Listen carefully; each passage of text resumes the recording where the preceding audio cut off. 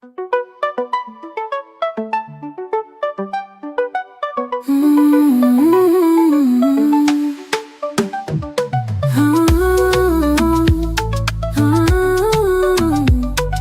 smooth and catchy. Oh na na, yeah. It done up in again now. Every man go get it on Natasha day for you.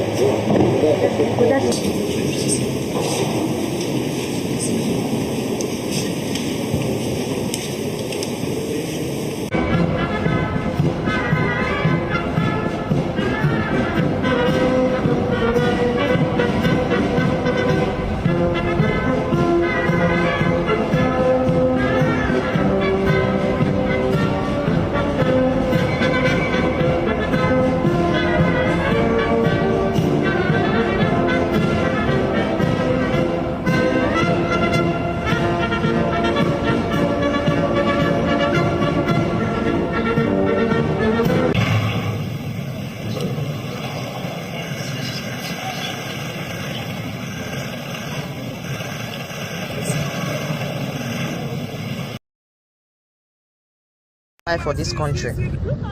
I came from Germany with my husband, a Ghanaian German, for the first time of him being in Nigeria. We went to village, we had some celebration. After everything, while going back to Lagos, we encountered some policemen. Those are policemen, right? Or are they army? No, they are policemen, right? Mopo men. Yeah. The car we are traveling back to Lagos with is a family car and filled with family members. These are not. This is not a passenger car. It's a family car filled. So they said they are doing search and stop and search rather. So when they stopped us, they asked us to open our luggages, of which we did. They searched everything. They searched our luggages thoroughly, and they did not find anything incriminating. Of course, we're not criminals. We're just normal human beings. While they were searching, they found his wallet. They opened it and found out that he's not from Nigeria. They saw this clothes I'm showing you here on the screen. They said it's an army uniform, but these are normal clothes we wear in Germany. And I did not know that he came back with this clothes. But when I found out that he came with the clothes, I told him that people are not allowed to wear this kind of clothes here in Nigeria, of which he did not also wear them. He obeyed what I told him. According to our standard here in Nigeria, ordinary civilians are not allowed to wear army uniforms, and he obeyed. He did not even wear them, not even once. And these policemen found this clothes in his luggages while they were searching, and then they found his wallet, opened it, found out that he's not a Nigerian. They asked him to follow them. They said he should be the only one that will follow them. Being that he's a foreigner, this is his first time to be in Nigeria, I declined. I said no, I must go with them. I don't want him to go with them alone. I said I will go with them. So they started making problem. It was a sunny day. The heat was too much, so he was sweating. He reached out to get a tissue to clean his sweat. My daughter gave him tissue to clean his sweat. While he was cleaning his sweat, a police officer came. 2 police officers came, held him by his neck, and one was forcing the tissue he was using to clean his sweat into his mouth. And he was shouting, he was swallowing drug, he's swallowing drug, he's swallowing drug. I was like, what is happening? Wait a minute, what is going on? What am I seeing? A man, they were interrogating him on a heat or on a sunny weather. He was sweating. He reached out for tissue to clean up his face. While cleaning up his face, 2 policemen held him by his neck, and one was forcing down the tissue he was using to clean his head, to clean his sweat, into his mouth by force, and he was shouting that he was trying to swallow a drug. Drug from where? They held him by his neck and was forcing down the tissue he was using to clean his sweat into his mouth by force, and shouting drug. He was swallowing drug. I mean, is this? And they inflicted a lot of injuries on him. Is this how Nigerian police behave? Why are they giving criminals gun to be guarding normal people who are not even criminals? How can criminals be guarding normal people? All the policemen on uniform here in Nigeria, they are all criminals. What is going on? What is happening in Nigeria? I don't get it. Yeah. Is this how these people behave? Yeah. I bet let me share this video. Very dark man, a Ghanaian who visited Nigeria for the first time. He was beaten up, interrogated. Look at his face. Look at his face. They held him by the neck. They nearly tied him. They nearly pied him. How can this man follow me to Nigeria again in his life? How can he be bold to be like, baby, I want to follow you to Nigeria to go and visit your people? Can he ever do it again? I bet no, I share this video. This is embarrassing. Work in South America for so many years, he will be looking out for the disenfranchised. He will be looking out for the poor. He will be looking out for those that don't have a voice. So I think he will follow in St. Francis. Pope Francis. I was going to say, how is he different from Pope Francis? Or will he be different? I don't know that you'll see a big difference. He met Pope Francis before he was Pope when he was in Argentina and my brother was in Peru. So that's how the connection began. I think they kind of believed in the same issues. So I don't know that there'll be much difference. He might prove me wrong, but I don't see there'll be much of a tradition breaking the tradition of Pope Francis. You attending and being part of the church community and that includes the south side of Chicago. How did that impact you guys? See, he wasn't around a whole lot because after 8th grade graduation, he went immediately to the seminary. So he was in Holland, Michigan at the Augustinian Seminary for 4 years. And then he went into Villanova University, which is an Augustinian university. So he wasn't home a lot. Summer vacations, he was home. Growing up as kids, I think we were just regular kids and didn't really think about that kind of stuff. The interesting thing, I don't know how many people find it interesting, but when he was in 1st grade, a woman across the street that we used to play with the kids and a woman down the street said he would be the first American Pope. In 1st grade, they said that. 1st grade? A random woman told him he would be the Pope? Well, they were neighbors. We knew them. But yes, he knew at that age he was going to be a priest.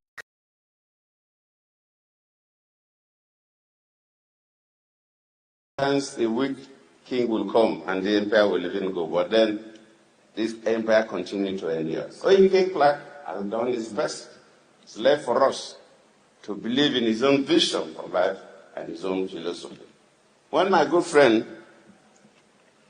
Michael Zakome spoke, he talks about the issue of one-party states. And when you listen to the news, read the show, go through the show media, that's one thing that on an occasion like this, probably one need to. Yes, one-party states, countries have managed one-party states. Yes, one-party state may not be an evil after all, because Julius Nyerere of Tanzania used one-party states to stabilize his country in their early days of independence. He felt that his country has, just like Nigeria, too many tribes and tongues, 2 principal religions, Christianity and Islam. If he allowed multi-parties, some parties would toe the lines of religion, some would toe the lines of tribes, and unity would be difficult. But it was properly planned, it was not by accident. If we must, as a nation, go one party, that must be designed, must be planned by experts, and we know what we are going in for. But if we come through the back door by political manipulation, then we're heading to crisis. So I will advise that probably a country like Nigeria, it's better we allow the system to stay as it is. Yes, the multi-party, but if we, for some reason, we must go one party, then it should not be an accident. It should not be by political manipulation. Because if you read this book, How Democracies Died by 2 American professors, then you see that some of these are the symptoms of the death of democracies in nations. And Nigeria is a complex country. And I think it's better we manage the situation as it is, that manipulating the system in a way that would suffocate the country to death. I thank God.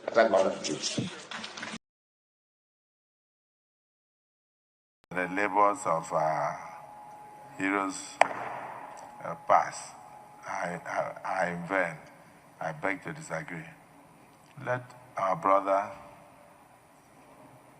Peter Obi show leadership like Edwin Clark did by resolving first the crisis in the Labour Party. For a man who wants to run Nigeria, You have one of the smallest parties in Nigeria, and you cannot even resolve the crisis in that Labour Party. Is it the crisis of Boko Haram that you will come and resolve in Nigeria? I would like us to be known for what we did when we had the opportunities. As I speak now, I can tell you about the dualized thoroughfares in my state. I can tell about the flyovers in my state. I can tell about the best international hospital in my state. I can tell about the monuments of government houses that are built, both for the governor and deputy. I'm one of the best digitalized governor's office in Nigeria. I can tell you about the best international stadium in West Africa. I can tell you about the free and compulsory education that I did for all Nigerians. I can tell you about the unity I brought in religion by sponsoring over 5,800 Muslims to the Holy Land and over 12 to 15,000 Christians to Rome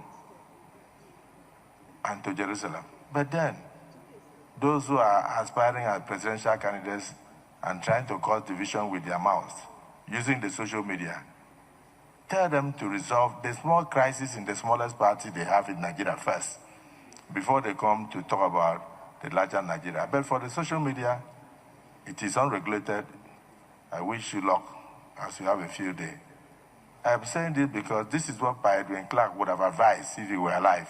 So I've started to speak his voice. May his soul rest in perfect peace. And on that note, may we rise to observe 1 minute silence in honor of this icon.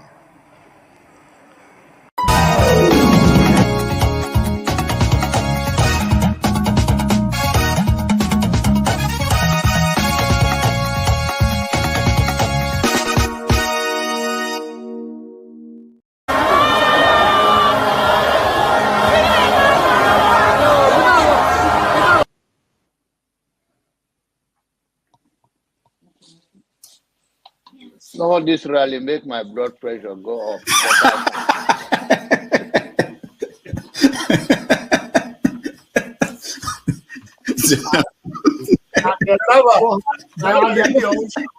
And the people who are asking a platform for him, who are supporting him.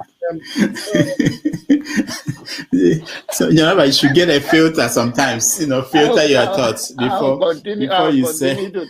I'll continue to take blood pressure medication. Why are you getting high blood pressure, Jonava? Now, I'm not taking medication for myself. I'm taking it for people like Paul and some of you guys that after the January, February something, and then people like Soludo, that is a good spoiler. I thank God for his life. He's working for my godfather. And I am ready to die defending Nigeria in whatever way. When it is God's time for us to go, it is and you took my time to God. You are ready to defend Nigeria. I gave you my time. No, I'm coming. Alexi, hold on. You already started. What I'm saying, defending Nigerians is this. I gave him my time and he's using it to defend me. No, sorry. I'm sorry. I have nothing new to say. People are hungry. Let them die. It's their fault. Yeah, I'm supporting Tinubu 100%. You're supporting Tinubu? 100% to deal with Nigerians. Jeez. People like you. So that when next election comes, I will now see whether when people bring money, you will vote for them or you will do your conscience. This is not a joke. It's not a turn-by-turn thing here. I wouldn't be here. After this election, stop coddling Showore and having him running his mouth. He cannot win a single local government. So you are the one running your mouth. Like, stop, be respectful to Showore. Cast and be sorry to Showore. Are you mad? Are you alright? Mute that guy. Mute him. It's my turn. Are you mad? Mute that boy right now. Amore, hold on. Mute that son of a bitch. No. No.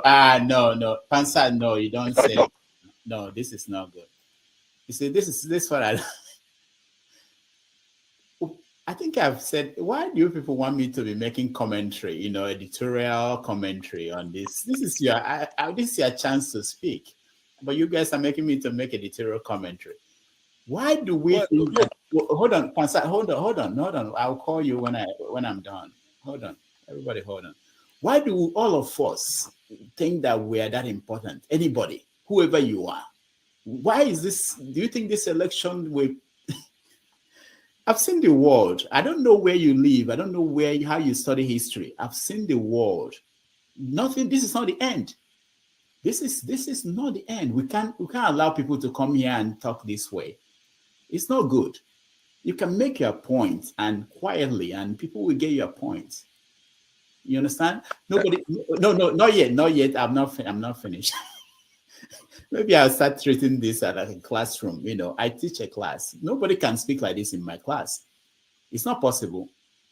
But I just know that I want to engage. I want people to have conversation. I want to make it free. I don't want to start putting people, banning people, stopping people from talking. I don't like that.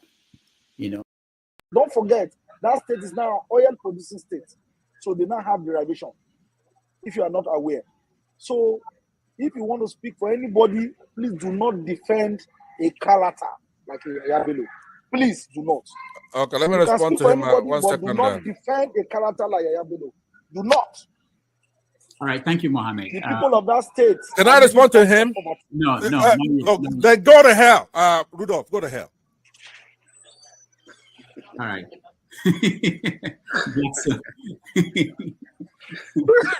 Rudolph, I've never seen this part of him before. My God. Tinubu is a criminal, yes, of course, a categorical grade 1 criminal. The only person more criminal than Tinubu in Nigeria is probably Babangida. But he's a criminal, and is he fit for purpose? Absolutely not. Should Tinubu be the president of Nigeria? Categorical no. Is there a better option than him? That is subjective. So show me who he is.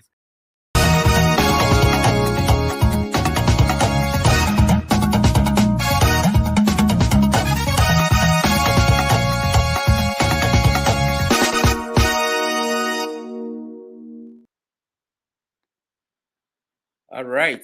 Thank you so much for joining us today. Welcome to Have Your Say 247. My name is Rudolph Okonkwo. It's Saturday, May the 10th, 2025.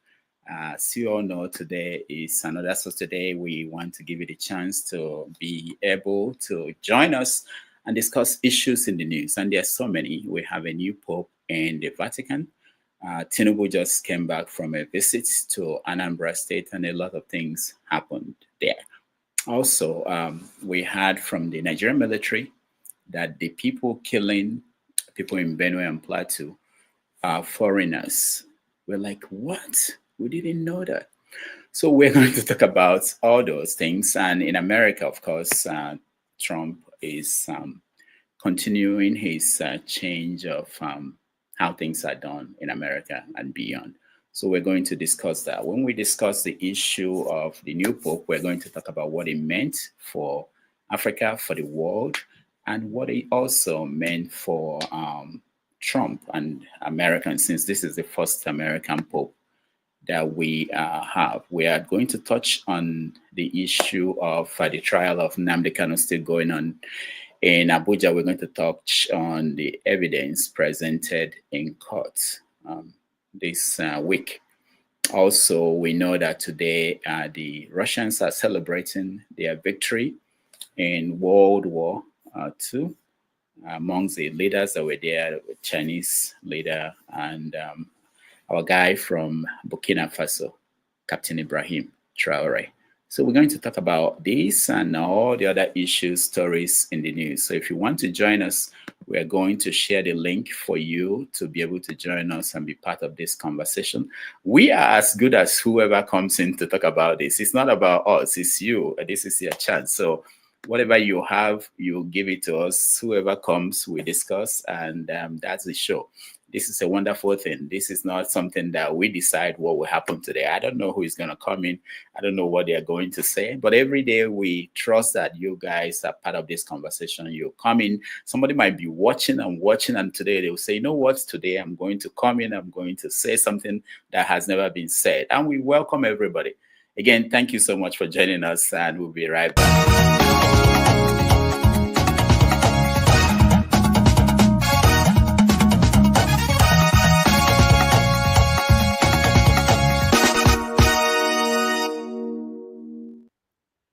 All right. Okay. So let me see people who are in the studio. If you want to join us, if you're in the studio and you want to join us, please turn on your camera. We don't typically bring in people whose cameras are off. So please turn on your camera. We will bring you in. I see a few people in the studio, but their cameras are not on or they are not in. All right. So how are you doing? The priest of peace. How are you? I can't hear you. Can you hear? Yeah, I'm doing very fine. Yes, yes. Okay, okay. Thank you so much for joining us. Yes. Today we're going to talk about the new Pope. I understand that you are a priest, but not of the Anglican Catholic faith. But maybe you can also weigh in on that. I see someone driving. We are not going to bring you in until you stop driving. So whenever you are ready, we can bring you in. All right. So let me. Is there any story? I mentioned a few things in the news. Is there anything you are watching that you think is important that we should consider? For me, I don't think there is anything new about the new Pope. The reason why I'm saying that I don't think there is anything new about it, we that are in this level, in the priesthood, both whether Anglican or Catholic, we have some historical informations. Maybe you can call it some prophecies that have been going on in the past. There is one that always stands out. It's called the man's name is called Corey. He's an American, and he predicted about this Pope that there was going to be an American Pope, and he is going to be the last Pope. So, but looking at the age of this particular Leo the 14th, you will understand that he is a young Pope, and he has a lot to give to the Catholic Church in general. Catholic Church is about 1.something billion people, so he has a lot to give to Catholic Church. And also, when you look at the history of all the 4 popes that bear the name Leo, they have done significant. They brought significant changes. All right. Sorry, the priest of peace. We have not started the conversation, so I want to reserve that. When we start the conversation, we can discuss it. All I wanted for now is if there is anything in the news that I did not mention that we needed to mention. One of them is National Assembly in Nigeria. They passed 4 tax reform bills. So if we have details of that, we can talk about it. Also, the presidential jet that Tinubu bought recently, it has been taken to South Africa for refitting and painting. Quite interesting to hear that. Labour Party is in crisis, is increasing with threats to expel, or they have already expelled Oti, the governor of Abia State, and other heavyweights in the party. Goodluck Jonathan came out this week to talk about the issue of this drift towards a one-party state in Nigeria, and his fears about what that might mean if that should happen in Nigeria. And one last thing to mention is, there was this P2B made a statement where people are now responding to him. You saw me play the video of Babio, the Senate president, reacting, telling P2B to solve the problems in his party before he starts talking about the bigger issues in Nigeria. All right, so we will touch on that and then we will get to the topics. Welcome to the show, my friend from Ghana, Awimbun. I can't pronounce it. Never. Don't just give me. Try it again. Tell me how to do that. My name is Awin. You can call me Awin, or you call me Awimbun. Awimbun. Awimbun. Awimbun. Yes. Okay. Welcome to the show. Thank you so much, Doc. It's been a while. Yeah, the other day I was trying to come in. I was trying to come in, but the network didn't allow me to come in. Though. But all the same, I just, for most of the times we've been speaking about the issues of Nigeria, that if Nigeria get it right, the rest of the African country will follow suit. But it's like the big brother Nigeria is, failing in all ramifications. Is when you look at the politicians when they speak, when those that are benefiting from the corrupt system that is there will never tell you that Nigeria is not working. Nigeria is working for them, and you see they are grooming their children. If you what did Obi said that is not a fact of what is going on in Nigeria? What did he say there that is lies? You see, when people live in lies for a long time, people tend to believe that all lies are true. So that is exactly what is going on. These people doesn't even care to know what is really happening to an ordinary Nigerian. Obi came out, spoke the way he spoke. And there is nothing Obi said there. For those of you that believe that Nigeria can still work, that is false. All the things he said there was exactly what is going on in that country. It's quite a pity that people will come out and begin to trash him the way they are trashing him. I've listened to so many people, so many commentaries, so many people, having their platforms, and the way they speak, the way they spoke about Obi, it's not encouraging at all. And that speaks, to a larger extent, what Nigeria can be. That's all I have for it. And I would like to tell you about my own country as well. We had a new government now, and when you look at the cedi, Ghana cedi now, according to Bloomberg, Ghana cedi is the world's best performing currency as we speak, and all thanks to the president, John Dramani Mahama, is working so hard to right the wrongs of the past, and we are happy, and we are going to follow him to make sure that most of his policies work. And remember also that they have introduced Dr. Damages. You people don't know, you don't like what you have, and you don't, feel proud of what you have. You see, the Igbo people, the entrepreneurship system, that is what this government is adopting as we speak. Apprenticeship system, that's what they are adopting right now in order to empower, because there is no way a government will employ everybody.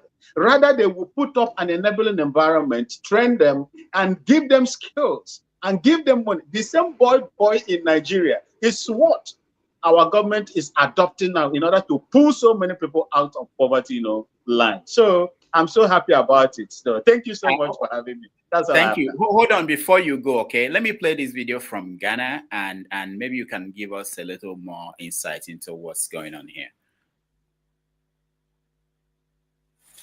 You declare your assets or lose 3 months of salary or get sacked.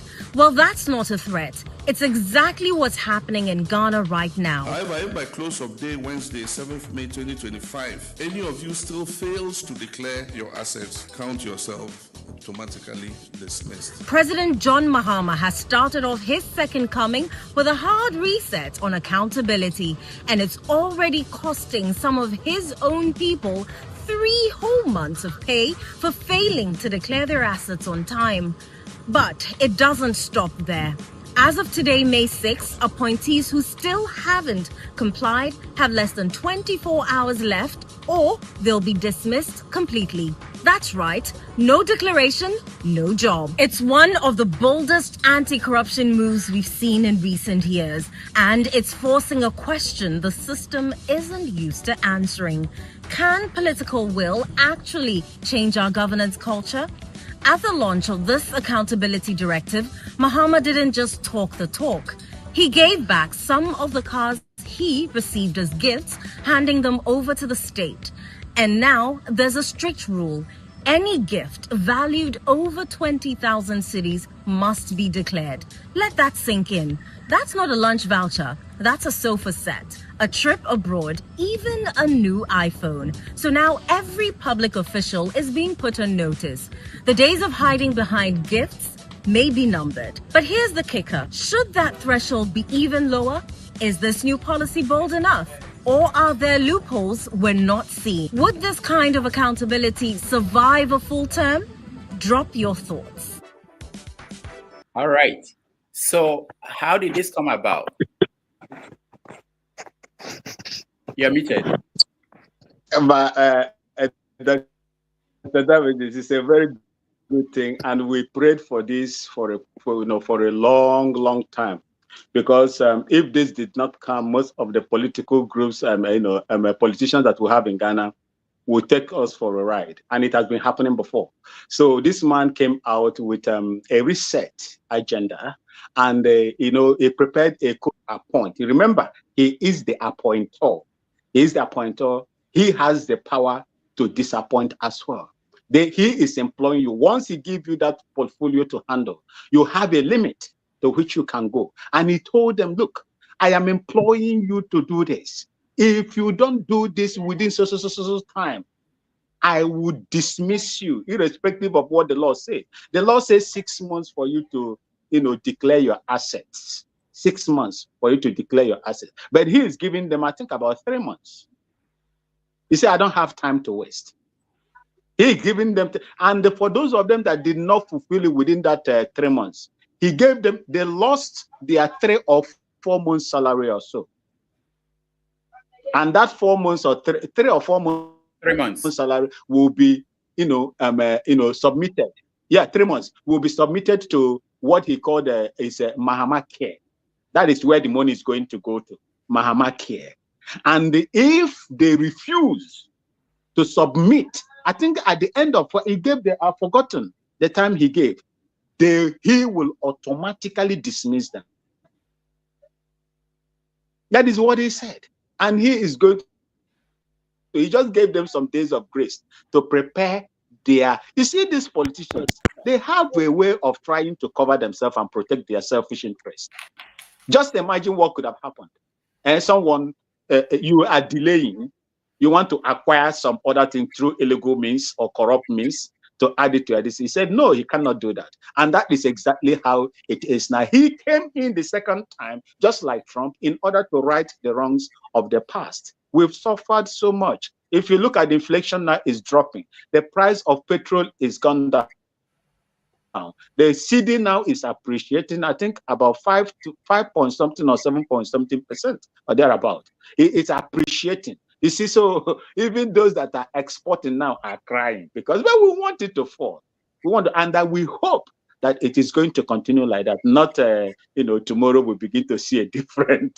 That is where we are going to have problems. You know why these things are happening is that we hold our people accountable with our tongue. That is why we will tell you what to do. In fact, there are other cases that there are past, CEOs that are under prosecution, investigation, and prosecution as we speak. And we like that foundation because as they are doing it, any other government or party that takes up power tomorrow will subject them to what they are subjecting to these people. That is a very good precedent that this man is setting right now. It is going to right some of the wrong. It won't take out corruption completely, no, but it will definitely go a long way to reduce them. That is all I have to say on that side. Thank you. All right, thank you so much. We appreciate you. Mr. James, welcome to the show. Yeah, thank you. Can you please hear me? We can hear you. Good. So right now we are yet to start the conversation. I wanted to know if there's anything that you think there's is nothing. important. Just kindly allow me continue from where the last gentleman stopped. Okay. The Ghanaian president has taken very good, bold moves, but it is too early to start showering praises on him. If you consider what is happening in most African countries, they always start very well. I remember Babangida in Nigeria.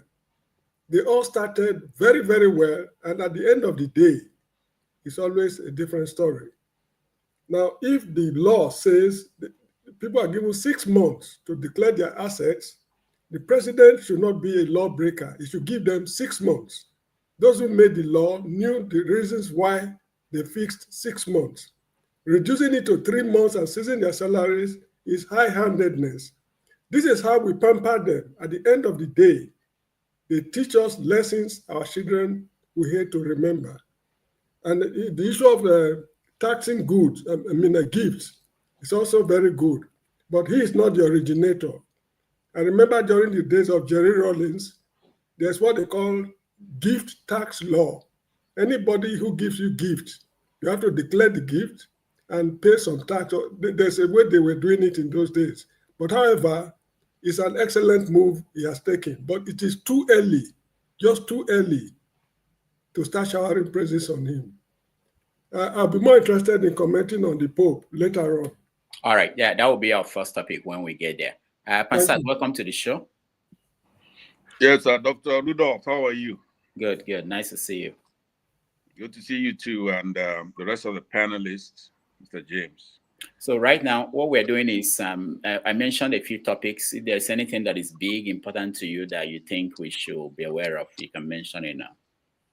Okay, what I think is big is that the country, like my brother from Ghana, / Abia stated, more eloquently than I will now, is that Nigeria is working for some people, and it's working very well for them. It's almost like they live in Switzerland. So we come here and we focus on the areas that are purposely made not to work, right? Our forebears have, those who were activists, they've been saying it from Fela all the way, coming all the way down to the present. So we have to refocus and try to take our country back, Rudolph. Every other thing you're going to talk about here today, trying to retell it. It's not working here. He's not doing this. He knows he's not doing that. What he's saying to you is, what are you going to do about it? Right? I don't think I have a very good connection. So I'm just going to make my statements and I'm going to be gone. What I'm saying is that what my brother from Ghana said is big. Nigeria's working for those who are in charge. Be it INEC, they deliberately stall everything, including Supreme Court rulings. They don't want to obey the Supreme Court rulings. They say on Labour Party, or anything you see monetary or fiscal policy. Anything you think about, or let's even say security, electricity. They don't want it to work the way we are yapping about. What do we do to take our country back? I posed a question to somebody on another show. I'm saying, how do you, if the Supreme Court goes rogue, right? INEC goes rogue, what do we have to do? Because it cannot be constitutional, because the courts have the ability to rule it unconstitutional, whatever it is you do. If the police have the right to say, oh, this is violence, they're going to arrest you for this or that. You're breaking the law. So what is it that we have to do to take our country back? Because then everything else will work. It's more than just the politicians you see in Nigeria or Ghana. It's coming from outside, people like France, even United States, unfortunately, are deliberately manipulating our local politicians, let them steal some money, and then they take our resources and they then put us in the situation we are. So, Rudolph, you are very important in this for your own circle here. How do we refocus into action? What do we do? We already know these things aren't going to work. It's deliberate. I don't know if you understand what I'm saying. If you retell it and you try to find the problem, of course they're going to be there. If they deliberately want it to be there. Nigeria works. They have a lot of money there. The people who have money have billions. Some of them have millions, hundreds of millions of dollars. So let me conclude it this way. If every Nigerian who's listening to this show, if you're given a choice, you have a binary choice, two choices. Number one is that some people have money and do the things they want to do, have their kids go overseas, go to school, and then your own kids don't have equal shake. You have that choice. I bet the president is from your country, or the people who are being thrown in jail are your enemies and stuff like that. And then you have another choice where your kids have equal opportunity. The country is working. We can compete with our adjoining countries like Ghana and others to bring Africa up. What are you going to choose? If your tribesman is not in charge of making a lot of money. For example, Dangote's got a lot of money, but he's in charge of our refineries as a monopolist. And people from the Southeast don't have a stake in that. If you're happier with that, then we'll continue what we're doing. But if you want to go ahead and say, you know what, for the first time, I'm going to put the interest of my kids in the future, 10 years, a generation from now, I'm going to go ahead and forfeit my tribesmen doing well and others doing badly. I'm going to love myself more than I hate others. So I'm going to join in a coalition to take the country back, because we don't have any shake without a Supreme Court, without the courts. There's nothing you can do. Anything we talk about is a waste of time because of the way constitutional democracy works, that you have 3 branches of government. So if they form a cabal and they want to do anything, the only way to stop them is to stop all of them. And there's about 1,000 of them. It's not that many people. So that's my take today. Once my brother Avinborn is here, I'll be redundant, so I'm going to go ahead and leave. I'm sure he's going to cover whatever it is I was going to say. Thank you very much, Arudo. All right, Pansa, thank you so much. Pansa, but let me just tell you that there is a movement by Pato Tommy in Nigeria that is essentially saying that if you want to, I'm talking about people you could join who are trying to take the country back. You can join the Revolution group of Shore. You can join. There are many different groups that are out there. Our assignment here on this platform is to talk about it. Put satellite, put it out there so that people can know that this is something that is going on if they want to be part of it. So you can also be part of any of those things. I have one thing to say. By the way, I'm glad you mentioned that, because this is not one of those things where your assignment is going to be to inform. And you just did a very fantastic job right now by saying that, because that's important. But we have to, and I will do that starting from now. We want to educate our people. It's not just about protesting for protest's sake. Even somebody like Professor Patu Tomi should learn that, number one, we need to educate between now and the time that this thing is going to go on. The military, the army, the police, the parastatals, they have to understand that nobody owns that. It's all of us. They're needed. The students, they are needed in this thing, right? These people keep assuming that the military belongs to them. Now, finally, to my Southeasterners, Igbos, Biafrans who are in the military, right? Is it just the Tinubu people who are in the army or in the INEC? What are you guys doing, right? You shouldn't obey an illegal order. We need the students. We need people who are from our side of the country to put boots on the ground, help these people who are going to protest. We need everybody to understand what I said earlier. You have a choice to make. Do you want a country that works? I have a contrary opinion to Pansat. Pardon? I said I have a contrary opinion to what you're saying. Okay, can we hear it before I leave? Okay. Before the death of former CBN governor Obadiah Mailafia, there was this kind of podcast. I was involved in that, and I said one thing. I said that Nigeria is irredeemable until we get rid of the 1999 Constitution. That was a decree turned around and was imposed upon Nigerians. We don't have a country. That is number one. Number two, we don't own ourselves. I'm from where you are from. I'm from the eastern side. And Dr. Diamond knows me very well. He knows where I'm coming from. The point I want to make is this. We owe nothing in Nigeria. How can we go back to owning our homeland? First of all the revolutions that are people coming with Showere and other, it is not going to happen. The reason is this: the ethnicity that has divided Nigeria, which the ruling class has used to subjugate us, is the greatest undoing for Nigeria. But for us to have a real revolution, everybody has to stand up and say, we need a new constitution. What will be in that constitution with one voice? So what will be in that constitution will be something that has to come later. But let's start talking about having a new constitution that will give us our land back, that will give us our life back. I live in the US. I live in Dayton, Ohio.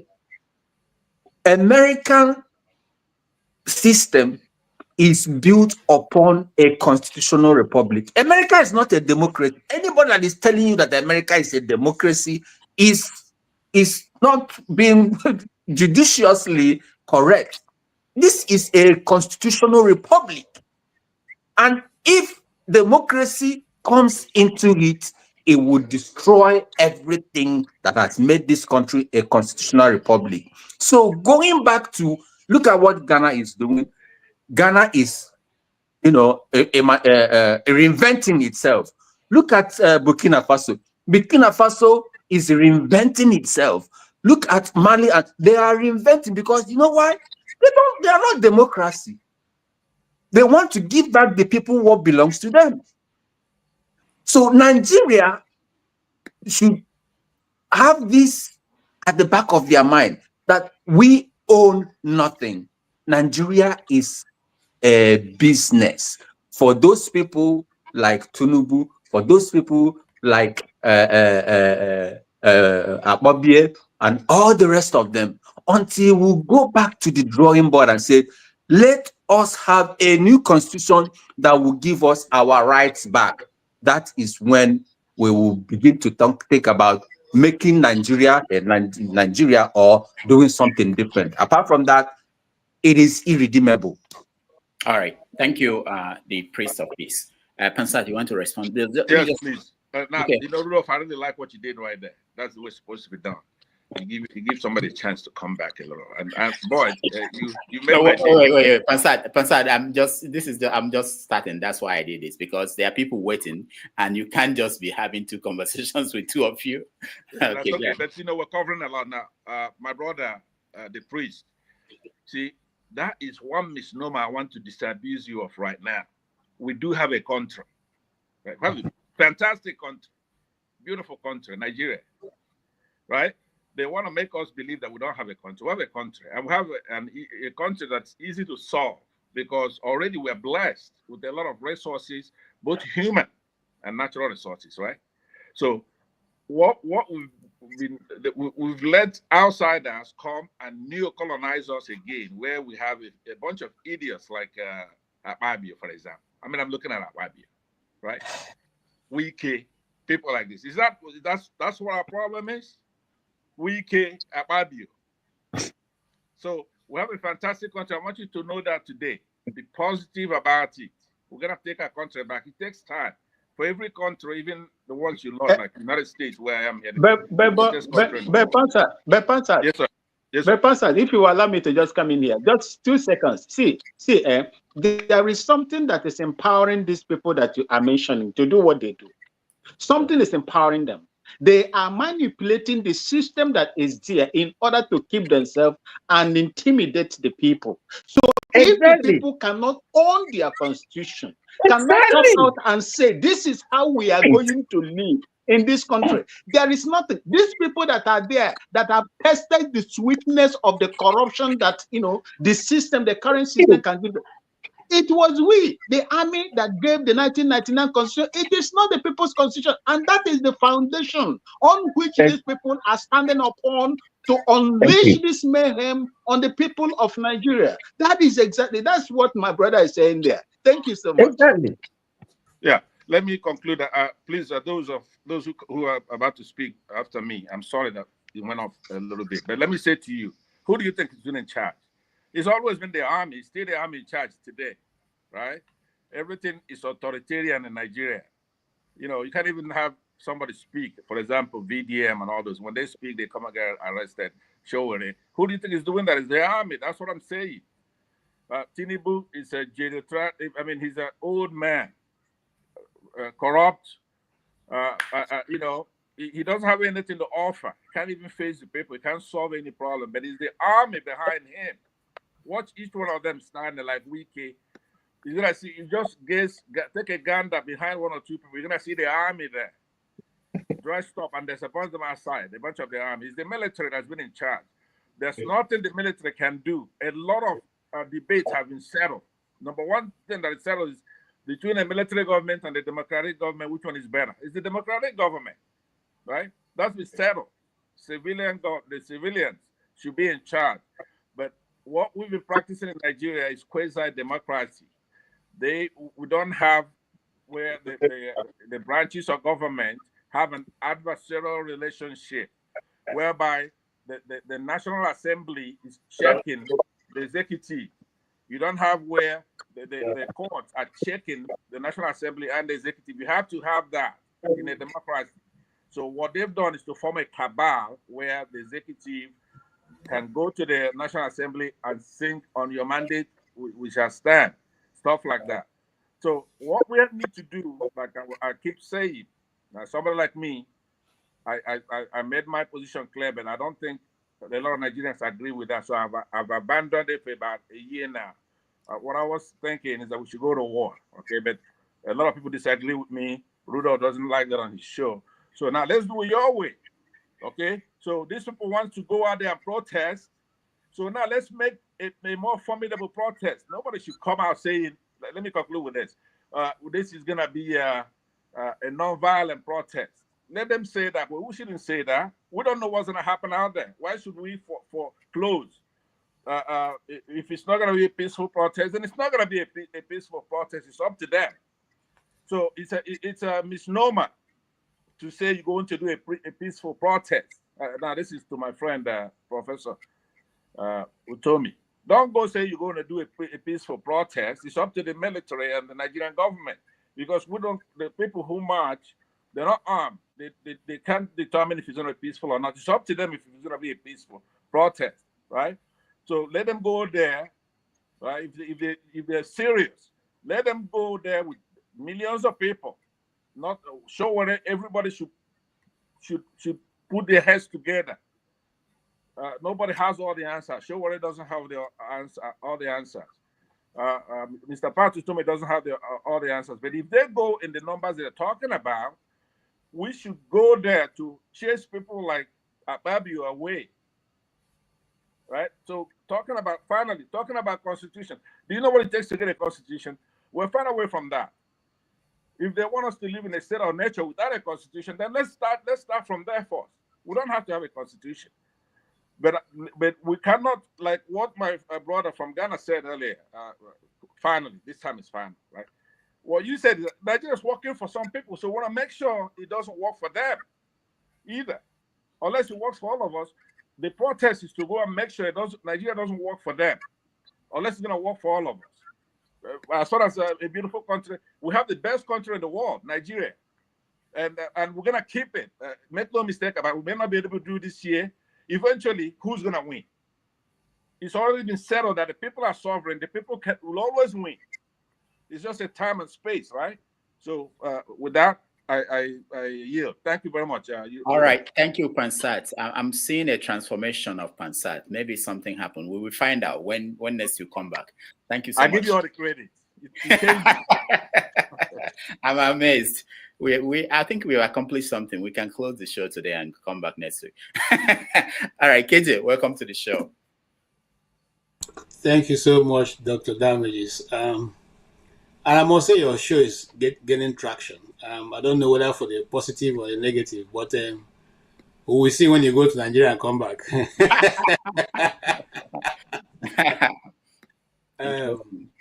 Yes. I don't know where to come in to pick up from the last speaker, or No, for now, we wanted to know if there's any story we should talk about. We are missing. Oh no, so far, if you have a Nnamdi Kanu story in your lineup, yeah, I mentioned that we should be talking about it every week, whatever is happening. Yeah, they are going on in Benue State. They purported plan to remove the governor. I don't know. if that's there. But if not, we can always touch on that. Yes, I think you are good. But if you allow me, just make 2 or 3 sentences from what Bansa has said. You see, sometimes when he says these things, it make it look as if the majority of Nigerians can do much. We forget the armed forces of Nigeria is an occupier government. It's an occupier force. It is not built to protect Nigerians. It is built to protect the people in power. Same with the police. Unless we go back to the right drawing board, which in this case would be the Constitution of Nigeria, and tweak things around. Those people are built like the colonial force to protect the colonial masters, and that is what they picked up from. So the government, the army is not loyal to the Nigerian people, it's loyal to those who are in power. And they'll continue to do that until that kingdom come. The police will not listen to the Nigerian people, but will listen to the people in the authority. And the people in authority have now become masters. The Nigerian people have become the enslaved, the enclave that have been taken over by this ruling class. Until we realize that we don't have to go out to dance traditional dances for the people who are in government. Until we realize that we don't have to answer them, sir, for them to do their work. Until we realize people like Akpabio who say, I built, that they didn't build anything with their money. It is the money of the people. Until people come to that realization, my brother, the El Dorado is still very far away. We're not going to get to that place. Like there used to be a music group called the Uhuru those days. Uhuru is still very far away. Okay, we're not going to get to that place. So it's a total mindset that we must come with. Each of us have to ask ourselves, if we're ready to go through this journey. And then when that mind is made up, then we can now advance as Nigerian people to change the country. Thank you. All right. We will stop this here and start our first topic, which is the Pope. An American Pope has taken the charge in the Vatican. And may the blessing of Almighty God, the Father, the Son, and the Holy Spirit descend upon you and remain with you always.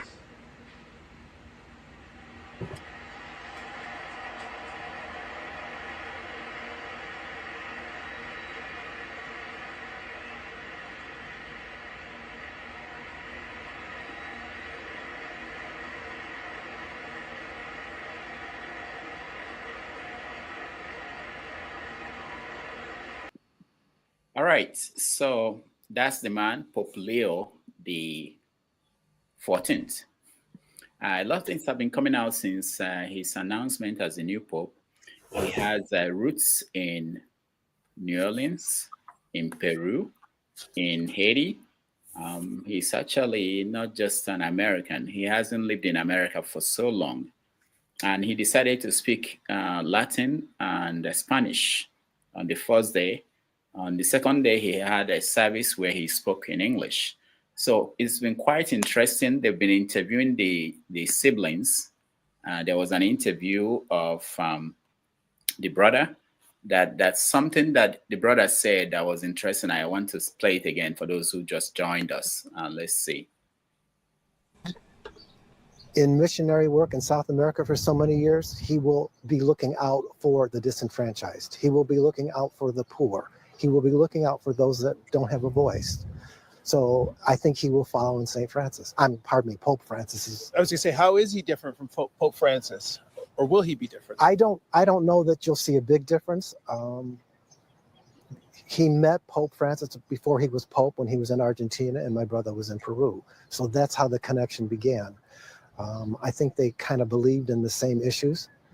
So I don't know that there'll be much difference. He might prove me wrong, but I don't see there'll be much of a tradition breaking the tradition of Pope Francis. You attending and being part of the church community that includes the south side of Chicago. How did that impact you guys? See, he wasn't around a whole lot because after 8th grade graduation, he went immediately to the seminary. So he was in Holland, Michigan at the Augustinian Seminary for 4 years. And then he went into Villanova University, which is an Augustinian university. So he wasn't home a lot. summer vacations, he was home. Growing up as kids, I think we were just regular kids and didn't really think about that kind of stuff. The interesting thing, I don't know how many people find it interesting, but when he was in first grade, a woman across the street that we used to play with the kids and a woman down the street said he would be the first American Pope. In first grade, they said that. First grade? Uh-huh. A random woman told them he would be the Pope? Well, they were neighbors. We knew them. But yes, he knew at that age he was going to be a priest. All right. First grade, he knew he was going to be a priest. All right. Mr. James, a new Pope. Are you excited? No, I'm not excited at all. Far from being excited. I will tell you the reasons why. Can you hear me, please? Yeah, we can hear you. I should increase the volume. Please kindly excuse me. Okay, can you hear me well now? Yes. Good. Let me start this way. Last week you asked me a question. If an African were to be elected Pope, will I be satisfied? I told you the reason why I will not be satisfied. I've been reading a little about this papal business since last week, and I discovered that Africa has produced 3 popes in the past. In AD 189 to 199, Pope Victor I was from North Africa. To start with, North Africa then was under the Roman Empire. That empire, I understand, they were not racial. It was not a racist empire, but they were practicing ethnicity. The ethnic group you belong matters a lot, not necessarily the color of your skin. So anyway, Pope Victor I, AD 189 to AD 199 was an African from North Africa. He introduced the celebration of Easter to fall on Sunday. In the past, the Christians there were celebrating Easter with the feast of Passover of the Jews. That's in Judaism. But however, somehow he was able to make it possible for it to be taking place on Sundays because they believed that the resurrection took place on Sunday. That was Pope Victor I. Then there's another they call I'm sorry, I can't pronounce the name properly. Militis, or I don't know. AD 311 to 314. He was also from North Africa. Then the last is Galicius from AD 492 to 496. He introduced this Valentine's Day we celebrate today into the Christian ways of doing things. So Africa has produced 3 popes. South America has produced 1. North America produced 1. Asia has produced none. So we should be patient. We produce more popes than other regions with the exception of Europe. Anyway, that is that. I am not happy with the election of the new Pope because I remember I sent you a book. I said you should forward it to KJ. I do not know if you remember to do that. I don't remember. Maybe you just remind me. I will check. Yeah, it's been a while. Okay, KJ, please kindly let me have your number again. I will send it to you. Should you forget? Now, In God's Name is the title of the book. When Pope John Paul I was elected, he served for only a few days before he died. Let me say he died. For those few days he occupied the position, he had the intention of reforming the church because, frankly speaking, I don't mean to insult the Catholics. This is my personal opinion. Every man is entitled to his opinion, no matter how erroneous or true it is. The Catholic Church is a rotten church. It is rotten to the core, and I will not be wrong to say that it is beyond redemption. He discovered that there were a lot of Freemasons in the Catholic Church. So his intention was to wipe the whole of them out. And these Freemasons were so powerful that they had to, check his excesses as quickly as possible. One of them happened to be a cardinal called John Cody of Chicago. And the fact that this present Pope is from Chicago is something people should keep an eye on carefully. The amount of corruption that took place in Bank Ambrosiano is so frightening that is beyond description. During the reign of, during the time of Cardinal John Cody. Now, they were also investing, that's the Roman Catholic Church. They're against what they call abortion.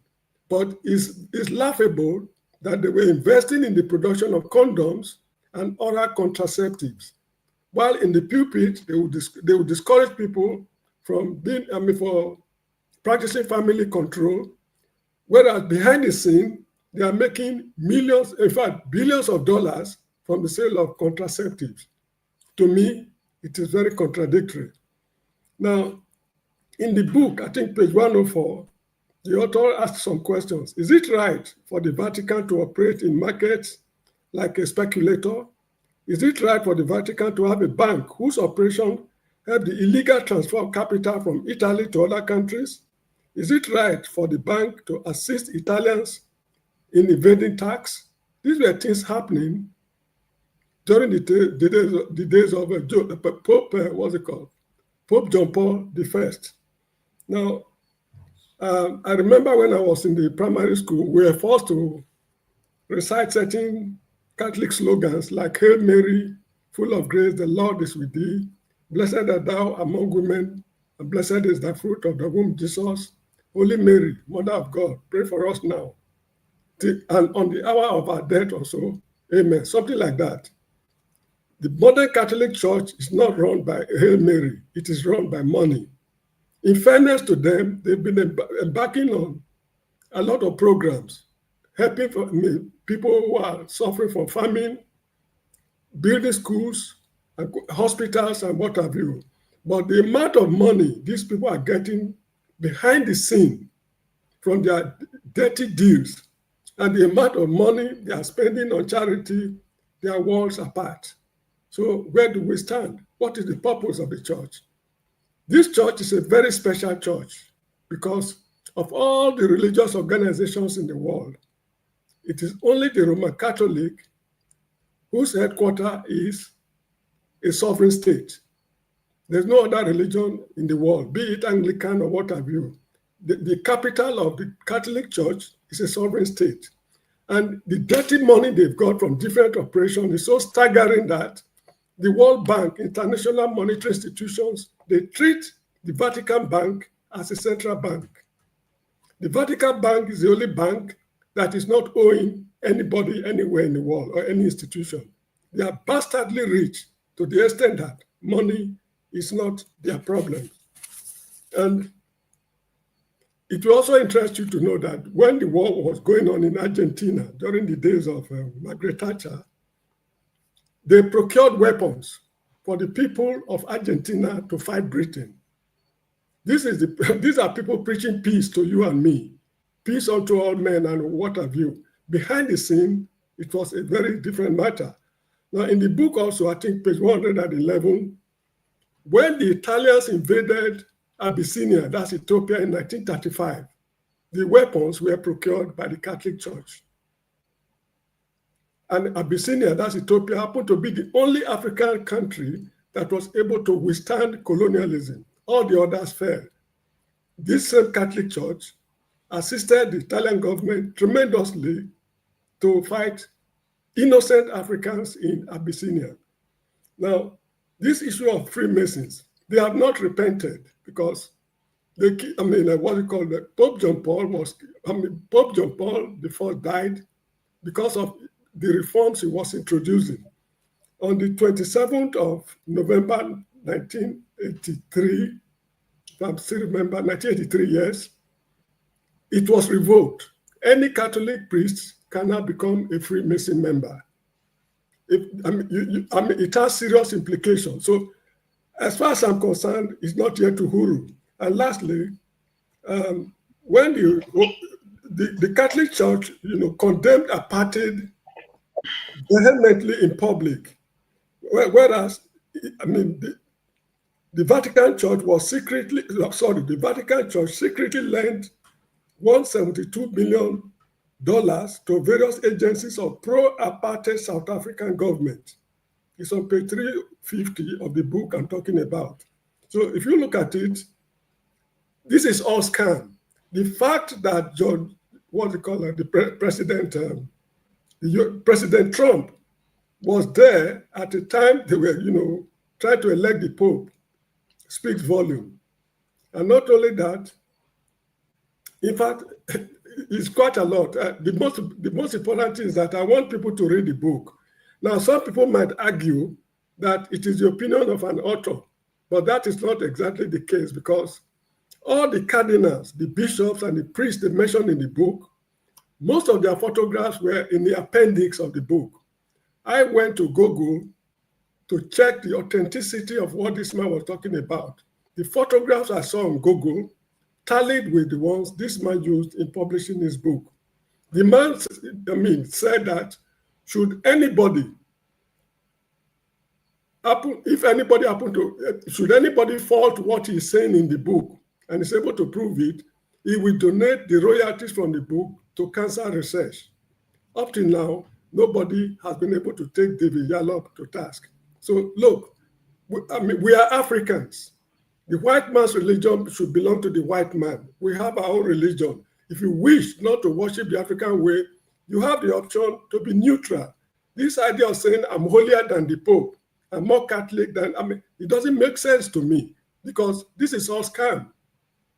All right, thank you. So that anybody who needs the book, please should contact Dr. Damages. I will send him the book again. Even the listeners at home, if you have cause to be interested in reading the book, I will send it to him again to enable you read it from page to page, cover to cover, and you will learn quite a lot. It's an eye-opener. It's a very nasty book, but well-written, a well-written, nasty book. Thank you very much. All right. Thank you, Mr. James, resident historian. KJ, before I come to you, I think Wimbon wants to say something. All right, go ahead. You're frozen. All right, okay, he can't hear me. Let me bring back KJ. KJ, go ahead. Okay, thank you.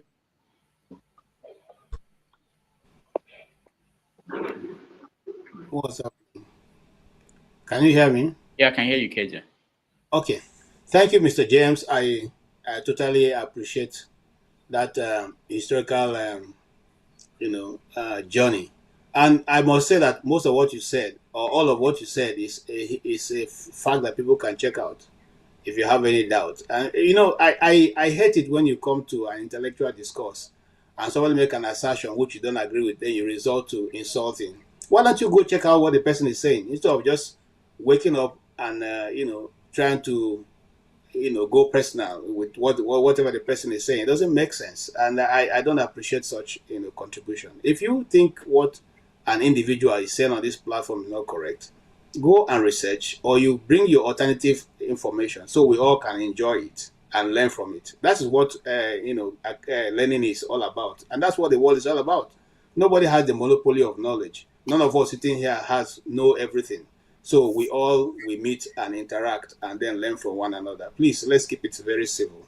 Okay, having said that, I want to say that what Mr. James has said is not new. It's not something that is there. If you really want to, if you are a Catholic and you want to know about a Catholic, if you practice that religion like I did, you must have come across majority of what he has said. And I'm not going to use today to go down that road, but I would rather want to say congratulations to President Trump, our president, who was able to make it. In fact, he first showed us the hand that was coming by his, making fun of wearing the cap, the cap of the Pope, and so he saw how maybe he knew that the Pope was coming, the papacy was coming to America, so he said to depict it in a very funny way. However, having said that, I think one of the things that I went to search for, when the Pope was pronounced, was what is his view on the current world issues. And I think, what he holds on the current world issues are a bit concerning. well, I know that one of the things that we when those who are Catholic will not want is trying to change some of the things that the Bible have said they are totally sin that should not be played with. And what the world is trying to do now is, in fact, right now you can even get some Bibles that will edit some of those things. I'll give you a clear example. There's a place Jesus Christ was speaking in the Bible. He said, this kind of problem will not go away except through fasting and prayer. But most recent Bibles will edit that part and leave only through prayer. They remove the fasting, which is what gives that the result that the person is seeking for, power. The disciples, when Jesus was speaking to them, they prayed, but they didn't get answer. And that's why Jesus said to them, this kind don't go away except through fasting and prayer. Majority of the Bibles we have now are Bibles that are trying to, told to the new world order, which is not what, the Bible is all about. And so this Pope has that tendency to resort to certain practice that the Catholics practice, and which is in line with the Bible. But also some of the things that are going on in certain countries, which he doesn't accept, which is like immigration and all that. Now, do I have a problem with immigration? No. I have immigration when I have a problem with immigration when a practicing Muslim who is adamant, how do you say, a concrete Muslim who feels that he is being oppressed in his country, that is a Muslim country, runs to a Christian nation and wants to infuse Sharia into those governments of those nations, or want to take over those nations. Now, if you know that you are a Muslim and you want to live in a Muslim nation and you are being chased away from, say, Syria, why don't you go to Iraq? Why don't you go to Iran? Why don't you go to, Syria? Or go to those places that you already know that you're not going to have problem in integrating. But why go to England and want to now turn the English law, the English society into a Muslim society, or even now begin to harass them, the people in that community, which is what is going on in Nigeria. You want to be part of Nigeria. You come as a Fulani man, and now you want to make sure that the people of the Middle Belt will become Muslims by all means. In the first place, were they Muslims when you met them? And then what tells you that they want to be Muslims? So I'm saying this with an open mind, and I don't want to think that anybody will misunderstood what I'm saying. So in the case of this present Pope Leo, I think that the church is in for a very big surprise. I hear his brother saying that it may not differ from the late Pope, but I think they will differ in many sense.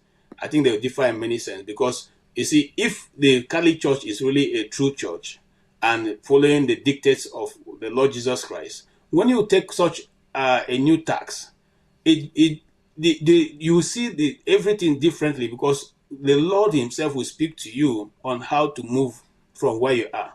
You may have come into that position with your own set of rules or what you want to achieve. But when you sit on that throne, if it's truly a throne that God has given, he will show you things totally different from what you have seen before. And I dare to say that this 1 week or thereabout, I've watched a lot of documentary.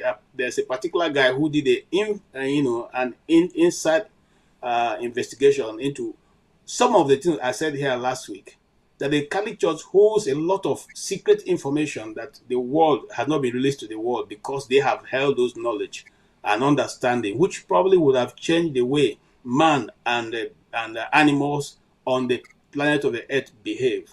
Those are locked up in their chambers, and who knows if this Pope will be kind enough to release those information. Remember that before now, the Bible was also locked down by the Catholic Church.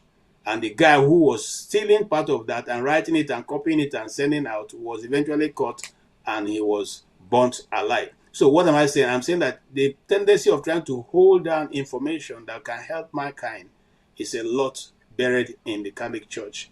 And as soon as those votes are open to the public, the more understanding we'll get about how things really work on earth. And I want to wish him well. It's not easy to, even if it wasn't, like I said, somebody, what Mr. James said is very true. there's hardly anybody who is any top shot in the Catholic who is not in that society that he talked about. We all know that. In fact, those of us who were practicing Catholic thought it was a good thing. We thought it was, majority of the Jesuit priests are all in that order. So we thought it was a good thing, but now, older and more advanced in knowledge and understanding, we know that it is not set out to do anything good. I want to thank you, and I want to stop here for now. Thank you. All right. Thank you, KJ. We will come back, and I want to hear your views, because we are finding out that the Pope is a Republican. This current Pope, he's been voting for the Republican Party until Trump became their presidential candidate, and he stopped voting.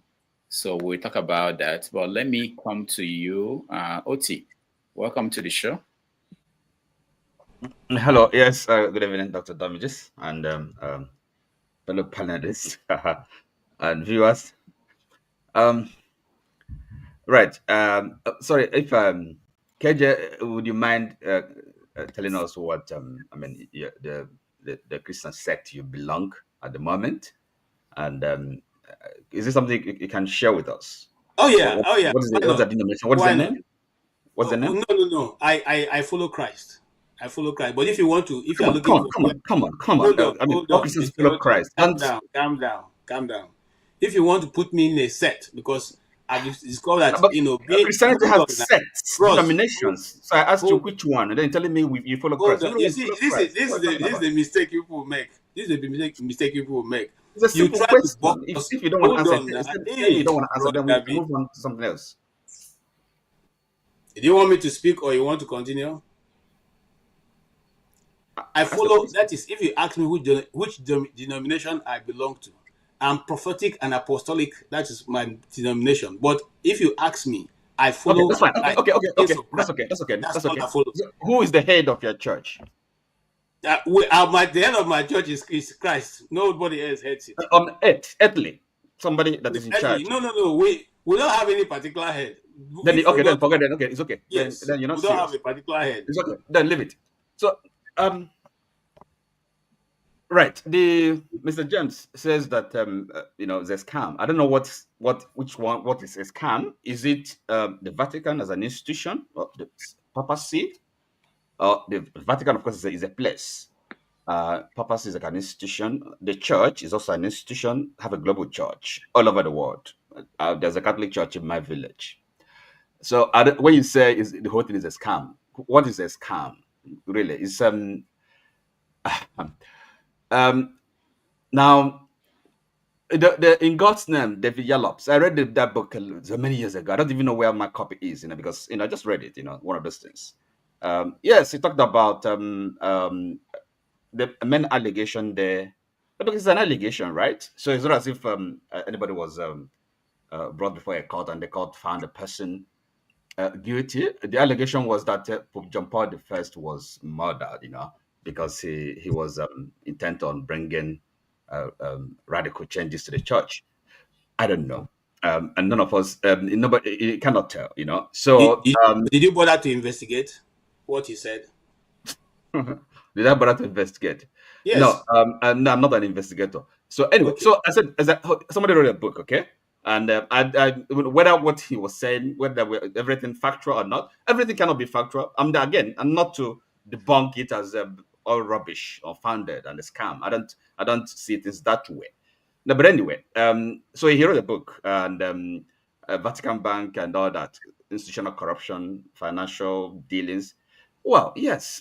So all that to you guys, is that what lead you to the conclusion that the whole thing is a scam? The church is a human institution. We have to understand that and appreciate that as well. And these are things, done by people, by human beings. So even cardinals and bishops and all of us, we're not perfect, So, it's like, none of this is contestable, or this what I'm saying. Now, but when you say the whole thing is a scam, I don't know where to what we're discussing. Now, if Mr. James here, as he has maintained, is not a believer, but it doesn't even believe in any. He said he's an atheist. If I understand correctly. So it's not even a question of not being a Christian, but he doesn't believe in anything in God. Okay, that's fine. So and he says he maintains also that the Christianity is a Western, is a European, a white man's religion. And KJ here agrees with him, even though he's a non-white person and is a Christian. So anyway, the thing is this is and I don't know.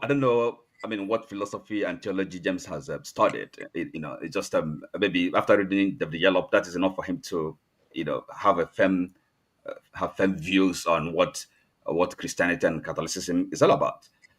So the new Pope, right? It's I don't know. Is there Rudolph, is there any particular aspect of you want me to kind of the first question is this: how do you feel about him, an American?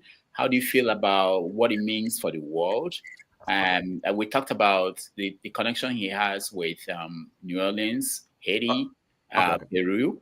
We talked about the fact that he was coming from a missionary kind of Augustinian, Augustinian, okay. Okay, so right. Being an American, if my honest view, and I'm sure if anybody interested in knowing, having a sound opinion, views of these things, is purely accidental. I can tell you that the cardinals that participated in the conclave, I don't think they were looking for an American, an Italian, or whatever. They have to. This is a serious decision they have to make. Okay, all of them, they're all we call them the princes of the church. So they, of course, the continuity of the church, Catholic Church. You can be sure that to all of them, that's their primary, number one goal. So they have to, select somebody that fits the bill. That. What was the bill they were looking for? Now, first of all, I was okay. I'll tell you. I listened to the one Bishop. I think you should know him as well, Bishop Byron. He's a leader of what is called Word on Fire. He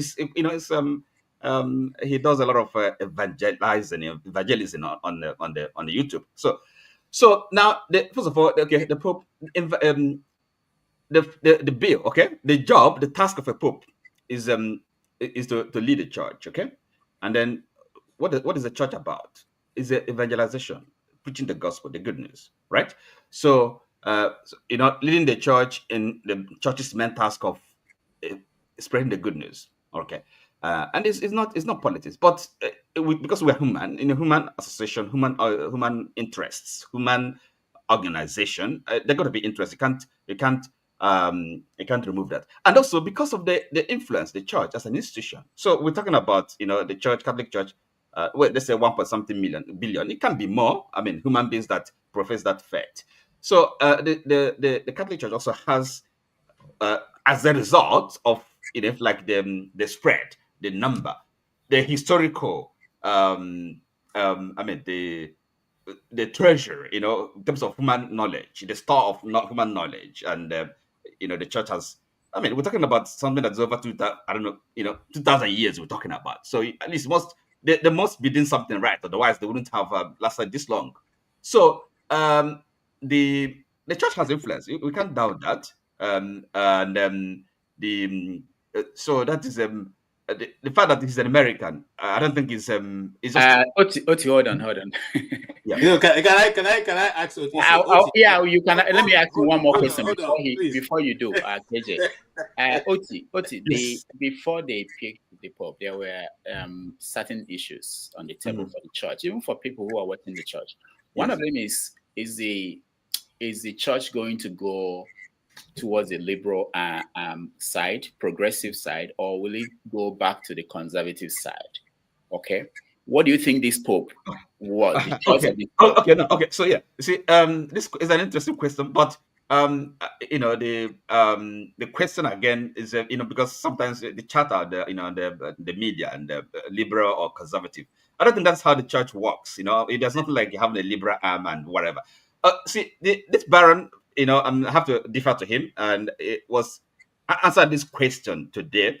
The way he answered it is this: he said the job of a pope is to be a referee, okay? Because a church, we can all understand that. Having that large number of people, diverse people, the number of people from different cultural backgrounds, different experience, everything. Okay, they are Catholics, and so their life experience and their needs is all different. So, and then of course you always have this, it's not as if people have divergent views, even on doctrine, on the practice, on liturgy. Okay, all the debates, they are all going on. You cannot foreclose that. That's why you have Council, Vatican Council 1, Vatican Council 2, so to deliberate, discuss doctrine. So the Pope, as a referee, people are going to have different views, divergent views, but it's not a question of, okay, we're liberal.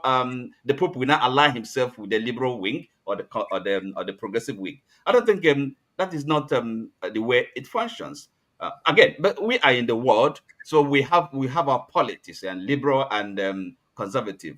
So, but that's not really all right. Thank you, Oti. KJ, go ahead. Yeah. Okay. Thank you, Rodolphe. You see, Mr. Oti, yes. I came into this not to criticize, but if you let me open that tap, go ahead. You lose members. Let me tell you something. I almost became a priest. So there are very little things you can tell me. I don't want to go there. That's what I said here earlier on. I don't want to. Don't go drag me. Go where? Don't drag me into bringing out nothing new under the sun. Issues with the Catholic Church, because I know it like the back of my hands. So let's leave it. Because, like you said earlier, I'm a Christian. I'm a practicing Christian. Christ is the head of my own church. You may have the Pope as your head of your church, who you say is infallible. Hold on now. I allowed you to talk. Allow me to talk. You said the Pope is infallible, even though he's a human being. Okay, we'll give it to you guys. It is what you want to follow. Hold on, before you go on, let me explain. Okay, that Papa fallibility, do you know what? It's not in terms of doctrine. Okay, listen again. It's some of these things really have to. That is infallible. Is a teaching, is a doctrine, and it's when in terms of the magisterium. Remember, the Pope is just an individual. He's not the. It doesn't make like as you speak longer, you even make me begin to. Scriptures just jump into my head. Okay. The Bible says that because of your tradition, you have made the word of God what? That you made the word of God lose the ability to perform what is said. You are dragging in tradition. Tradition is what man uses to stop people from doing what God has called them to do. You can say to me, because I am now born again. I am my due to Rudolph. I shouldn't give it again because I'm giving that to God. These are examples in the Bible. I don't want to go there. I don't want to go there. Look, all I want to let you know. Don't go anywhere, KJ. No. There's no need. You see, because the Bible says when they are not gathering together, you are scattering. So once you are scattering, it means you are not for Christ. I'm not here to scatter. I'm here to try as much as possible, put our thoughts together of what Rudolph have asked. The new Pope, is he going to be progressive? Is he going to go with the culture of now, or is he going to rely on what the Lord Jesus Christ gave us as a scriptural basis of doing things? That is what the question is. Okay. So ask him that question. Okay, now that's what he's asking you. Let me answer it this way. There's nothing like the Pope going progressive or being traditional. Okay, teachings can evolve, right? People debate, discuss, better understanding. Okay. But it's not okay because we want to be progressive. And sometimes what people say is globalist. Oh, this is a nonsense. Labels. It doesn't mean anything. Maybe global church. No. What progressive, for example, some of these teachings, say for example on abortion, these things, there's a theology behind it, sound theology. Are you with me? Which of course the theologians, they can defend if even when challenged by, non-believing, if like, theologians or atheists, people that understand these things, So it's not being progressive. Read theology. Read them.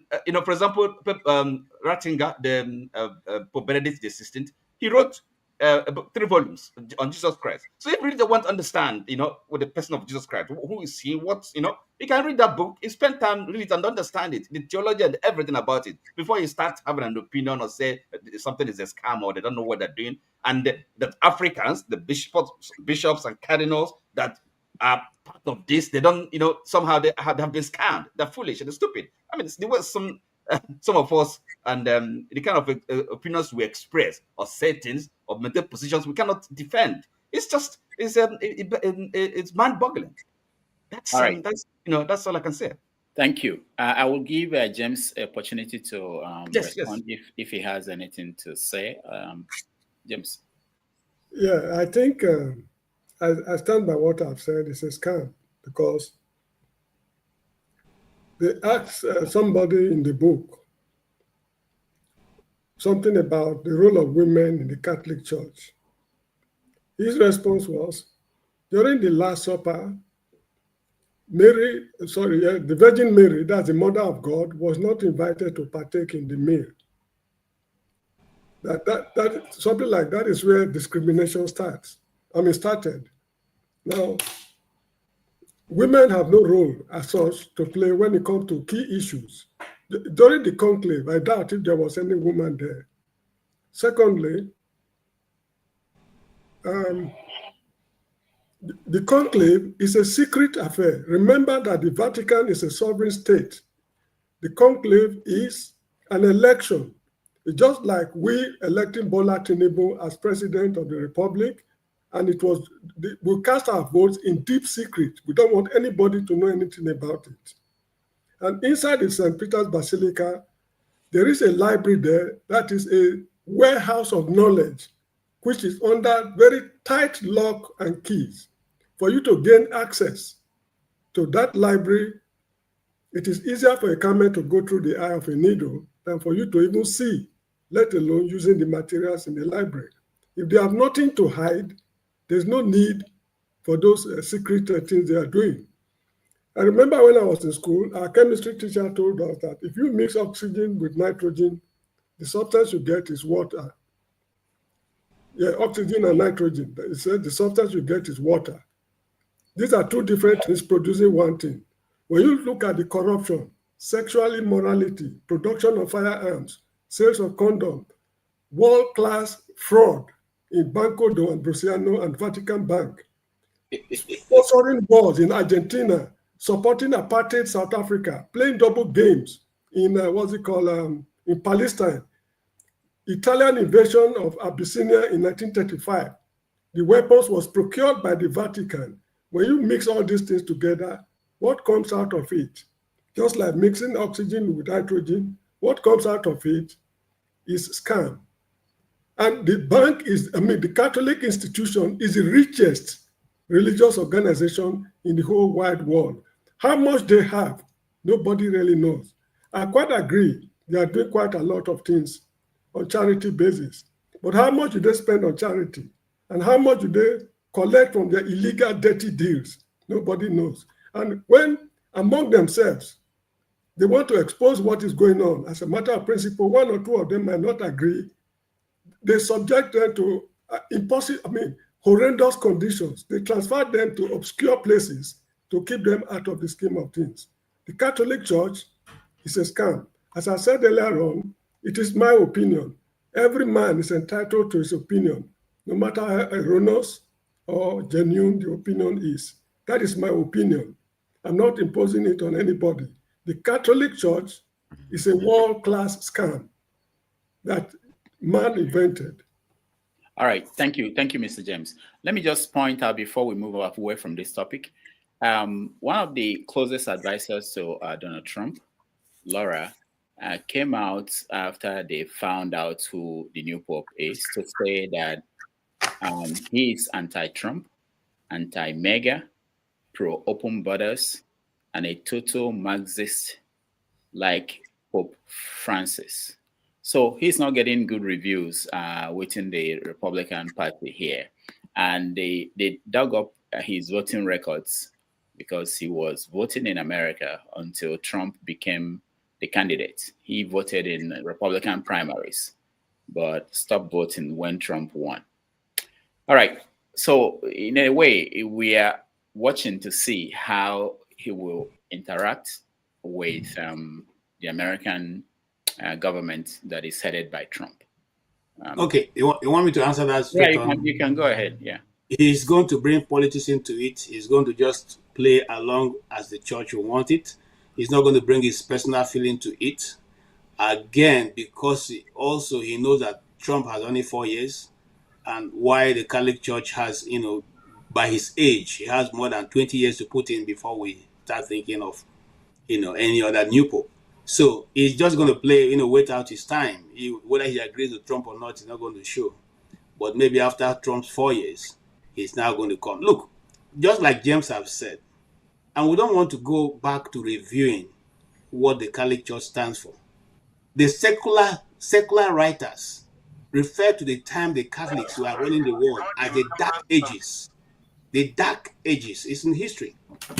So, but going back to that with scattering. So what do? We say to the Catholics, now that you have a new pope, why don't you go back into your own books and clean up what you think is not the right thing that you guys have been passing around for a while? Okay, I'm not saying that other denominations of Christianity do not have their own problems or their own challenges, because we are human, just like he has said. Sometimes we come to those positions with our own personal idiosyncrasies. If you elect me Pope today, you're not going to think that I will change from who I am. The only thing is that the Spirit of the Lord may descend upon me and sometimes push me towards doing what God wants to do. Not because after that I'll become subhuman. I'm still a human being. I eat gari and okra soup, and pomo on top. It's not going to change. I don't eat angels' food, okay? That is how every person who comes to authority that is God-driven now, not man-driven, you look up to God to direct you. Sometimes you can even go to church and you are going to preach a message. That day, you have prayed through the night. You don't get anything. You pray till morning. God, what do you want me to say? God, what do you want me to say? He won't tell you anything. And if you're a person who is God-fearing, you go to the people the next day.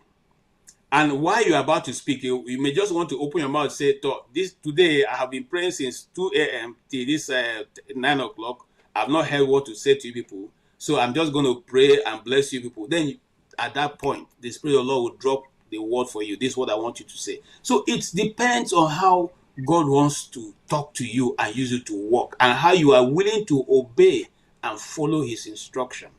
I look at him as, if you ask me to analyze him as a picture, I won't come as a picture expert, but as somebody who think he's a picture expert, his disposition tells him to have a good heart. His disposition, when I look at his picture, I look at this frame that's coming through the cameras of his picture. I don't see anything that tells me that this guy has something bad in his mind. So he'd probably be a nice guy out there trying to do his best. And that is what we want, because 1.6 billion people is not a joke. If 1.6 billion people can do what Christ has taught us to do, this world would have been far better. And Christ would have come and all of us will be free.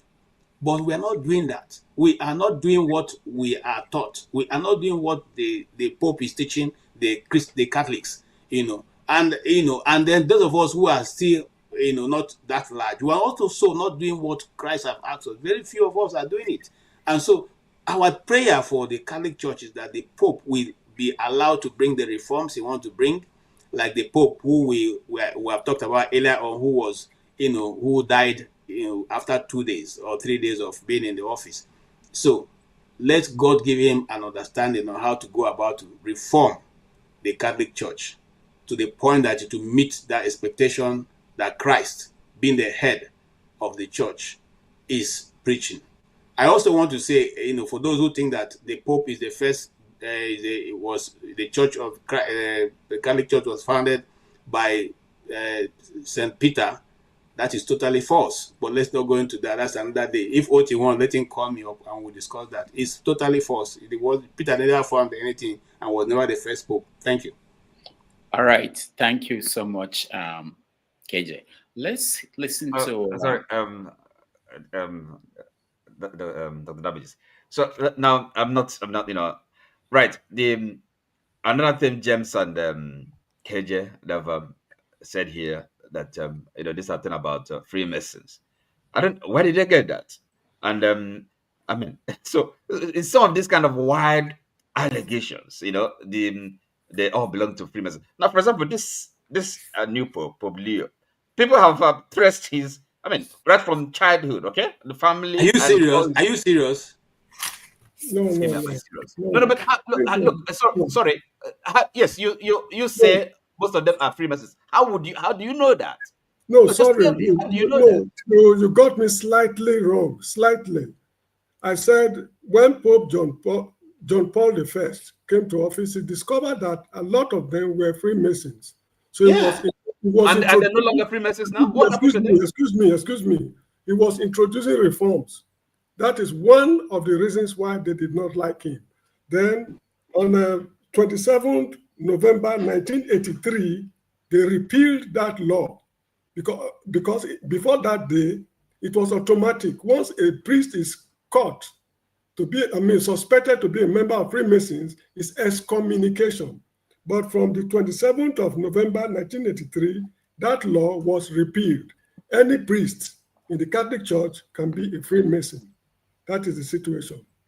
All right, thank you. Let me hear from Ike and quickly Prince, and we move to Tinubu in Anambra State, which is on the stop. Good afternoon, good morning, good evening, everybody. Happy to be here today. I do not really have much to talk about the Pope.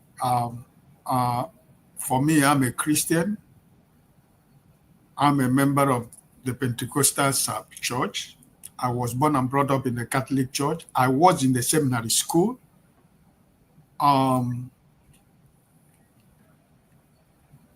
think that the Catholic Church needs to reform a lot of things. I remember many years backward, when the charismatic movement came into the Catholic Church, all the reverend fathers that were practicing a charismatic movement in Catholic Church were expelled from Catholic Church. And in Anglican Church today, you see that the charismatic revival movement in Anglican Church brought life into the Anglican communion, more especially in our country, Nigeria, and I don't know of any other place. And those reverend fathers who were trying to bring the real gospel of Jesus Christ into the Catholic Church, they were excommunicated from Catholic Church, right? So we have the Bible, and we have the Apocrypha in the Bible. That is the Catholic version of the Bible. And there is always a conflict, right? So I think that there is a lot of work that the new Pope has to do by trying to change a lot of things and by trying to reform a lot of things. I am not that person who will begin to castigate a denomination, no. But I am that person who will always speak for you from my own experience. I was a Catholic, and like I said, I went to seminary school, Omawa Seminary School. That's my school. I ran away from school and I went to Lagos and I continued at CMS Grammar School because I said I'm not going to be a reverend father, right? But when you have parents who want you to be reverend father, I want federal government scholarship or Palan in Bende State. They say I cannot go because they want me to go to seminary school.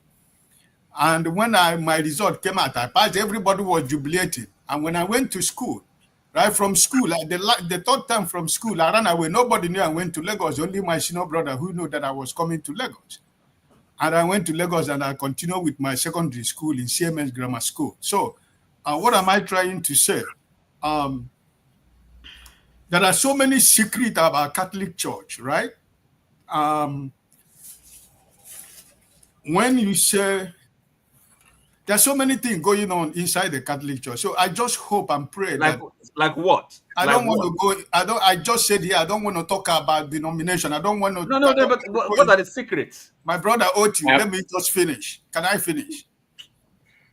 There are a lot of things that we are all adult. When you say you don't eat rat, but when you want to divide it for children, you use your tongue, you use your teeth and cut the rat. So you're automatically eating the rat. So you can use your tongue and count your teeth. I don't want to go into too detail. What my point of argument is that I hope that the new Pope, like KJ said, that the Holy Spirit give him a vision and a purpose for the Catholic Church.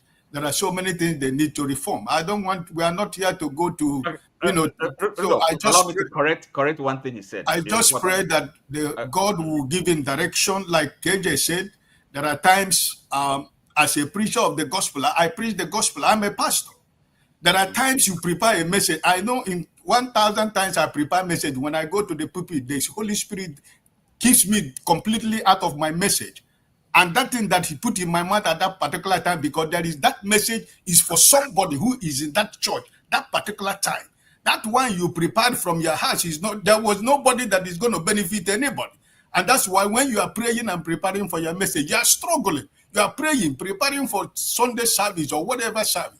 But the voice is not coming to you. The message is not coming to you. You continue to struggle to pray. But you see that by the time you go to church, and there is worship and praise going on, and you are into prayer, when you stand in that pulpit, that holy place of God, if you are really a child of God, the ministration comes to you. Maybe when you just want to pray to start your message, you want to bless the church before you start your message, the message comes to you. And if, like KJ said, if you are being led by the Holy Spirit, you grab the message and give it, because somebody is there to receive the message. So all I'm saying is that every denomination, there are problems in every denomination church. All we are saying is that let there be reform, that it will be able to correspond with what is written in the Bible that we all believe as Christians. I don't have a problem. The name of a church does not save anybody. There are millions and millions and millions of Catholics that are going to go to heaven. There are so many Pentecostals that are already in hell even before they die. So it's everywhere. I'm trying to tell you Pentecost church or living church, they are saints. No, because most of the pastors will go to hell, they're already in hell before they die. So I'm not defending my faith, no, because I'm inside it. I know what is going on everywhere. So all I'm trying to say is that, my brothers and sisters, congratulations.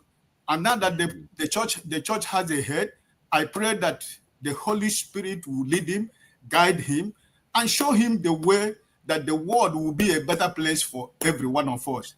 Thank you. Sorry, Rudolph, I just want to correct point out something. 1 minute, because I have to move from this topic. Look, and so because our Pentecostal or evangelical brethren that talk about the Bible all the time, yes, we can all read the Bible, but really, for you to claim to be an authority, and you first of all have to maybe learn your Greek and your Hebrew and all that. Now, okay, Ike, let me ask you: have you heard about Father Mbaka and Father Elele? In Elele, have you heard about these priests? Mbaka, for example, that's in Enugu. Yes, I've heard about Mbaka. The reason why I'm saying this is because it's talked about, when you're charismatic movement in the church, if you're a priest, and they will be excommunicated. So, in other words, the charismatic is a kind of a movement, where the Holy Spirit and, speaking in tongue and all these things and whatever. So, for Mbaka, for example, in Enugu, he's still a priest of the Catholic Church, and he has his ministry, public ministry, where this is, if like, charismatic and LA as well. We have priests having these ministries. So, have they been excommunicated? So, that's, Let me answer you their question, yes, Brother Oti. If you know the Reverend Father of Pastor Elele in Port Harcourt, you should know the story well before you even ask me the story. And I don't want to talk about the true story here because we don't have time to talk about it. Right? The same thing with was he excommunicated? Was he excommunicated? That's what I'm telling you, because you don't know the story. You don't even know the story. So forget about that. All right. So we are going to arrange for former Catholics and current ones to meet. Perhaps, and debate, and we watch, because I'm not one of them. I don't know what you guys saw there that scared you guys out. I'll be confused Catholic too. And Kene is the one confused that Catholic. Kene is in between. Kene, before you speak, let me just get Prince, just on the Pope, just Kene and Prince. We move to Tinubu. Go ahead, Prince. Yeah, Dr. Damage is it's still morning over here. Mr. Ike, Mr. OT, Mr. James, KJ, and the MAGA KJ and MAGA Kene. One thing I just want to say this: I'm a Catholic, and I don't owe nobody no apology. Okay, I don't owe nobody no apology at all for that. Can you guys please allow the people to worship what they want to, the way they want to worship? All I know is that in heaven, there is no Catholic, there is no, even those who attend choosing, that is telling people when you face an armed robber, tell them, oh, you're God of choosing, who are you? And they start challenging all those people. One of them was shot the other day in South Africa because he was challenging an armed robber and declaring that he has the God of chosen. And what happened? He's gone clean. He's testing the God that created him. Okay? So for me, let's allow the Pope to be. I don't go to church because of Pope. I don't go to church because of any Reverend Father or whatever it is. I go there just for the fact that I just want to listen. And what I make out of it, it's me. And not any other person. But I will not love anyone to come on this platform to tell me what the wrongs that the Catholics will do. Because I will sit here and tell you the wrong the Protestants are doing. A lot of people, they are leading to hell right now. A lot of people that they snatch their wives. A lot of people that they're taking their money. All in the name of prosperity and preaching somewhat heaven that they've not even been at, to know what it is. All I implore everyone to do is read your Bible. You will understand what it is, and just follow your Bible. Forget about the liturgy or the practices or whatever it is. Forget about it. It's about you. When you go in front of God on that day, it's gonna be what you did. All right. So please, let's stop it. Thank you. Thank you, Prince. On behalf of this platform, let me say that we are not going to stop it. If you lead 1.4 billion people in the world, we have to discuss you. So we're discussing the Pope for today. All right, go ahead, Kenneth. Go ahead. Why can't we discuss the Pope? If we can discuss... Because he's my man. He's my man, so leave him alone, Kenneth. If we can discuss the President of the United States of America, His Royal Highness... Here you come again, you just shenanigans. Here you come again. But this is it. I actually call him because of my big brother, Mr. KJ. I was listening to Mr. James. We all know where Mr. James belongs to. He doesn't align with all this religious stuff, so we know him. So whenever he's talking, I enjoy how he discusses religion, and my big brother, Oti, we know he's a Catholic, and I enjoy his own too, based on the fact that he's trying to defend his denomination. But my big brother, KJ, I don't know where you belong to, so I don't know which one. You were free discussing Catholic, but you don't want us to know where you belong to. Like myself, I've made my own very clear. I'm confused. I'm in between Catholic and Omena, right? But I said where I belong to, brother. I said where I belong to, right? Yeah, is this 7 days Adventist or Jehovah's Witness? No. The trust of my Christianity is based on apostolic and the prophetic. That's what that is what all Christians believe in, even Catholic. They all believe in all this. No, can he's at Depressions Brothers Church. That's where he is. No, yeah. Okay. Listen to me. Okay, is he the one that his pastor told him that he prayed for a dead person and the dead person woke up? That was my pastor when I was. That was my apostle when I was in Nigeria. Okay. Okay. You see, that is why some of us are still confused. My denomination is not something that is difficult. What is the name? Apostolic. Every apostolically led church is where I belong. We are led as apostolic and prophetic. That's the move. It's a total move, and it has been there for a while. But don't you know that Catholic Church also believe in apostolic faith? You don't know that? We have a creed. Mr. Oti, the creed. Yes, the Apostles' Yeah, Creed. you don't know about that? You see, that is why we need to No, hold on. educate ourselves a lot. You cannot come in. The Apostolic Creed, I believe who is is, the I founder believe of in his Lord church? Jesus. No, listen to Mr. Oti. Listen to Mr. Oti. That is recitation. That's recitation. I Okay. did that recitation for long for this Okay. Catholic church. So actually, You if you want me want to to put it, pray Mary for you and Apostolic Creed? I said all those prayers now, brother. okay. Now, see, you see, that's the reason why some of us were kind of confused, because Christianity in its entirety that claims to be followers of Christ, if you are following me because you think I'm a Christian or my teachings are Christ-like, but in actual sense, I was never a Christian.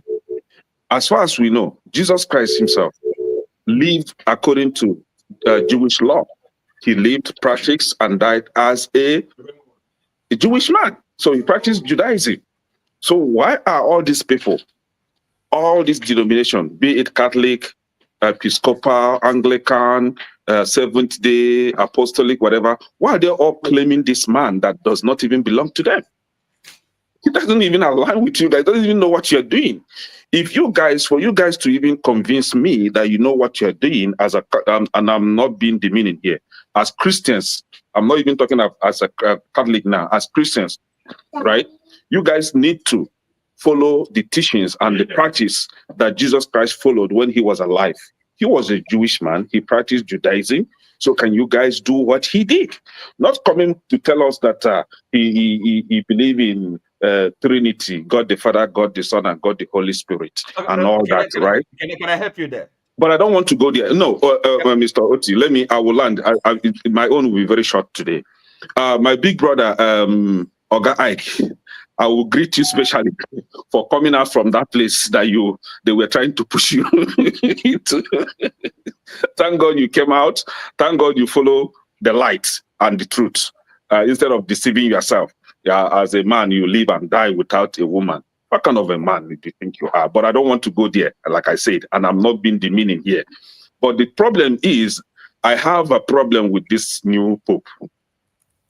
The new pope, is against. Hold on, he's against our president to even start with, and secondly, is for open borders. Leave the border open. Let the criminals come in. Let the armed robbers come in. Let molesters. Let them all come in.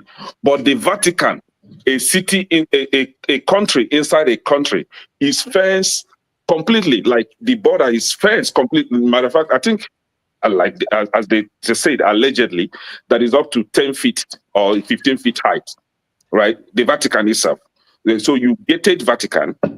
You live in Vatican City as a government official. See, all these Christians are being deceived. These are government officials. Did you see them whenever they are passing by the security officials? They get saluted. All of them, they salute them as military personnel. So these are politicians in the white garments deceiving you guys that they are representing whatever they want to represent. But they could gather themselves in a secluded room, cast a vote, just like the way you guys voted for Tinubu right now. Voted for somebody that will lead the entire, is it 1 billion Catholic people? And then you get somebody will now come and tell us we should not discuss it. If we can discuss Tinubu, if we can discuss Trump, we can discuss Pope, we can discuss Benson Idahosa, which is the memory. We can discuss everybody. All right, thank you. They are all men, just like you and I. Can I quickly kind of enlighten or clarify? No, hold on. We're spending too much time on this. I have a few announcements to make. Right. Odumeje is coming to America. For those who are interested, it's going to Michigan on June 13th. I will show you guys a flyer. I'm not being paid for that, but unfortunately, I don't think I will be here. I wanted to meet him, so we talk about that. And we see it. I see Chaplet in your car. Maybe you have something to tell us about the Pope. We need to hear that before we move on to other topics. So Oti, I'll give you 1 minute. Just 1 minute. Then we see 2 minutes. We go. Okay. Right.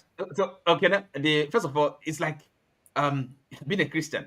Look, the Christianity, Christ. Well, if you can say he never founded a church, okay, you'll be correct. No, but Christianity, if you understand, and then because this is the confusion you're talking about, men and culture and all that, Christianity is started with the apostles, St. Paul, particularly, with the because the commission they received, go all over the world, go to the ends of the earth to spread. Okay, so and that is the reason when we're talking about Christianity, and then some people say that we don't have a tradition. Tradition is something that is antithetical to Christianity. That's all bullshit. You don't really understand what is going on here. I mean, Christ never founded the church, so you have to have that organization, that establishment, that that we maintain the tradition. Okay, otherwise it will be everyone will be saying, as we have it in Protestantism, everybody. How many churches can we have? So, and then people criticize Catholic Church. It's lack of understanding. So, culture, the Jewish culture is there, but Christianity is not of this world. It's not about culture. But of course, we live in a culture and in a society. They don't all have to be a part of what the church has to deal with. Okay, the culture of the people. If it comes to Africa, the Africans, we have our own peculiarities, our culture, our way of life.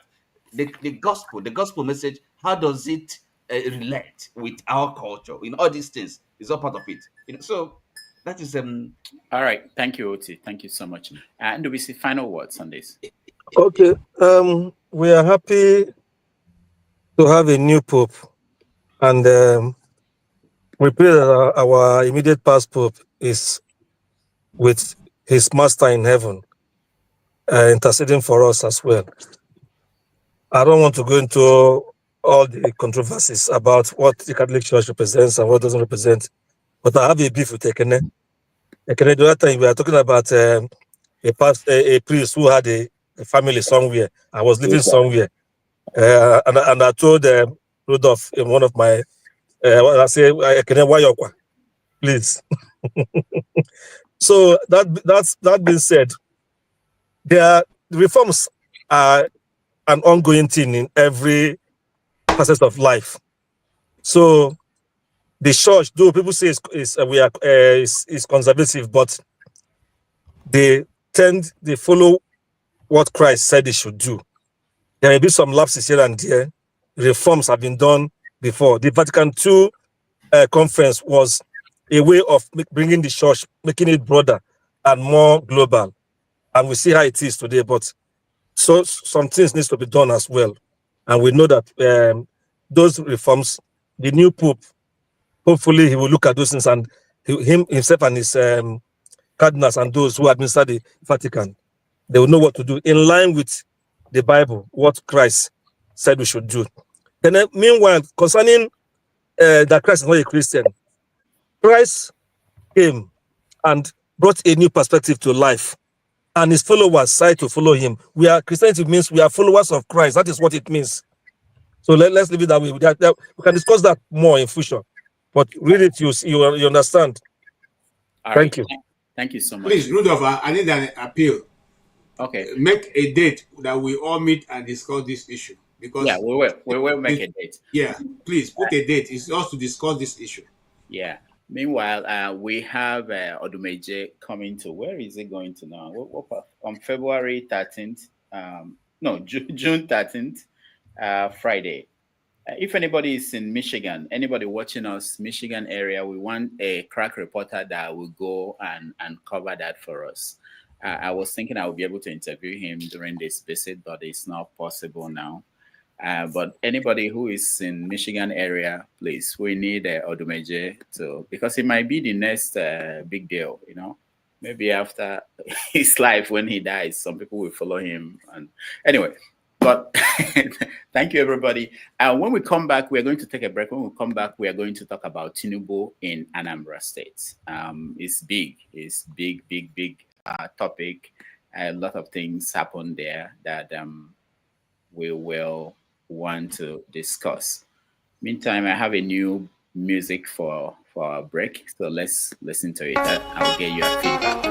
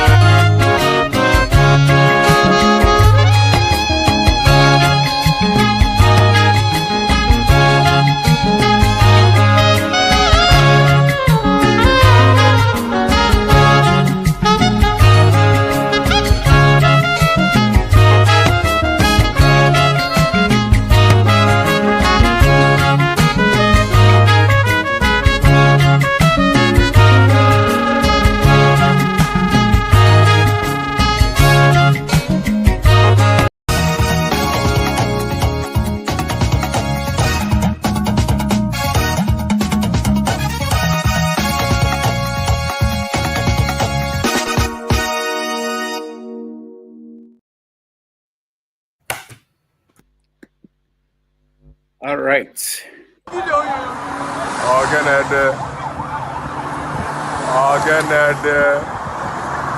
No, this security to nobody. I need kidnap mad every day. So, all this security to nobody. No, this security to nobody. I need make kidnapping. Mota will go in Navia.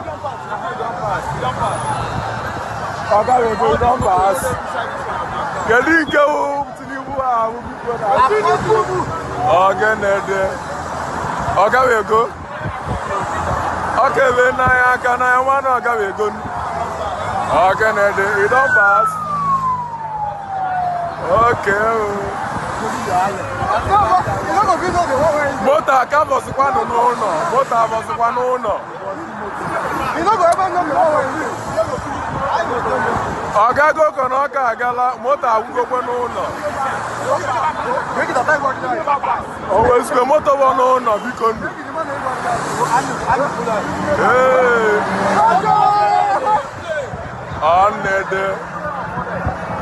Now, all this security do nobody and they make it happen. A machine and security are run. Security on a game to go over. Again, Mandem Molepa. When we go,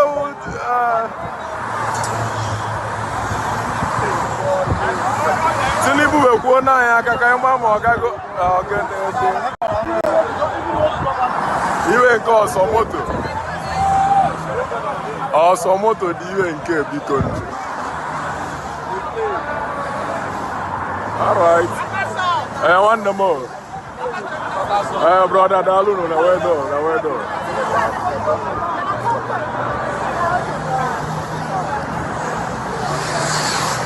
Again, the big one.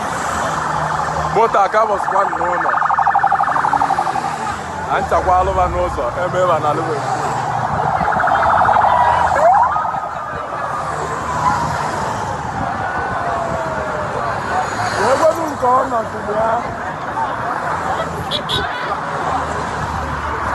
Always when there me one a barrack, you can do.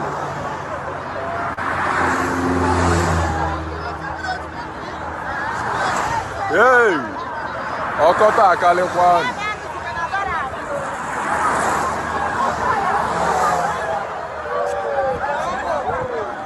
Oh, so Tinubu agawe ga yamala nke over abu.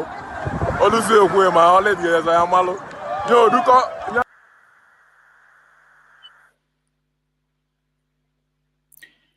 Mr. President, is historic and consequential. The last state visit by a president was in 2012, ostensibly to commission a brewery and another private enterprise. This visit is not just to commission projects. We have over 500 kilometers of roads, flyovers, bridges completed and waiting completion. I'm waiting for commissioning. We have about 5 brand new general hospitals and world-class trauma center completed, equipped and waiting for commissioning. We have new smart schools and water projects waiting for commissioning. New markets and bus terminal, etc., waiting for commissioning. Previously, we had insisted that only the users of our roads and projects should be the ones to commission them, and we have commissioned. All right, so welcome back, everybody, and we are going to switch gears and talk about Tinubu's visit to Anambra State. Very important because at the end of the visit, a lot of things have changed in Nigerian political space. One of them is that Tinubu is now the DK Simba one of Anambra State. I know you're from Anambra State. Let me start with you. So it's really unfortunate to have such a person as Bola Tinubu in Anambra State. And why I say that is very unfortunate is because This is the state that Bola Tinubu did not even get up to 1% votes. And I don't know the desperation of Charles Soludo, the talkative of Igbo land, the Ku Fio Onion Koyeri of Igbo land, the only professor that talk more than a market woman. You see, during the 2022 electoral campaign in Anambra State, all the contestants, including this very Soludo, applauded Peter Obi for having performed very well. I don't know what the very well means. Maybe it's just a subjective, but he said it. He said that Peter Obi performed well. But, you know, as we all know, we have some cabals in Anambra State, and I will call them the bad boys in Anambra State.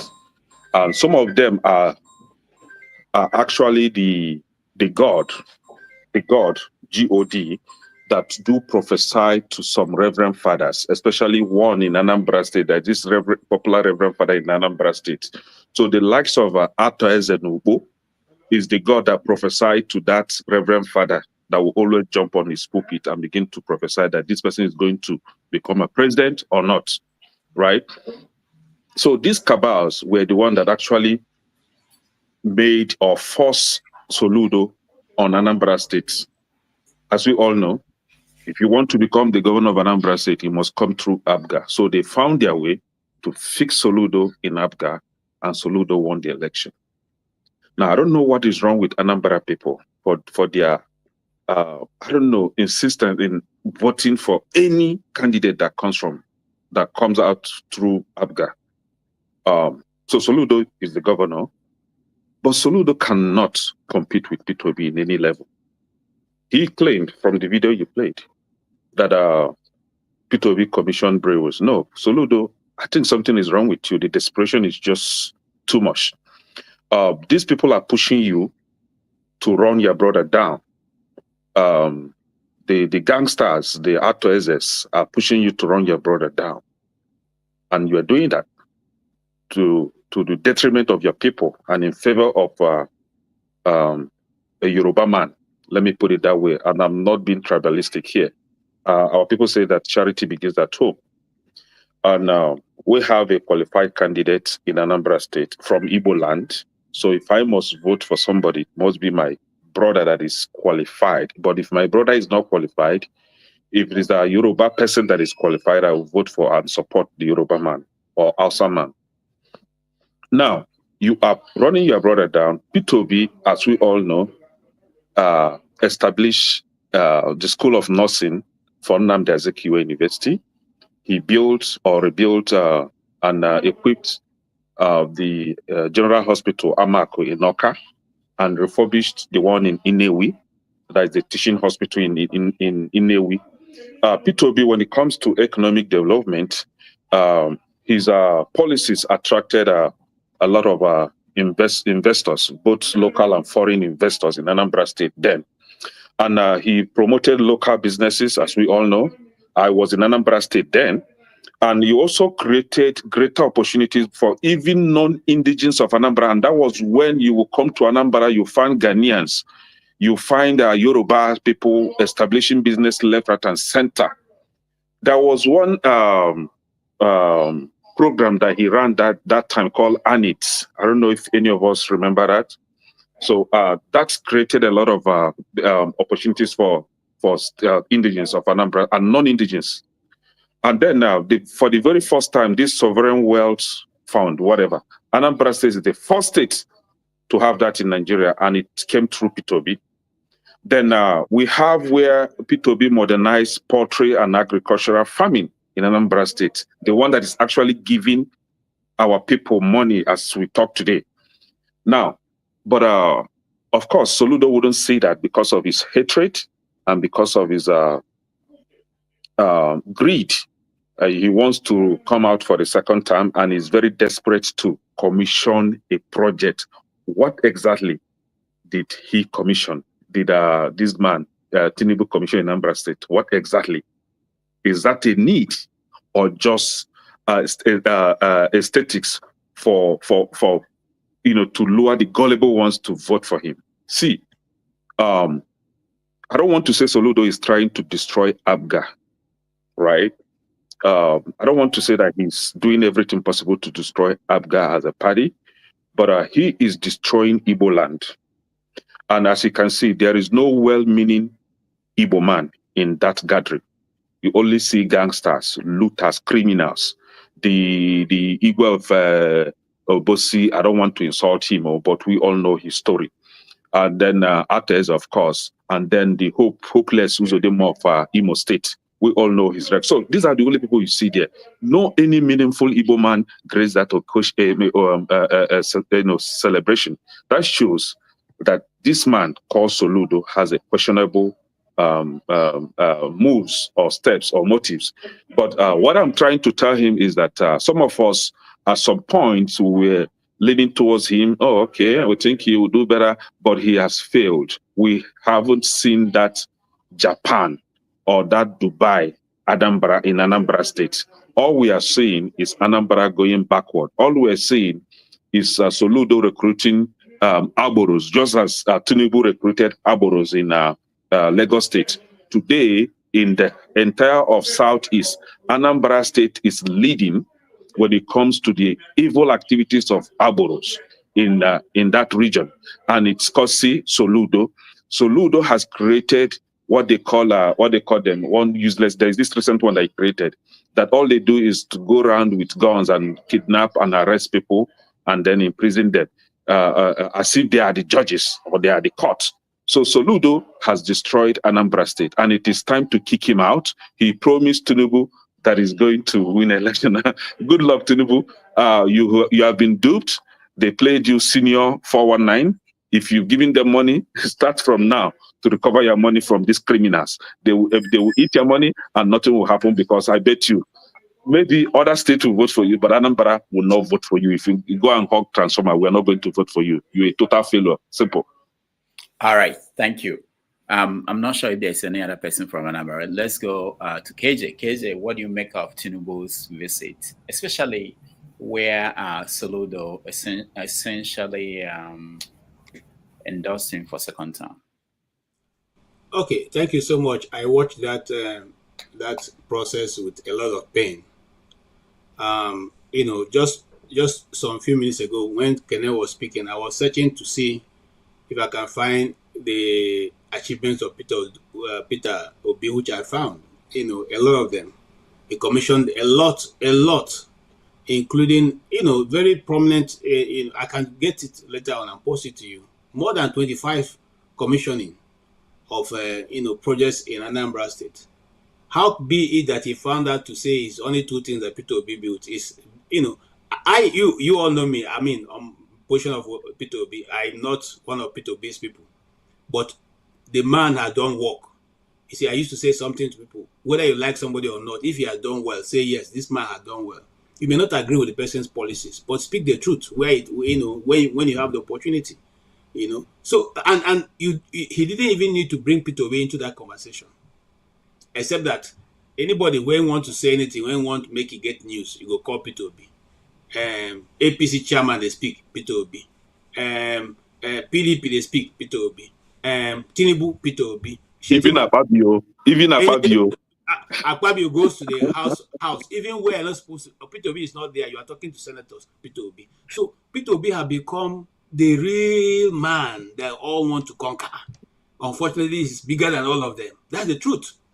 You see, that's why they spend so much time discussing Peter Obi everywhere. Peter Obi. What has the man done to people? He's not even asking for anything.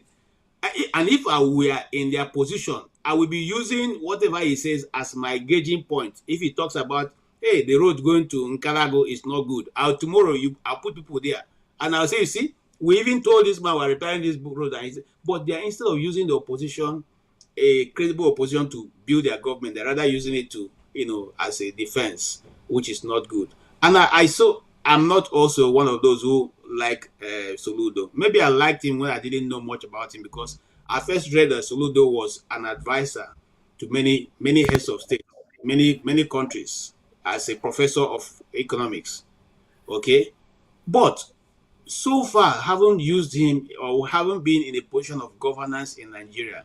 He has not been able to carry that so much that was given to him as a professor of economics. We have not seen it in Igbo land.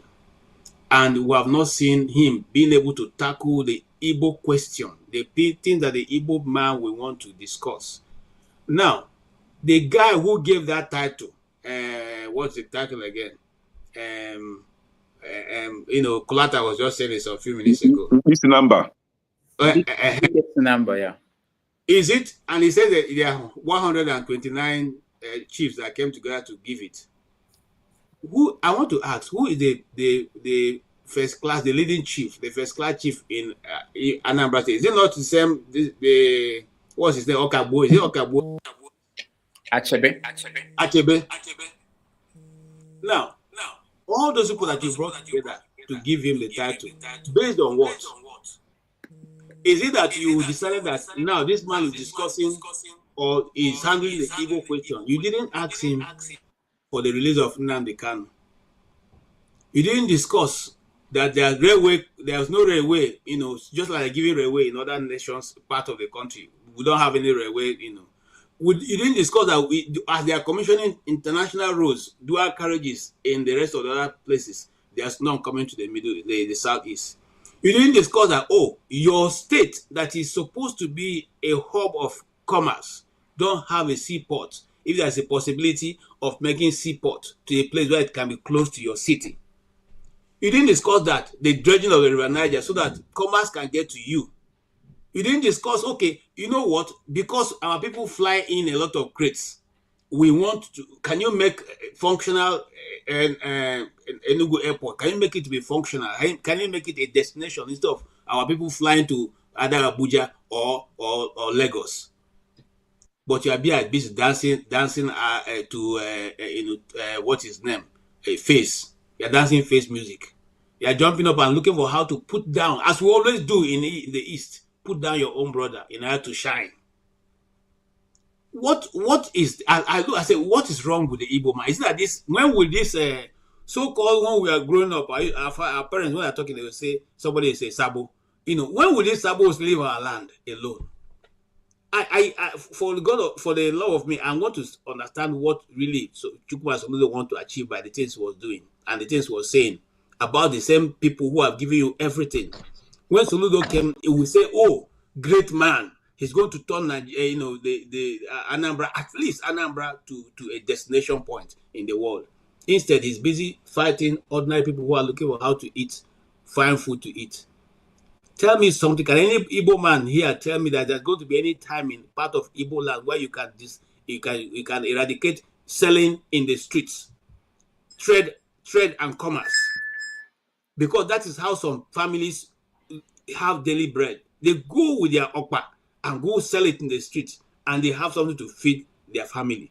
If you say people will not sell this in the streets, have you provided places for them?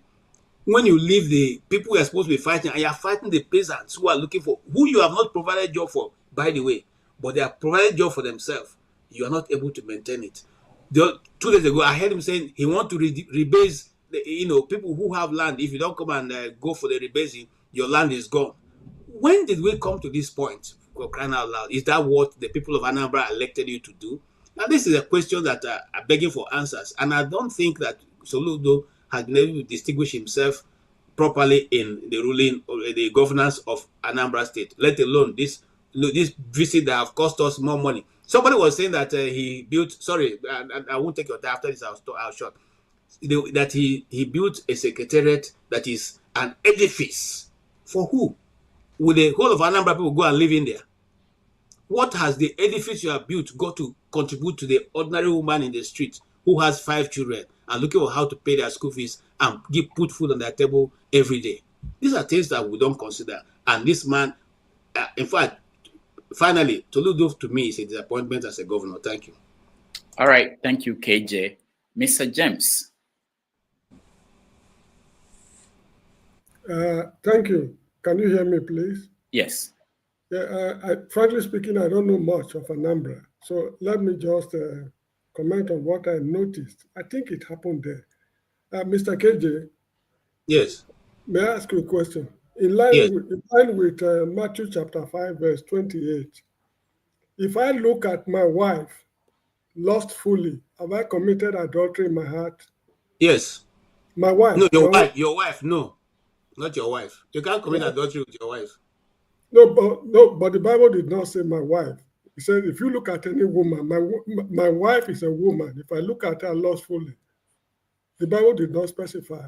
Oh no, that will be. And I'm trying to remember what they call it in the region of the Bible. That will be reduced to the barest minimum. The Bible, that chapter is not looking at you different from your wife because you two have become one. So, Exactly. I wanted to say that. Okay, never mind. I noticed something. I do not know if it happened during Mr. Tinubu's visit. Somebody was fiddling the backyard of a woman. Did it happen during the visit? I'm not sure, but it's most likely because it was after that visit that the picture emerged, and I think they were out there because they were. Yeah, because it's like. But they also, I've read the place where they said it was photoshopped. Oh. Okay. Everything is photoshopped. Anyway, the issue now is that they were, if it had not, if somebody had not snapped the photo, they will ask the woman to provide evidence, like the case of Natasha Akpoti, which we are all forgetting. This is the chronic moral bankruptcy that is rocking the entire country. If it is actually true for a man of his status to do what he did, while Natasha's case is still fresh in our memory, it means we've got very many rivers to cross if we will ever see the promised land, let alone enter it. Anyway, that is all I have to say because I don't know much of Anambra, frankly speaking. All right. Thank you so much. Let me. I think I got what you were trying to. So let me play this before I go to the next person. Which. KJ, please let me have your number. Okay, I'm sending it to you on your phone now. All right. So the next person we bring, I'm not sure who is from Anambra, but let me start from.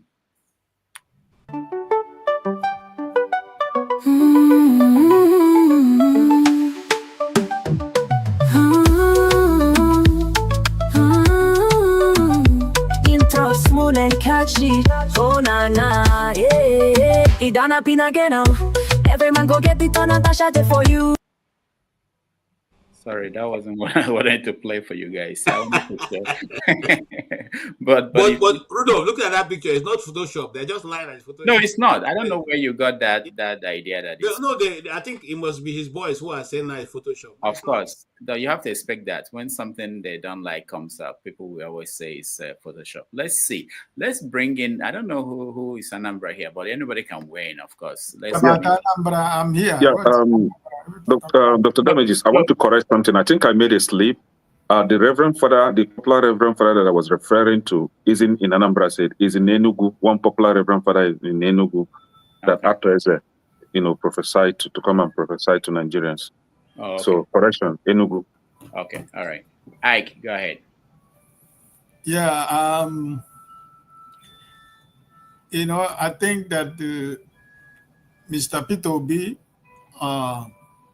Mr. Peter Obi is a nightmare to all Nigerian politicians, wherever they are. So I think that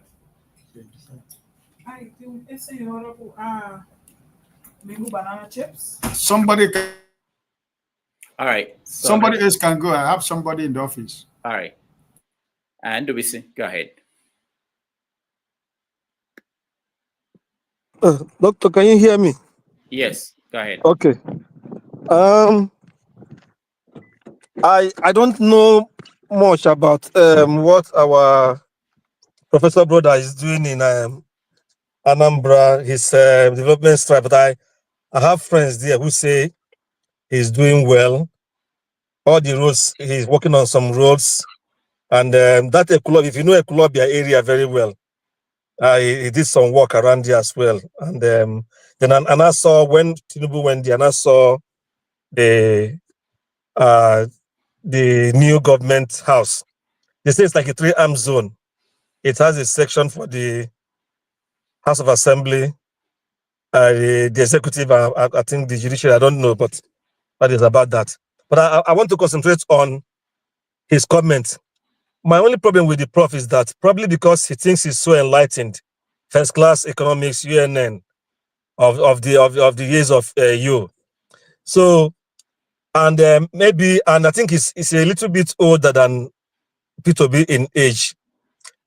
So every time he has the opportunity to set the record straight and to toe the line that people will say, yes, you are not doing well, he will want to spoil it by attacking P2B, sometimes subtly, but we all know, we all see these things.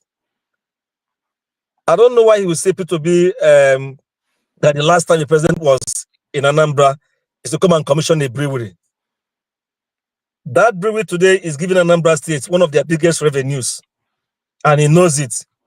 So I don't know why he should be doing that. Just like KJ said, we have this nag of trying to undo ourselves.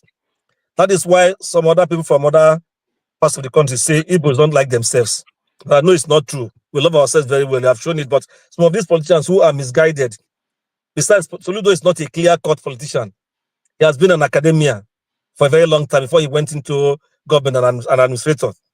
So he shouldn't be doing this. And I know he too not sees the ambition of becoming president one day or the shining light in Igbo land. But the way he's going about his stuff is not good. Somebody who did very well as governor for 8 years, whose record is impeccable, who has said, if you go to the records and see anywhere I stole money, I did any any illegal thing, bring it out. Many years since he left office, no one has traced anything to him, not even people who worked with him. But his immediate predecessor is Obiano has a case with EFCC. So I don't know what people want. It's like everybody wants everybody to have that stain. But this man has always maintained himself. He has been accountable. He has been forthright. Soludo is making a mistake. These things will not make him popular. He may still win the election because there's no major candidate that can face him. But it will not give him any clout. I wonder where he got that notion that, oh, ABGA is now, ABGA has ceded their candidacy for 2027 election to Tinubu. Where 2027 is 2 years ahead. We don't even know what will happen between now and then, why there will even be an election. The country is in turmoil. So, just like the man who came to commission the project, both of them have this ambition of trying to lord it over everybody. And Soludo is playing gentle because he doesn't want probably what happened in other states like Edo to happen in Anambra. So he wants to still remain there. So he must do everything to sing his praises, praising to the high heavens and all that. I saw when he was saying that, oh, the federal government is supporting us and all that. They are giving us money as it should be. Everything is going very well. I'm not there. I don't know what happens behind closed door. But I don't like the way he's always looking for a way to pull down P2B, which he knows he cannot. He only attracts further enemies for himself. Obi will not even say anything to him like in his usual way. Obi will just ignore him. It's like the man has studied them very well. He knows them very well. So he will just ignore them. Others who are Obi supporters will be the ones to face them. They will not say Obi told the supporters to abuse somebody. On the comment by Akpabio, who that is equally in line with what you are saying, I don't have much to say because Akpabio, I don't reckon him as a serious person. So that a character like that should not be a political leader in the country. It's because our country is so messed up that people who are not supposed to lead are the people in power. That's why the whole system should come down. The country needs a total reset for things to get better. I wish Soludo well because I like development, but he should refrain from attacking an innocent man who has not abused him one day, who has not criticized him one day. He shouldn't be doing that. He's a Christian, or if he says he fears God, he should not be doing that. But part of our 10 commandments is not bearing false witness against your neighbor. It's not. That is what he's doing. He's doing the wrong thing. He shouldn't be doing that. If he's saying it's for political exigency, he shouldn't be doing that. I thought what he would have told Tinubu, like KJ said, although some of those comments like about Nnamdi Kanu, maybe he may say it behind closed door. But there's some things you have pointed at. we need a seaport in the east, and probably near that Onitsha, which is one of our biggest commercial centers in the east. We should hammer on that, and expansion of our road network in the east, or in Anambra for and better security. We don't have security now in the east. Some some boys are running riot in many communities in the name of freedom fighters, which they are not. So he should work hard towards that area. Thank you. Thank you. Thank you, Nubesi. Tony, weighing on Tinubu and Soludo. Okay. Good afternoon, Dr. Damages. Good afternoon, good evening, those who are on the platform and those who are listening. I'm not from Anambra, but my state shares a boundary with Anambra. In fact, my town shares a boundary with Onitsha, just the River Niger, separating us. So we have a lot of interaction on a daily basis with Anambra and so on. Some people even live in my town, Saba, and then go over to Onitsha to do business. So we're always in touch with them. I think I feel sorry for Soludo because Anambra, according to Obi, is a very complex state. Obi did say that it's difficult to govern. It's easy. Okay, I'll come and see if I can do anything about it. Sorry, so there must be. I don't know who is this. Okay, let me see who. Okay, go ahead. Yeah, so there must be something that he knows or that he has seen in the governance of the state that presents a lot of problems for him. How has Soludo been able to grapple with all those things? I think, first of all, I will hold him first to his promises, first of all. He did say that in 12 months, Onitsha water scheme will be done. Otocha water scheme will be done in 12 months. He did make promise about electricity. Those ones have not been done. He did say, I think Ekene said it and KJ too, that he would turn Anambra to Dubai and Taiwan. Maybe that 4 years may not be enough, but the morning tells the day. We haven't seen a move towards that direction. If you look at so many other projects that will touch lives, Anambra Pharmaceutical Hub, which has been built for 3 years now by the Chinese, is still there. It's not nothing has been done about it. In fact, Chinese are managing it, from what I gather. We talked about Oka International Conference Center, still under construction. That's the one being managed by the Chinese. Sorry. I hear he's doing a lot of roads. Some critics have said that the roads, some of them have been collapsing. I don't know if that is true. We also saw the commissioning of the government house. I hear it's all inclusive. You have the governor's house there, you have a tourist center, you have a conference center, and some people have given accolades for that. But in terms of grappling with some of the serious problems that Anambra is dealing with, security, education, which Obi raised the bar, when he was governor. I think in that area, Anambra has gone down. Health, the cargo airport, I'm not sure is in top shape. So on the whole, I think there's been so much rhetoric because he's a professor. I guess he's probably the first Anambra, governor to be a professor. So if he is there's much expectation, on his part, when compared to a trader like Obi. So, and I think his rhetorics have been too much. He's done more of criticism than actual work. He did say that he's going to run a government that is transparent, and so I've been searching to see a website or government website where we can look at the things that he has done, and then question or add or subtract from what he has done, but we don't see it apart from the minister Mefo, who is always on the media, trying to let us know, update us with what he's doing. So, and his recent utterance with the visit of the president, it's for me, I expect it because that's a man who wants a second term. It's usually in their character. Obiano did say the same kind of thing. All of them are just trying to survive.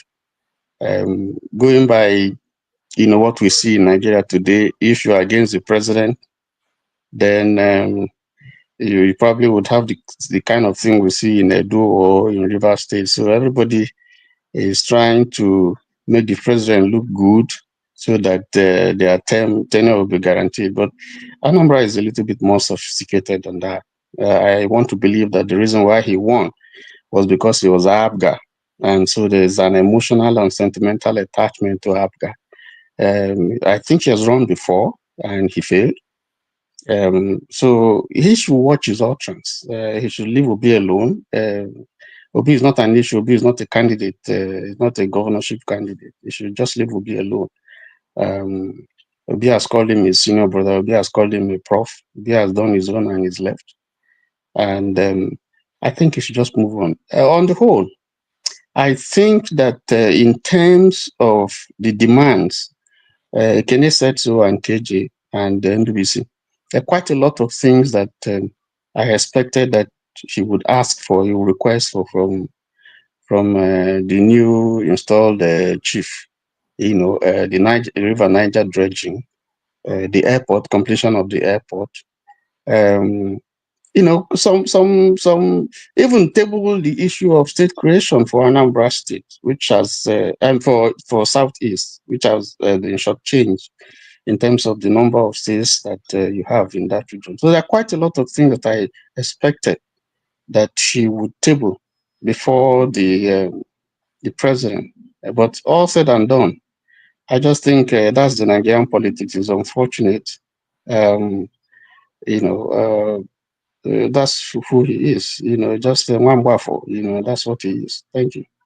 All right, thank you, Tony. Tony, you talked about being from Delta, from Yes.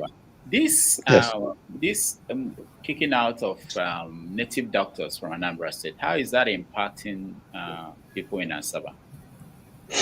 Yes, that is in fact that the implication of that is what happened was that when he started this whole thing about chasing native doctors because he felt that they had a hand, they were complicit in part of the thing that was happening because they were either giving trading with all these bad boys and so on and so forth.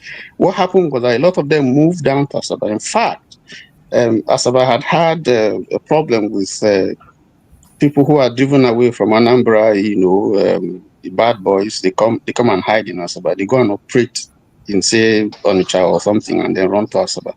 And it's impacting negatively on Asaba because my traditional ruler at a point, had to take steps to say, listen, if you're a native doctor, you must register. If you are performing certain kinds of trade, you must register because some of the alleged culprits who were committing crimes in Anambra, were caught in Asaba, and so Asaba is bearing quite a lot of the brunt, because when you chase them out, it's not just with Soludo, it's happened before. It's more comfortable for them to come and hide in Asaba and then go in just 5 minutes across the Niger, go over there and do stuff and then run back and melt away. So the impact has not been a positive one for Asaba. As you know, is a state capital and it's becoming even more cosmopolitan than it used to be, and the crime has become one of the issues now. All right, thank you. Let's go to Paul. Paul, welcome to the show.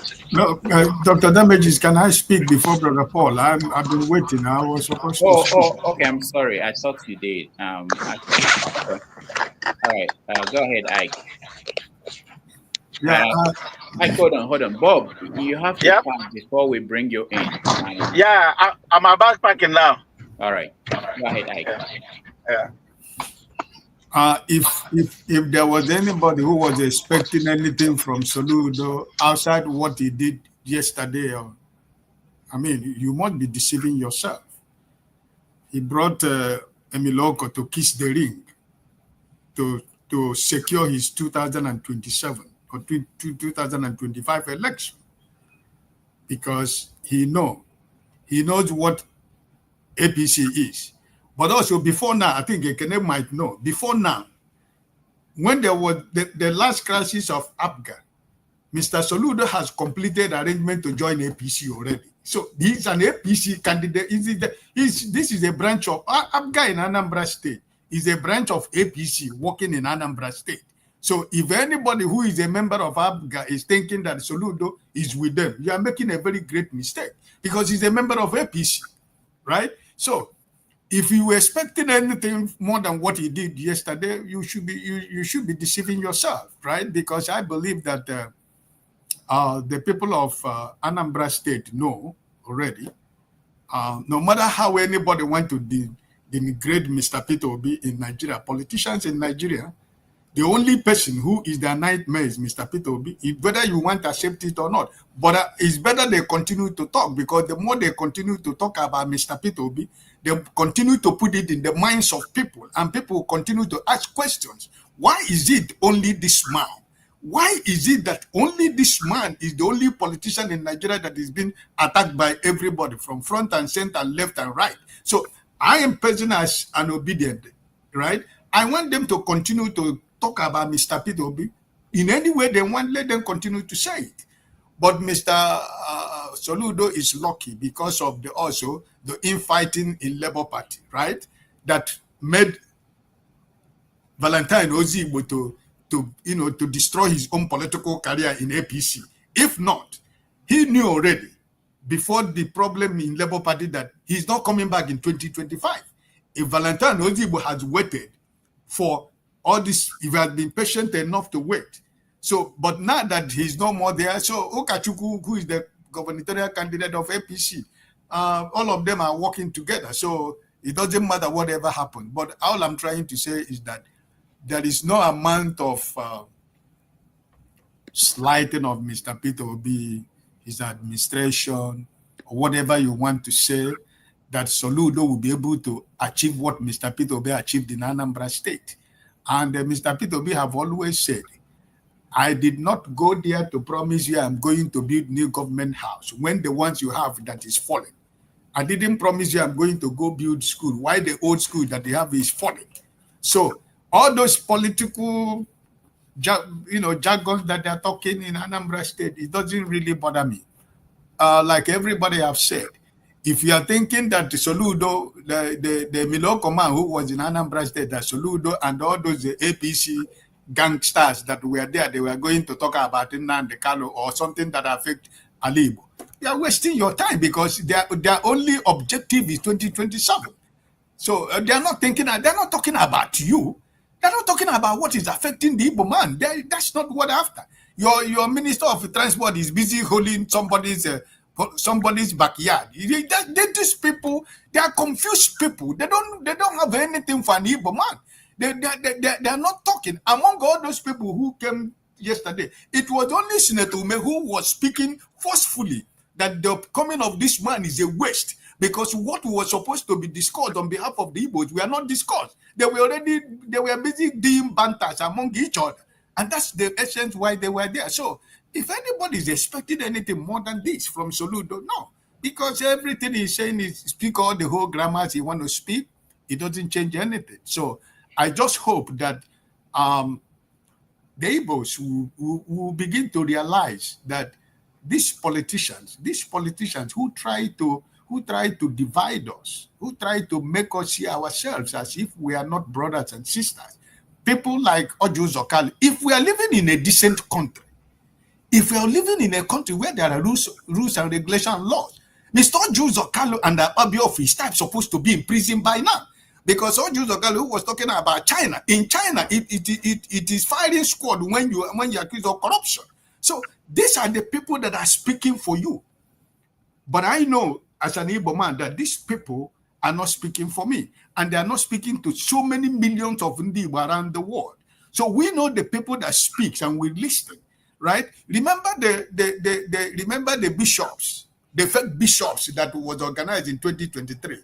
Remember the traditional rulers who has given him a title, you know. So this is all about, this is what it is. When you're following an Aburo man, he will always act like an Aburo man. So I don't really feel, I think Soludo himself should know that the people of Anambra and Alibo, he should not allow them to curse him, because what he's doing about Mr. P2B, I don't know what this young man has done to him, but I believe that, you know, time will tell, right? So I hope that in the Anambra, will know what this young man is doing. God bless you. All right. Thank you, Ike. I see Bob and I see Paul. I'm not sure who came first, but let's have Paul speak and then Bob will speak next. Paul, welcome to the show. Okay. Paul, can you spare me just few? I was driving to work. I just packed to make this few speech. So you can pay for the overtime allowance now. Just $20. I wouldn't mind. Remember that video that keeps trending where you gave Ike his minutes. He asked him, "So you are using my minutes to praise Nigeria?" So good everybody. Dr. Damagis, I greet you. Please, in fact, this issue of Soludo and the way he tackles P2B, it bogs my mind, and every woman in Igbo man, you know. Philip Soludo is a man, despite his level of education, talks so flippantly like a market woman. Can they have also said that? So many people have also said that. Soludo, starting from the time of his campaign with Andy Oba, you know, he saw how he was on the stage, rattling Andy Oba, telling Andy Oba he didn't go to school, he can't speak good English, all this type of it, you know. That man has really shown that he's not a politician, quite all right. All you see him doing now is because so that Tinubu will not meddle in his election. You know, the fear of Tinubu today in Nigeria is the beginning of wisdom. Seeing what happened in Ondo, seeing what happened in those states and probably other places. That's why you keep seeing all of them trying to sing praises for Tinubu. But the one thing I'm telling Soludo is that if he wants to claim he's more popular than P2B, let him try to do what Oboroweri and Okowa did in the Delta State. They claim they move with the whole structure. Let him try to move Abga into APC, so that he will know. Only when he succeeds in doing that, he will know that he's truly a politician and he's more than P2B. All we can see about Soludo is we can see all written over him: envy and jealousy. We also saw how he tackled P2B 2023, that he should step down. He's not worried. What kind of a man is that? Instead of supporting your own, you are busy every time tackling him. And P2B, to prove to you that P2B, you are not worried to unstrap the straps of his standards. P2B has not opened his mouth to criticize you. The last time you told him he did nothing, he did not do as a governor. What did P2B? P2B just gave him a philosophical answer. Sir, you are a professor. You are more than me. You well read more than me. I'm a common trader. What I did not do well, I so believe that you as a professor, you are going to do it better than myself. And everybody got talking against Soludo. So this thing Soludo is doing, he just beating about the bush, wasting his time. He has one vote. He cannot move an Umbrarians to vote for APC. Whatever he wants to do, telling people to vote for Tinubu 2027. After we vote for you, we are giving our structure for you. He's wasting his time. That when that time comes, Anambra people will tell him that they are wiser than him, that he cannot move an inch, telling people who to vote. We already know where we stand. Thank you very much. As I keep listening while I drive. Thank you, Mr. Paul. Yeah, thank you, Bob. Yeah. Paul, welcome to the show. Okay, Doctor, on the soft side, Mr. Ike accused those people that pray for Tinubu that they are fake pope, fake bishop. That's not fair. Maybe among one of them should have been the pope today. We lost it because we criticized our own. We should have made a pope from them. But Doctor, you see the problem we are having. Some people don't have the skills to be leaders. Some people are good managers in terms of you learn your craft very well. So you know how to manage your department. Yeah, some people are just very good as departmental manager. there is a man called Professor Charles Chukwuma Soludo. He's a good departmental manager. 2004, we saw how Soludo was part of the team, economic advisor to former President Obasanjo, advising in certain ways the way they pay off our debt and everything, the recapitalization that also helped the Nigerian banks today, makes Nigerian banks one of the biggest banks in Africa. It really, really helped from 89 bank to 20 or 19 bank. You understand? And these things really help. And this is the work of Soludo. And we can write those things off. They really, really help. We understand how so many banks fail, like Savannah Bank, though we know there's politics with it too, and other things. So these things really help.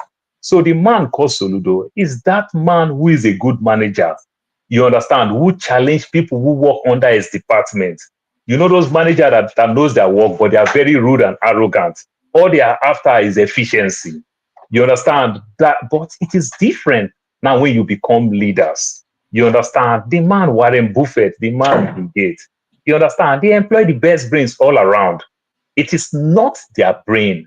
You understand? But they know how to manage people. So these are the things that I think Soludo is really, really lacking. And then for that thing, it's really, so it's carrying this mentality of a corporate world, a manager who has a target. I need to meet my target. But when it comes to leadership, how to manage people, it is different. It is different. The way I would take care of my goat is different from the way I would take care of human being. Because if the goat misbehave, I flog the goat, I do all type of thing. But that's not how you manage human being and everything. So Soludo is making big mistake. Then also the part of politics is also not a good politician. How to micromanage some of these things that he's just talking here and there. I think Abga was part of the party who also formed that APC then. You understand, and everything. So maybe he's just trying to go back. Things that Tinubu never did, and he worked for Tinubu, but didn't work for some other people.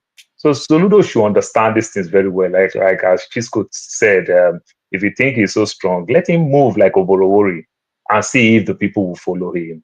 That's not how you manage. Then, Doctor, my biggest concern, I've been a transport person all my life. So this thing that when I see people talk about this seaport or no seaport, there's something called floating barge. There's something called dry port. Anambra, the demographic of Anambra, places like Edo State, ocean surge and the likes. You don't need to dredge that River Niger too well. It can affect so many land in places like that. But the good thing is that there is a River Niger. You don't need to spend money. All you just need to do, you get a ship. You understand? There's a ship that they call midstream ship, midstream. This ship can bat from middle of the water. You don't need to go to the dock where you need to dredge the dock so that the ship can bat there. So in midstream, you bring flat barge, you bring everything out, then you take it to dry dock. We once have a dry dock in places as far as Kogi State. You understand? So through the River Niger, you put all these cargoes in the flat barge, then they use tugboat and push it to ashore and the like. So these are the things you can do that. And this thing is going to really help very well. So you don't even need to spend money to say we want to get a seaport. It's going to be too expensive, and it will also affect that demographic because Anambra has been having that problem for a very long time.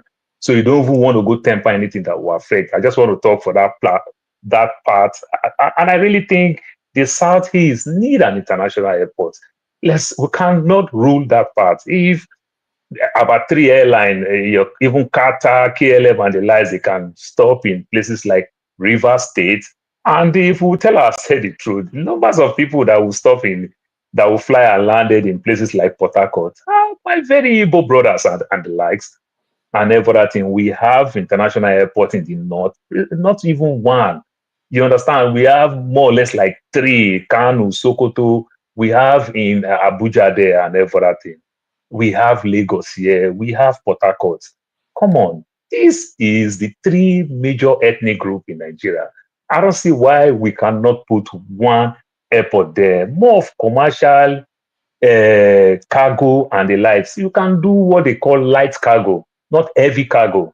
You understand? So, Doctor, when you see KLM landed in places like Port Harcourt, more things that they carry is cargo for the so-called this oil installation, light things that is not so heavy and the like. These are the things they bring. They make more money on cargo than passenger.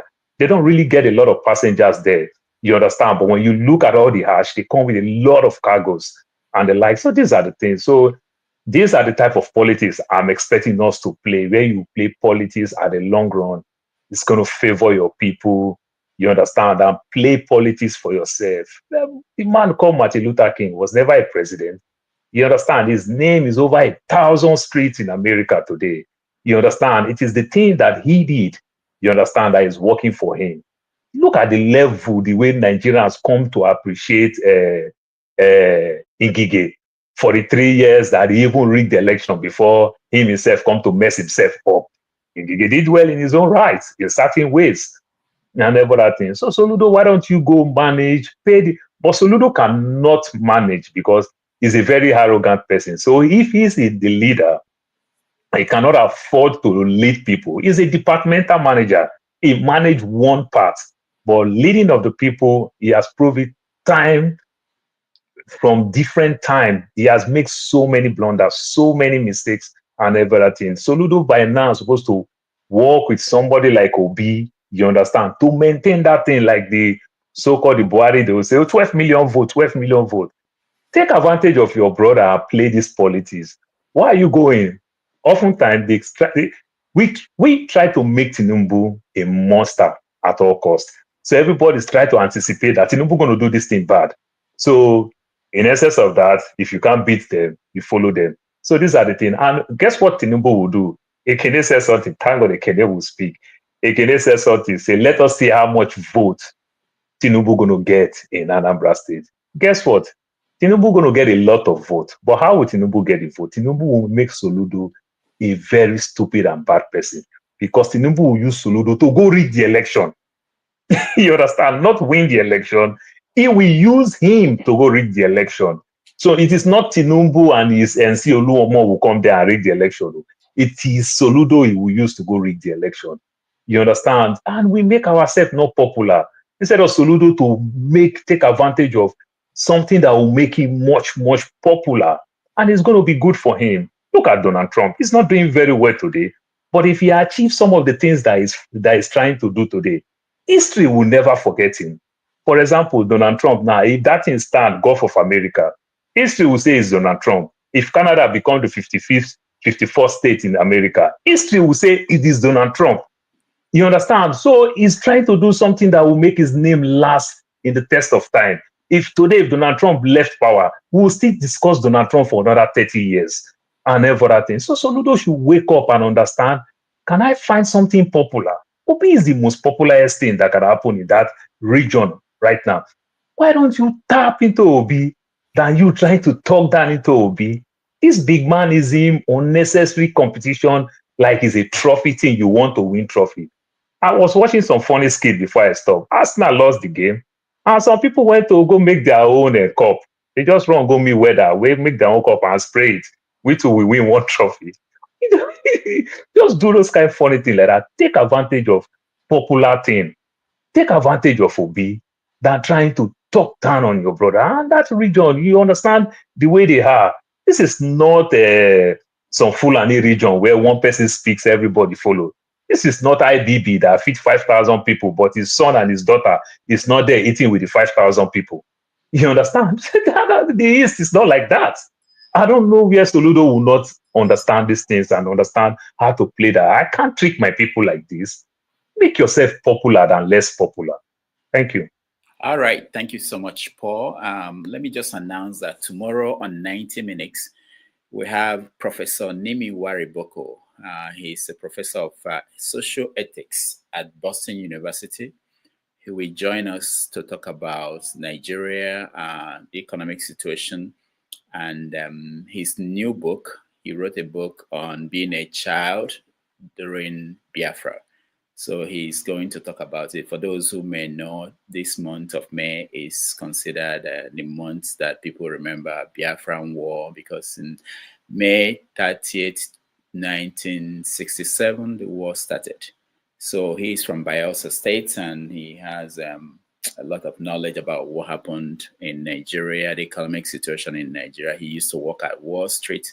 So he will join us tomorrow at 1:30 p.m., 6:30 p.m. in Nigeria for interesting edition of 90 Minutes Africa. So if you can join us, that would be wonderful, Professor Nimi Wariboko, tomorrow. All right. Let's come back. I don't know. There's someone that joined us. Oh yeah, AY. AY, before you speak, let me play this video of P2B speaking, which triggered people to respond to him, including Nababio. So let's watch.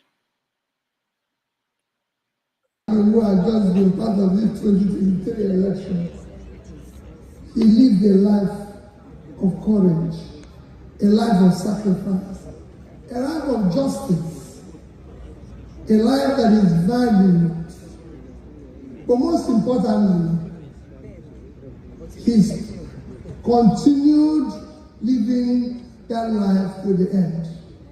I listened to my brother Mike when he talked about, may the labor of our heroes past not be in vain.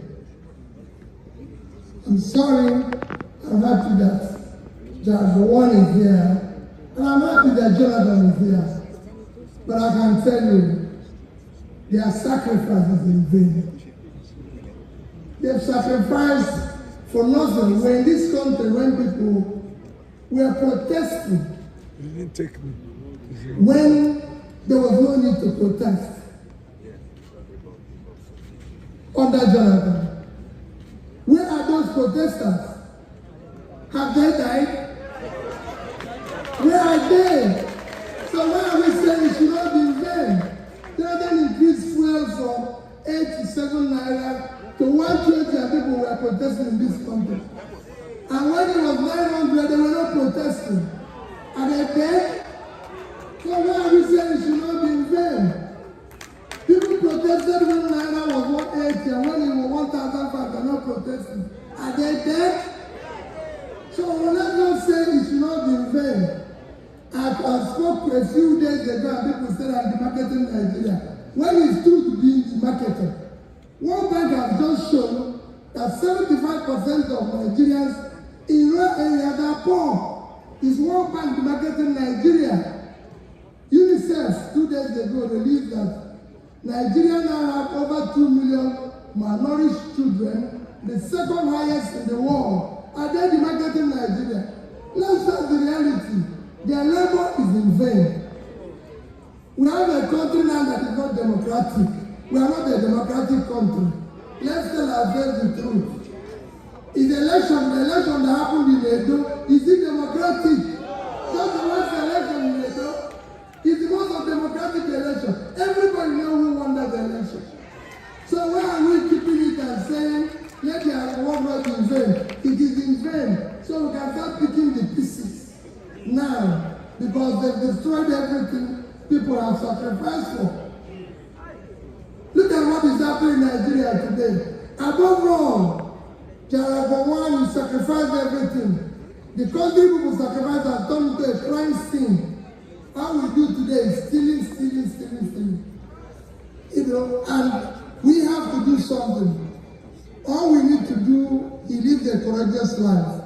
May God Almighty that called him home grant him eternal rest and grant us the courage to look into what our Father lived for and start picking our pieces.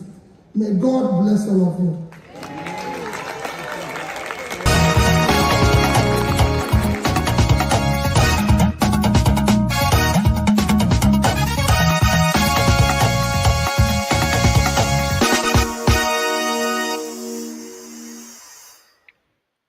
All right, so let's expand the conversation. Let me bring in AY. AY, welcome to the show. Hey, Rudolph, good afternoon, sir. Yeah, how are you, man? Good. Good afternoon, everyone. Yeah, I heard you looking for people from Anambra. I said, I thought Rudolph's from Anambra. Are you renouncing your Nigerian citizenship? No, I'm moderating. Yeah. So on a more serious note, this issue of the politics of Anambra, right? First of all, Anambra get us confused right now, because sometimes Some of them will say, oh, Soludo is doing a good job. I've listened to CM analyze some of the projects Soludo is doing. Some of them, I don't know if because they are dissatisfied with the way he attacked Peter Obi, they don't want to see anything good in Soludo. The one that really get me AY, I'm so sorry, just to let you know, Soludo and CM, they come from the same village. Okay. The one that really get me confused is when people are referring to Soludo record with CBN. To be honest, Soludo did well as a CBN governor. You see, one thing I want us to, we should learn to stay on fact. Even if we dislike somebody, you got to call out if the person is doing something good, give credit to them. It's just like, that's why I dislike Wike. I've heard Wike is doing some very nice projects in Abuja. I don't know why we are not like that, unfortunately.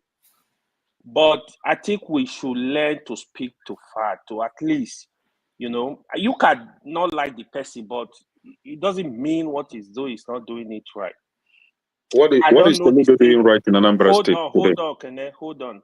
I don't know the state of things in Anambra, what is really going on as regard the project is evolving. So I know Rudolph traveled recently. I would expect him to give us some clue if he knows. He's a journalist.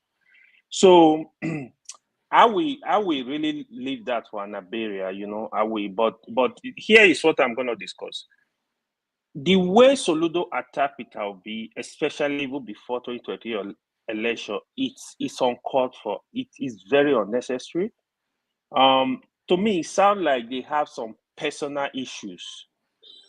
I think it's very, very unnecessary. I think you should give some respect to him. I mean, even with all the negative remarks about Peter Obi never replied to him. I don't know why he keep. He's an adult. I don't know why he keep attacking Peter Obi. I think it's unnecessary. I mean, you can speak to issue without really attacking the young man. Allow Peter Obi to rest, right? But the part Soludo is taking now as regard politics, I don't know what you guys were expecting. I have said it repeatedly. Nigerian politicians are the same. So people want to slaughter me. They are the same. What people are attacking Soludo of now, Peter Obi did exactly the same thing. So Peter Obi was in ABGA. He supported PDP. He later moved to PDP. That is where Soludo is going. Last week or 2 weeks ago, I said it on this platform. The probability of Soludo coming to APC is very high. Because politician is we, the common people that reason along a tribe, reason along religion. Politicians don't reason like that. I don't know why people are not getting it. If you follow politics for a long time, they don't think like that. The way they think of their personal interest. The trajectory of Soludo have nothing right now is just to win his second term election in Anambra, and is done with Anambra. So now he want to look into the federal politics. So what he's trying to negotiate right now, if you understand the politics, is to tell Tinubu, leave Anambra for me. I'm going to work with you. That is how they negotiate this stuff. People don't get it. Watch out. You will see APC members in Anambra. They will hold back. In few days to election, they will tell their people, vote for Soludo. Because first of all, APC cannot win election in Anambra. It's not going to happen. They know that. They don't have the candidate. I mean, probably, I don't know, maybe later Fire would have given Soludo a run for his money. These guys that are contesting with Soludo, I don't think they have the capacity to withstand that election. The other person, somebody mentioned that would have given trouble to Soludo was the guy that came from the Labour Party. If he had remained in Labour Party and worked very hard with support of Peter Obi in Anambra, Soludo would have been running head and scatter. Unfortunately, it's like all of them are just working for Soludo. So it's going to be easy right for Soludo. But what you are going to see Soludo's second tenure, he's going to align with the federal. He does not have option. So he's going to align them. He's going to be looking into, national politics, national appointment. Those are the things he's going to be looking at. This is our political thing. We should stop fighting ourselves. It's the common man that thinks I'm Igbo, I'm Hausa, I'm Yoruba, I'm this, I'm this. They don't reason like that. Look at what is happening all over the country. What difference have you seen between PDP, APC, even the so-called Labour Party? That people were here when Abure was here. People were asking questions. Some people were like, because of their support for Peter Obi, no, don't ask him. Oh, this. You gotta question these people. Go to the House of Rep, go to the Senate. Labour Party, almost all of them have decamped to APC.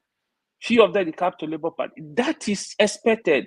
Nigeria politicians, there is no ideology. They are the same. The earlier you know that, the better. My only pain is how they don't care about the common man, about the ordinary people on the street. That's just my only pain, nothing more. Thank you. All right, Ewa, thank you so much. Let me just point out before I go to Benson, we had Val here, who was the candidate you were talking about, who left Labour for APC. And during that interview, he said that all the governors of Anambra State, that they've always gone towards supporting the government at the center, even though they may not come up openly to say that.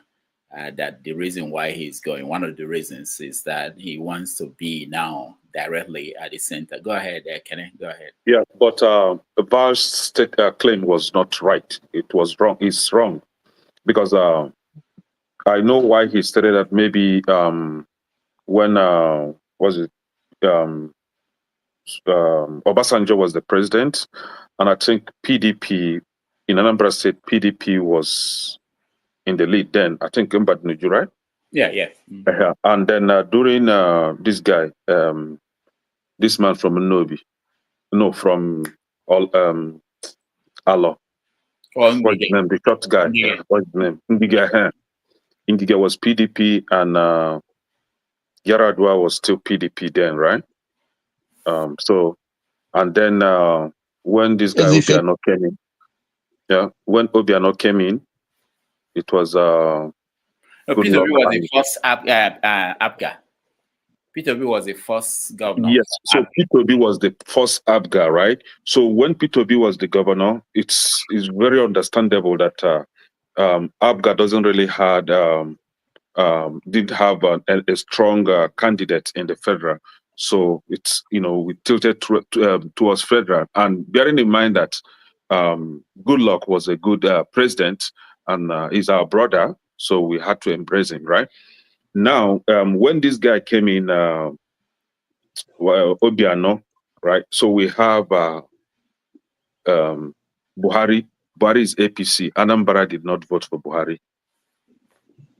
Throughout his terms, the first and second time, we did not vote for Buhari.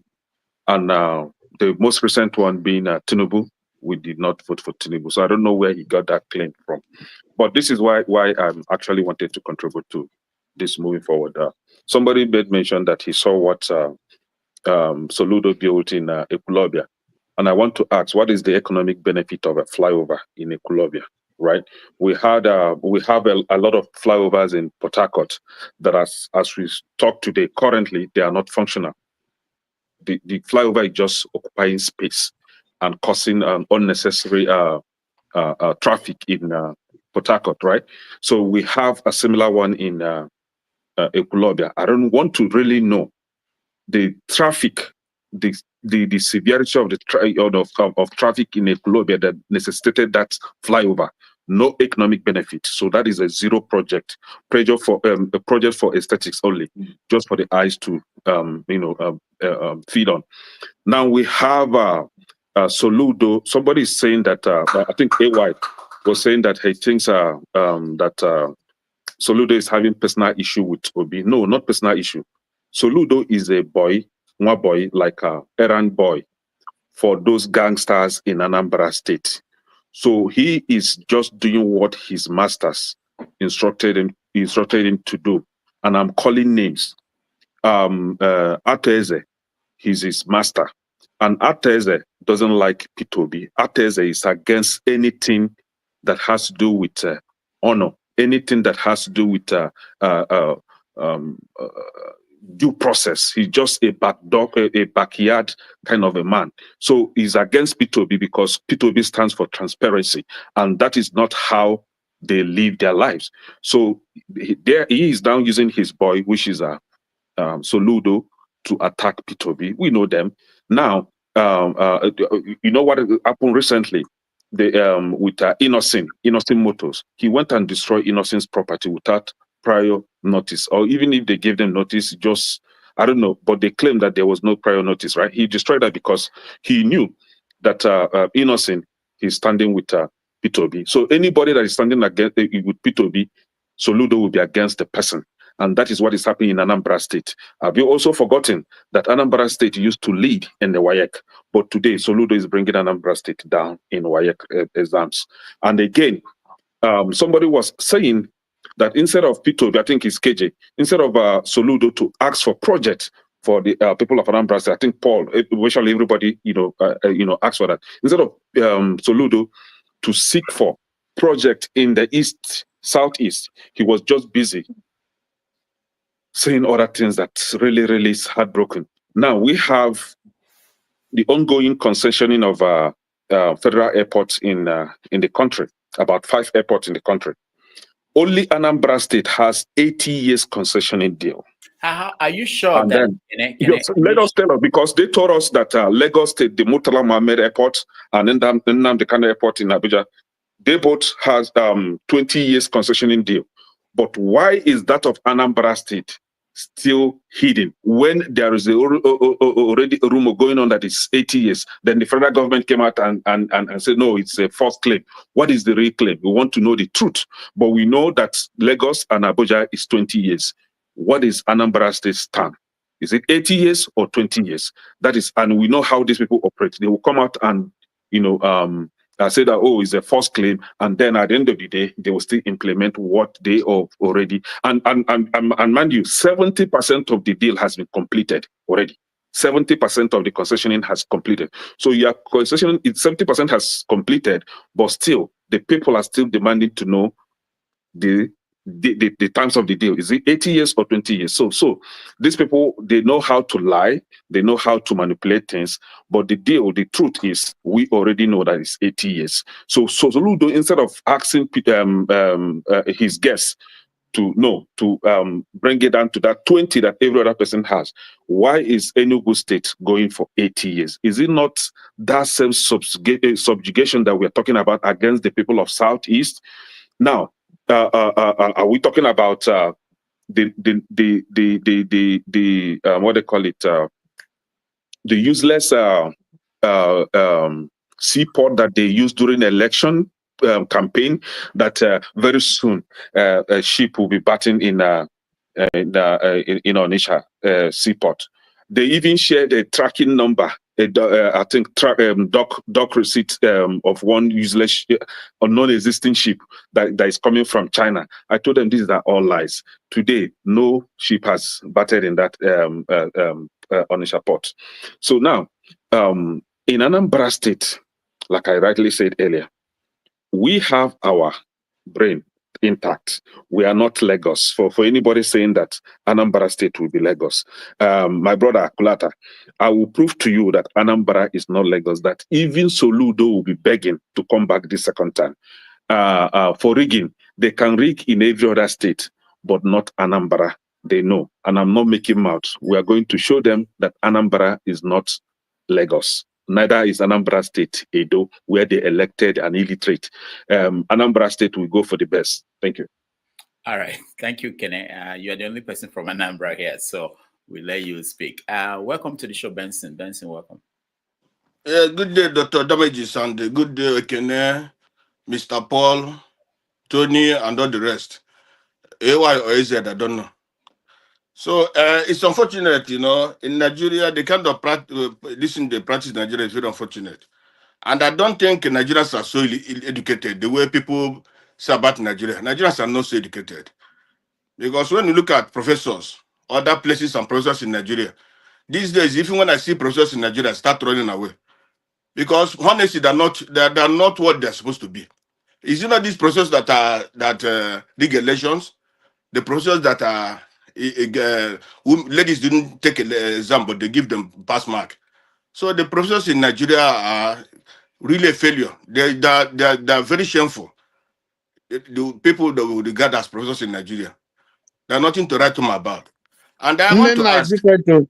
Professor huh? Nnenna is different too. Professor Nnenna is different. I don't know. Even she was bad before. I said it before. She's the one that gave Pantani. She's the one that gave Pantani award. Yeah, Benson, thank you so much for pointing this out, because sometimes we don't we look at one thing and we don't get she's the one that gave Pantani, who's not qualified for anything, and gave him that nonsense. And that Pantani has never been to Imo State, and he's not teaching now, and he got a professorship from. So we have to look at the whole picture of this. It's only God. It's only God that made her to choose to stand upright on what they call it on the by-election. It's when God want to work. You understand? God can use somebody to work for people, but not that the woman is good. So, like I said earlier, when I see professors now, I'm running away. Most Nigerian professors, honestly speaking. You see, Dr. Damages, I want to ask you a question. What this guy said, it's like Soludo have a problem with No, Ben. Okay, let me just come in here. I wanted to throw that question to anybody in the panel who wants to take it. Remove everything you know. In Nigerian calculation in politics, you know that if Peter Obi becomes president, that means that Soludo will not be president. So this is all that is going on. The two of them are calculating, how do I put myself in a better position to be president of Nigeria? Okay. So from my own perspective, when I look at what's going on, Soludo is thinking that, okay, he's almost sure that he will win this election, the re-election part of this. And then what will happen is that if he goes, allies himself with a central government, whoever comes, let's say he goes the way that we think he might go. Tinubu finishes a second term, and you have somebody from the north representing APC, and the person can pick somebody from the southeast, and that will be, hold on, let me just, these are permutations. I'm not saying it's going to happen. That person will be most likely Soludo, and then Soludo, if they win, becomes vice president, and he's closer to that. May be his political calculation. On the part of Peter Obi, he has to go through somehow some party to become president. And if Peter Obi becomes president, Soludo is not going to be president again. So that's what I think. If this year permutation, right? If this permutation is real, right? Yeah. That means that Soludo is not smart enough. In our place, they say Anazana Zodute issue.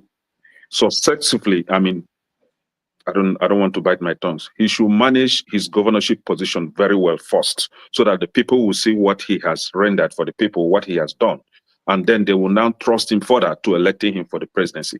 Now you are still struggling with managing Anambra State. I think at this point, I think they feel that they are comfortable. Yeah, but I'm coming. This is my main point here. Yaradua was from Katsina State. Buhari is from Katsina State. Buhari came in 6 years after Yaradua. So if they can play that politics and still become the president from the same state, two people from the same state, 6 years apart, Soludo can still support Peter Obi and still become the governor after 80, the president after 8 years. Nothing stops him if he play the card well. It means that he's just looking for the easy way out, and which is selling his brother in the marketplace, so that who now gave him that or made him the promise that he's going to be the president if he pulls Peter Obi down. You know one thing. If he knows the game, he can still come back and be the president. Right from time, Soludo is APC member. All this is going to happen just for him to win the election to rule Anambra.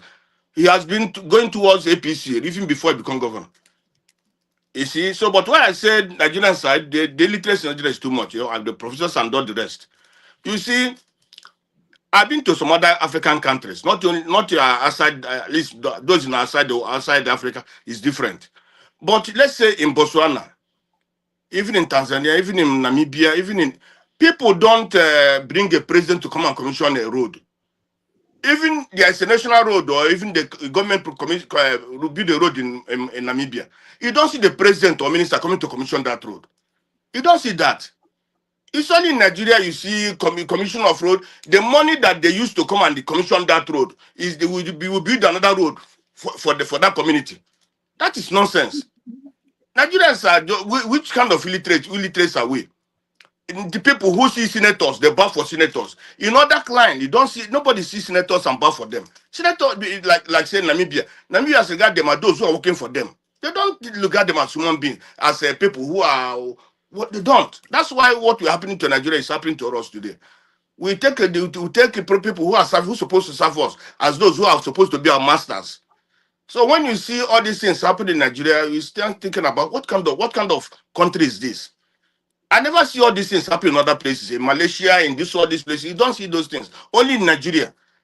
Look at the comfort of that president and all these people that came. The money they spend in him coming to commission that nonsense thing that commissioning, they will use and build many things in Anambra State.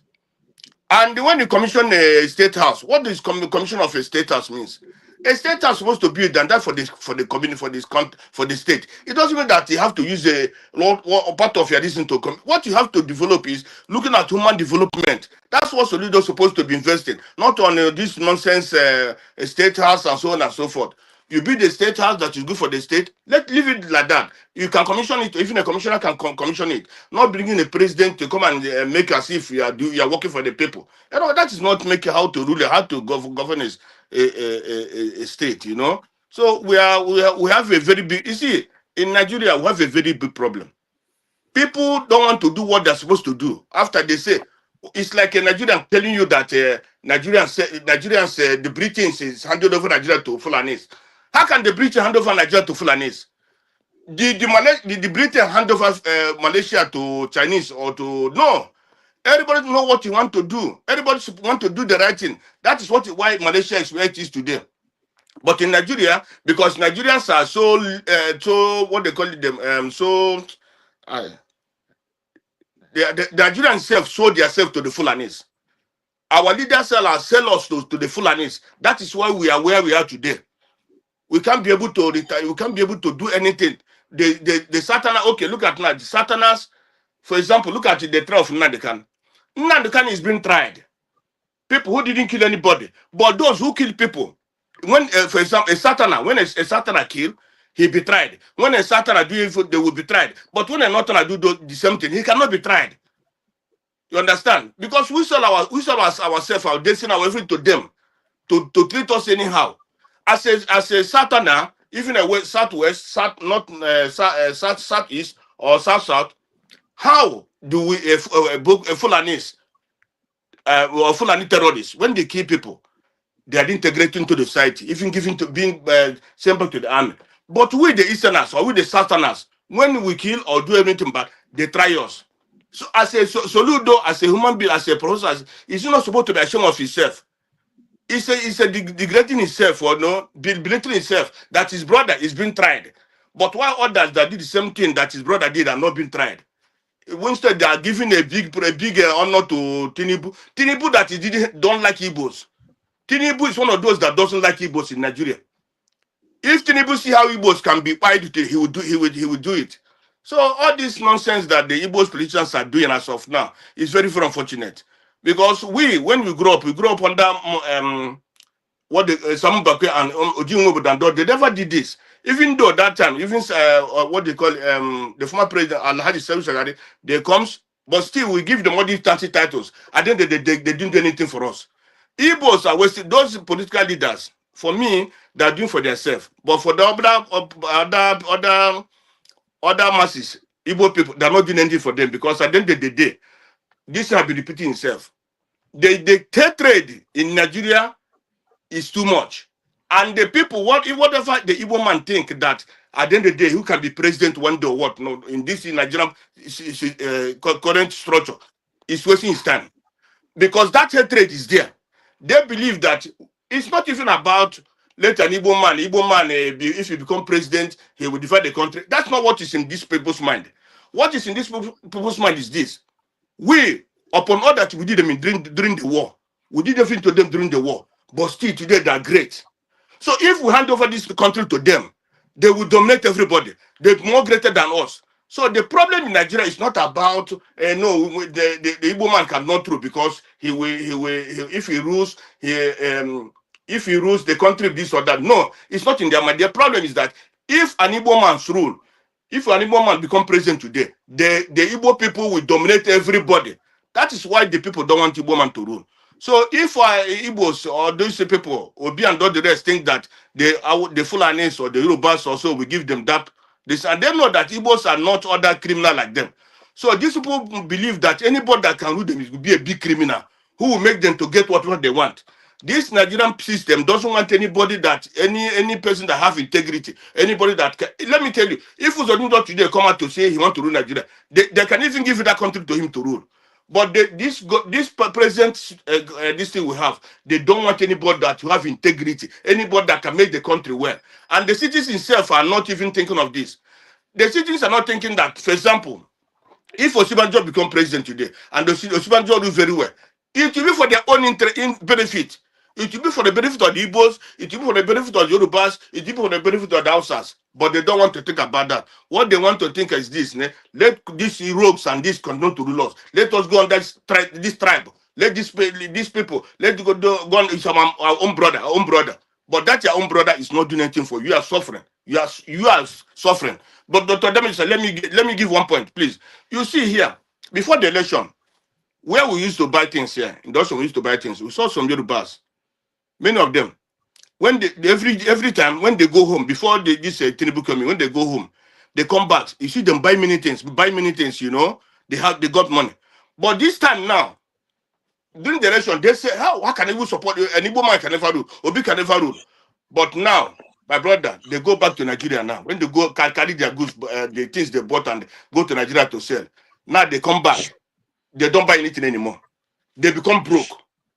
Now they are regretting why they voted why they supporting Tinubu that time. So that's the problem we have in Nigeria. This is my tribe, but you know that's your tribe. Like what Kenneth said. Kenneth said, if I know that my brother or my tribesman is good, I will support him. But if I know it's not good, there's no way I can support him. And the same thing with me. Thank you for giving me this opportunity. All right, thank you so much.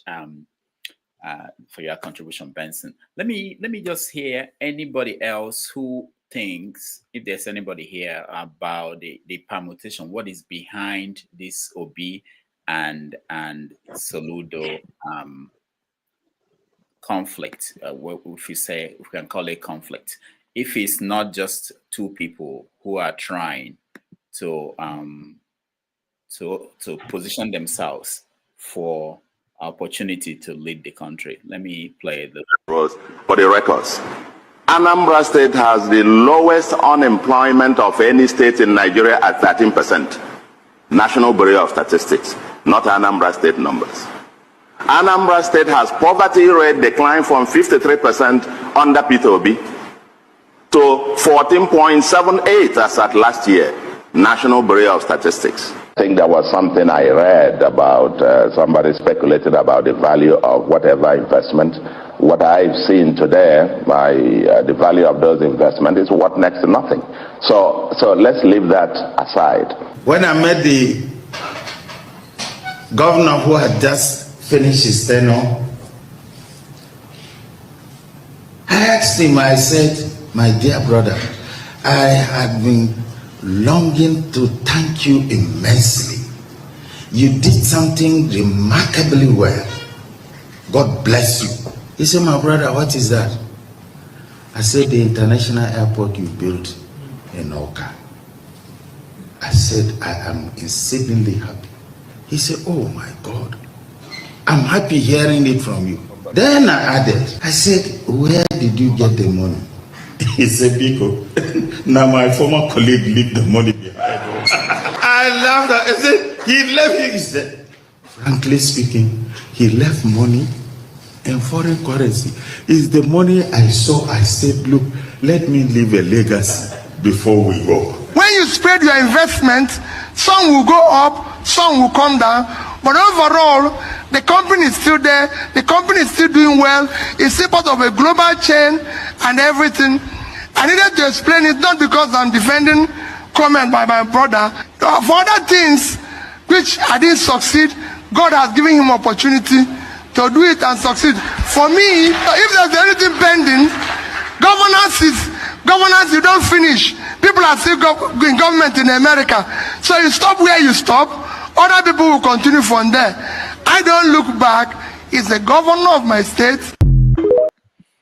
All right. So this honorable Soludo with conflicting species. Hold on. Today, tomorrow is there. A lying tongue. Let me hear from Tony. Tony, go ahead after you, Kate. Doctor, I was in Nigeria when Obi was governor, and like I told you, it's just a stone throw from my town.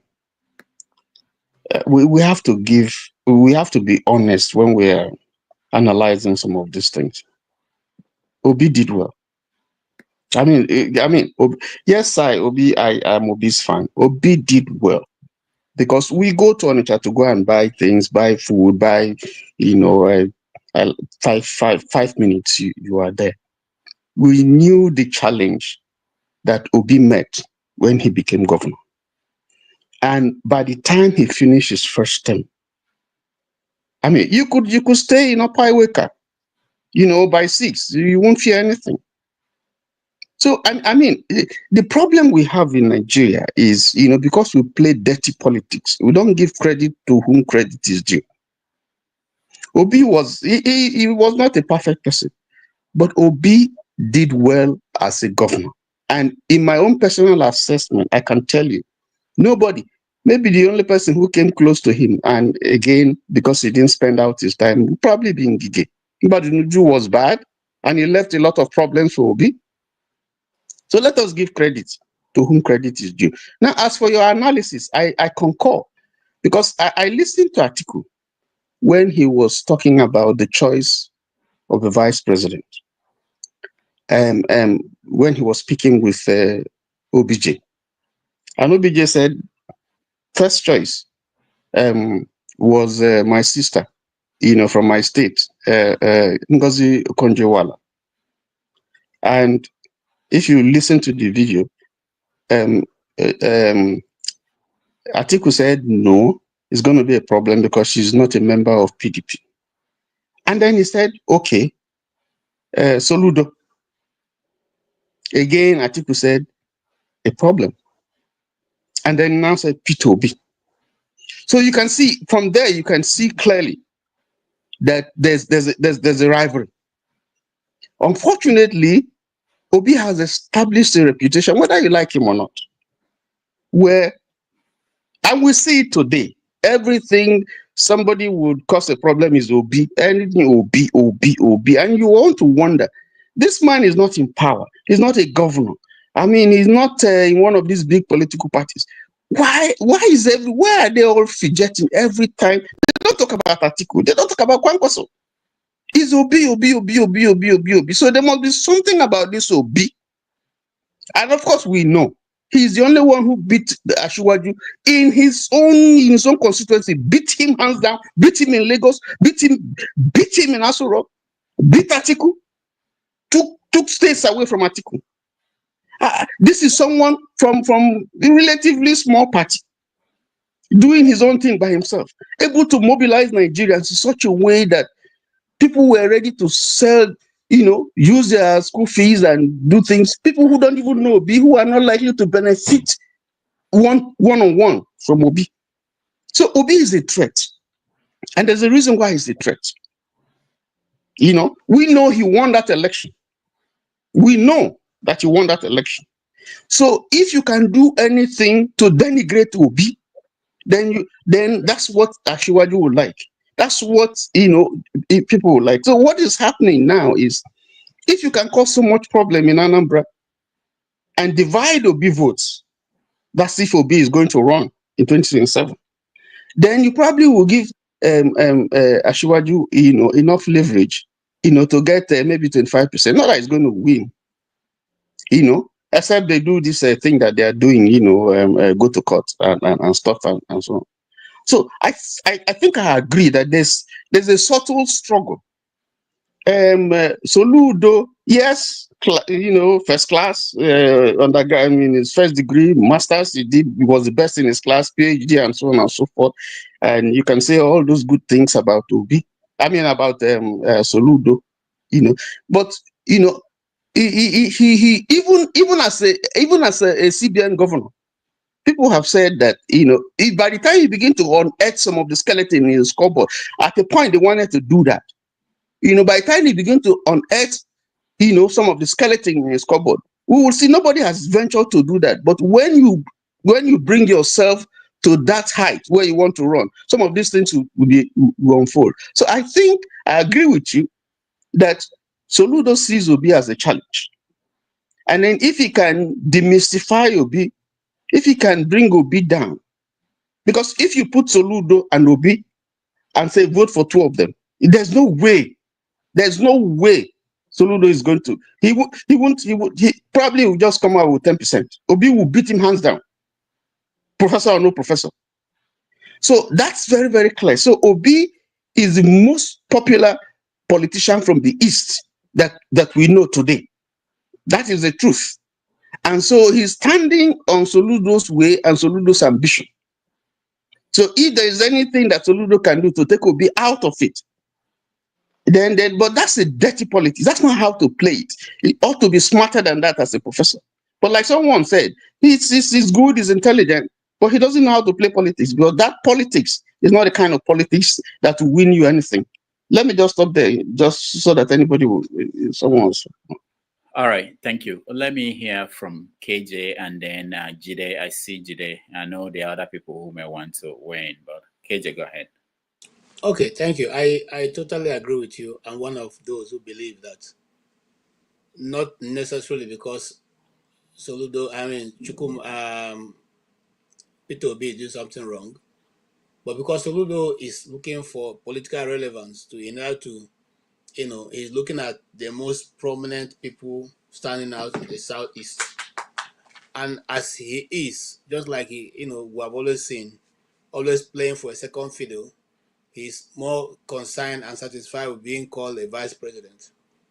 And that has always been the bane of the problem of people of the Southeast. Unfortunately, we have not learned from history. And if we learn from history, we will not be parading ourselves in that, in that direction. Because people like Jim Obodo was used to destroy, the rising of Alex Ekweme. But neither he nor Alex Ekweme got beyond to become president. People like Rotas Okorocha was used to distort again the same Alex Ekweme. But today, even Rochas Okorocha have been they finished using him, and he has been dumped by the wayside. The other people who have been used in the same manner is people like David Omahi, who was promised president under the APC, and he did everything he was supposed to do in order to, not only buy youths from his state and beyond, he also stood against totally and absolutely, even to this moment, against Nnamdi Kanu. But today, he's not given that position. He has lost out again. And I don't think he has learned his lesson, because he's the only Igbo man that I know that's going about in dashiki and dressing like a small Hausa, sorry, not Hausa, but now Fulani, man. But he's leading a tribe of Igbos. So I don't understand what that means, because I lived in the North for more than 40 years, never seen any governor of the North dressed in a traditional Igbo dress to go to his office, or even go for a function in their states. But David Omahi had taken to wearing that cloth throughout his reign as governor and even beyond. Now, going back down south, Rochas Okorocha went as far as going to Saudi Arabia. I said Rochas Okorocha, Rotimi Amechi used the resources of River State, the River State jet, to ferry Muhammad Buhari around campaigning, in the sense that he was promised to become, be given the position as soon as Muhammad Buhari ends term. But today, if you can count any political actor in the south that is more angry, there's no one that can be more angry than Rotimi Amechi, because I found out that in both instances he had been played, and had been dumped. Now, the other person that I'm still waiting on the corner to receive him when he comes crying. Of course, I don't want to go to my brother, my uncle, Oji Uzokanu, who also have been used and dumped. Now, the other person I'm waiting for his downfall, which is going to be very, very big, very well celebrated, is the current emperor of FCT, called Wike. He's also going to be used, and he's also going to be dumped. That is the same role that this man called Soludo is playing. And I don't think it's going to change, because he's not looking like he wants to change. And I don't think he can understand, because he's hoping that as long as he's in that position, things will work out the way he wants. The reason why people are running to AP is not because APC is done well, because they are already planning to ride the result of the election, just like they did before this one. So if you get into the APC, you have the opportunity for your result to be written. I said on this panel that before the Buhari administration ended, the result was already written. It's before the second result. I said, I know somebody whose laptop was used for that, and they kept monitoring the individual. I don't want to call the name, whether he or her, both the house and otherwise, to see if you have any contact. The way I got to hear this was because we were taking a stroll, and the person said, look, I don't want you to look behind. I just want to tell you something. Now, this is the reason. This is the reason why they're all going. Maybe for somehow now they know that this man has captured the winning trick. So now if you move to that place, your result will be written and kept. No matter what happens, you'll be rigged in. It's not because the people are going to vote for them. If not, why will any crazy person go to Delta State and say you want to be an APC governor when the state has never voted for APC? Never, except PDP, throughout their electoral history. So you see that it's not because they see anything good coming, but because they think that they can use that opportunity, to become people who are assured of their position.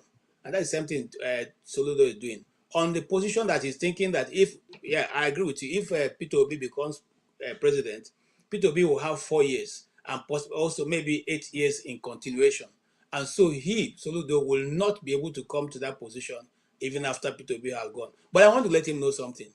We Igbos may not agree all that, want Peter Obi to contest against us, but we Igbos support me, and let me just say we. Even though Peter Obi have been too, why, sometimes I say I'm not his this, because I know he's a gentleman like myself here. Gentle people don't get anything. Look, the patient dog don't even have any bone at all, because the bones have been destroyed before he even gets there. It was before, when Nigeria was still good, that gentle gentle dog, gets the patient dog. The patient dog, sorry. Patient dogs now don't longer has any bone at all. And that's my fear with Peter Obi. Not because he's not able to deliver, but his politics is a politics of gentlemen. You don't use gentleman politics to fight against people like Tinubu. You don't use gentlemanness to go in the politics of Nigeria. I'm saying this with all due respect to everybody who is a peaceful person.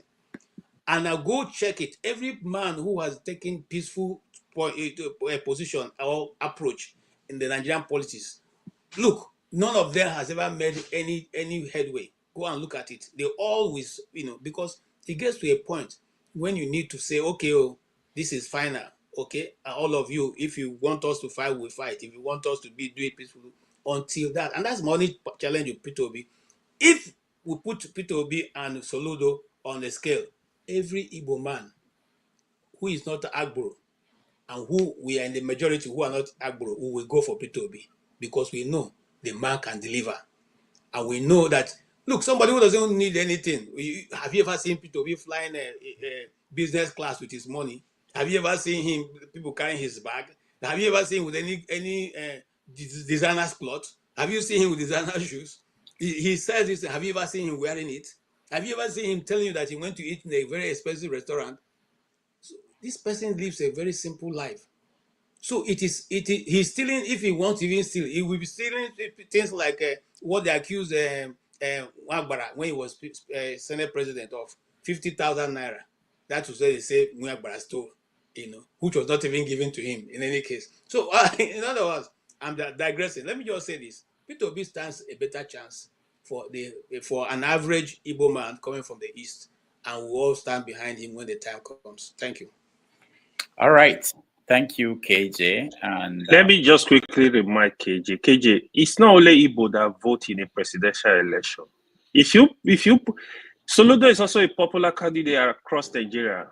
Likewise, Peter Obi. Both of them are strong candidates coming out from the east. Call it what it is. If you put them on different bylaw, you will be shocked. I like both of them. I'm a fan of Soludo too. Soludo is a good guy. He's smart. You are entitled to opinion. Soludo doesn't have any political value. Hold on, Tony. Hold on. Any Igbo man who is dancing to the tune of the North is always a good man. Go and check it. Any Igbo man who is following what the North is telling him, the oligarchies, is always a good man. If you know that hold on, sir. We have never picked governors for you people. We have never told you who you should vote. But why do you always feel is you are entitled to tell us who we should support and who is a good man amongst our own people? People will know who they are. This is the problem with Nigeria. Hold on. When it's a state election, I don't get involved. When it's a federal election, even if the candidates are from the east, I have input in that election. When Obasanjo and Olufalaye contested, Yoruba voted for Olufalaye. They never voted for Obasanjo in 1999. Go and check the records. But Obasanjo won the election. That's to tell you the capacity of, you are dealing with Nigeria. Nigeria is big. You don't need, no one tribe can deliver anybody as president. It's not going to happen in Nigeria. My brother, know that. I don't think in any of my submission here, I said that Igbos will deliver the presidency to him. I didn't say that. I said when it comes to the choice of the Igbos, I didn't say you people. I respect that. But it doesn't mean the person will win the election. That's what me I'm saying.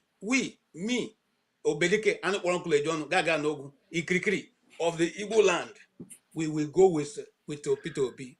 My brother, let's see my face. I hit my hand for chest because I know say we'll put there and no go steal I understand that, but it doesn't mean he will win the election nationally with Soludo on the bylaw. Thank you. Thank you. All right. So let's see. You guys are too much. Jide, welcome to the show. Thank you so much, Dr. Damages. Good to see you. Nice good to see everyone on the panel and everyone listening and on the comment section as well. Good to see everyone again. So this is my position on this. Peter Obi, if he's elected as the president of the Federal Republic of Nigeria, nothing is going to change. In fact, things will get worse. And these are my major points. First of all, I've listened to Peter Obi so many times. In fact, before Peter Obi became as popular as he is now, before I became more politically educated and I understand the geopolitics and political ideologies and the politics of Nigeria, I used to like Peter Obi. That was like 7 years ago. But I'm glad that I've moved away from that part. I have better understanding now. But let me go to my major points. The first thing is, I've listened to him so many times, his interviews, his campaign. The truth is, there is no socialist or element of socialist ideology in any of his plans. That's why nothing is going to change. Because what socialism does, or what socialist policies does, is it improves the quality of life of the people. It improves social infrastructure and social development of the people. That's number one. If you look at many examples of great African leaders, they have tried to make impact or that have made impact. They embrace socialist ideology or Pan-Africanist ideology. One example is Ibrahim Traore that is currently in Burkina Faso. Another example is what's going on in Namibia and Malawi. You guys should go and see those women and the incredible things they are doing. I don't have a lot of time. So that's number one.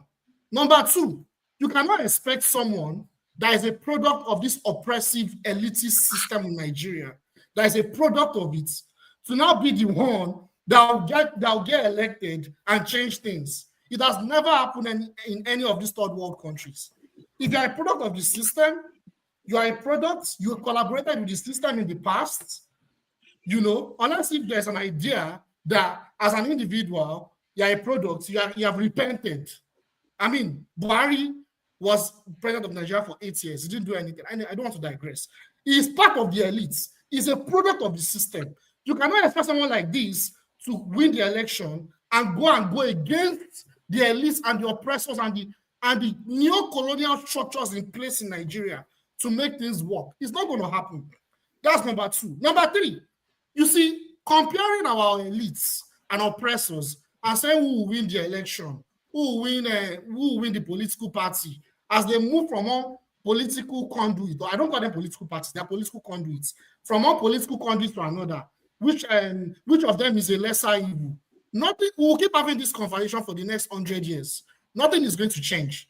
So that's my third point. My fourth point, someone said something that Peter Obi is currently the most popular or one of the most popular politicians in Nigeria. Well, maybe that's the case. But if you look at the issue, when we talk, the problem is that a lot of us, when we talk, we don't look at issue in a deeper context. We've had MPO Abiola, was probably more popular than him. But in reality, MPO Abiola was a product of his system. He played a role into why Nigeria is what it is today. But the truth is, if MPO Abiola had won that election, nothing was going to change. We can be emotional, but that's the truth. What's the name of this guy? Buhari. Remember the time of change. Maybe we've forgotten the time of change. Have you forgotten? Jonathan was a bad president, right? Quote unquote. He was a bad president. We voted in Buhari because he said, oh, when he was a military head of state, he fought corruption, he fought the elites, and he would make things work in Nigeria. He had great plans for the people of Nigeria. We saw what happened. That's my fourth point. My fifth point, which is very important, I wanted that to be the last.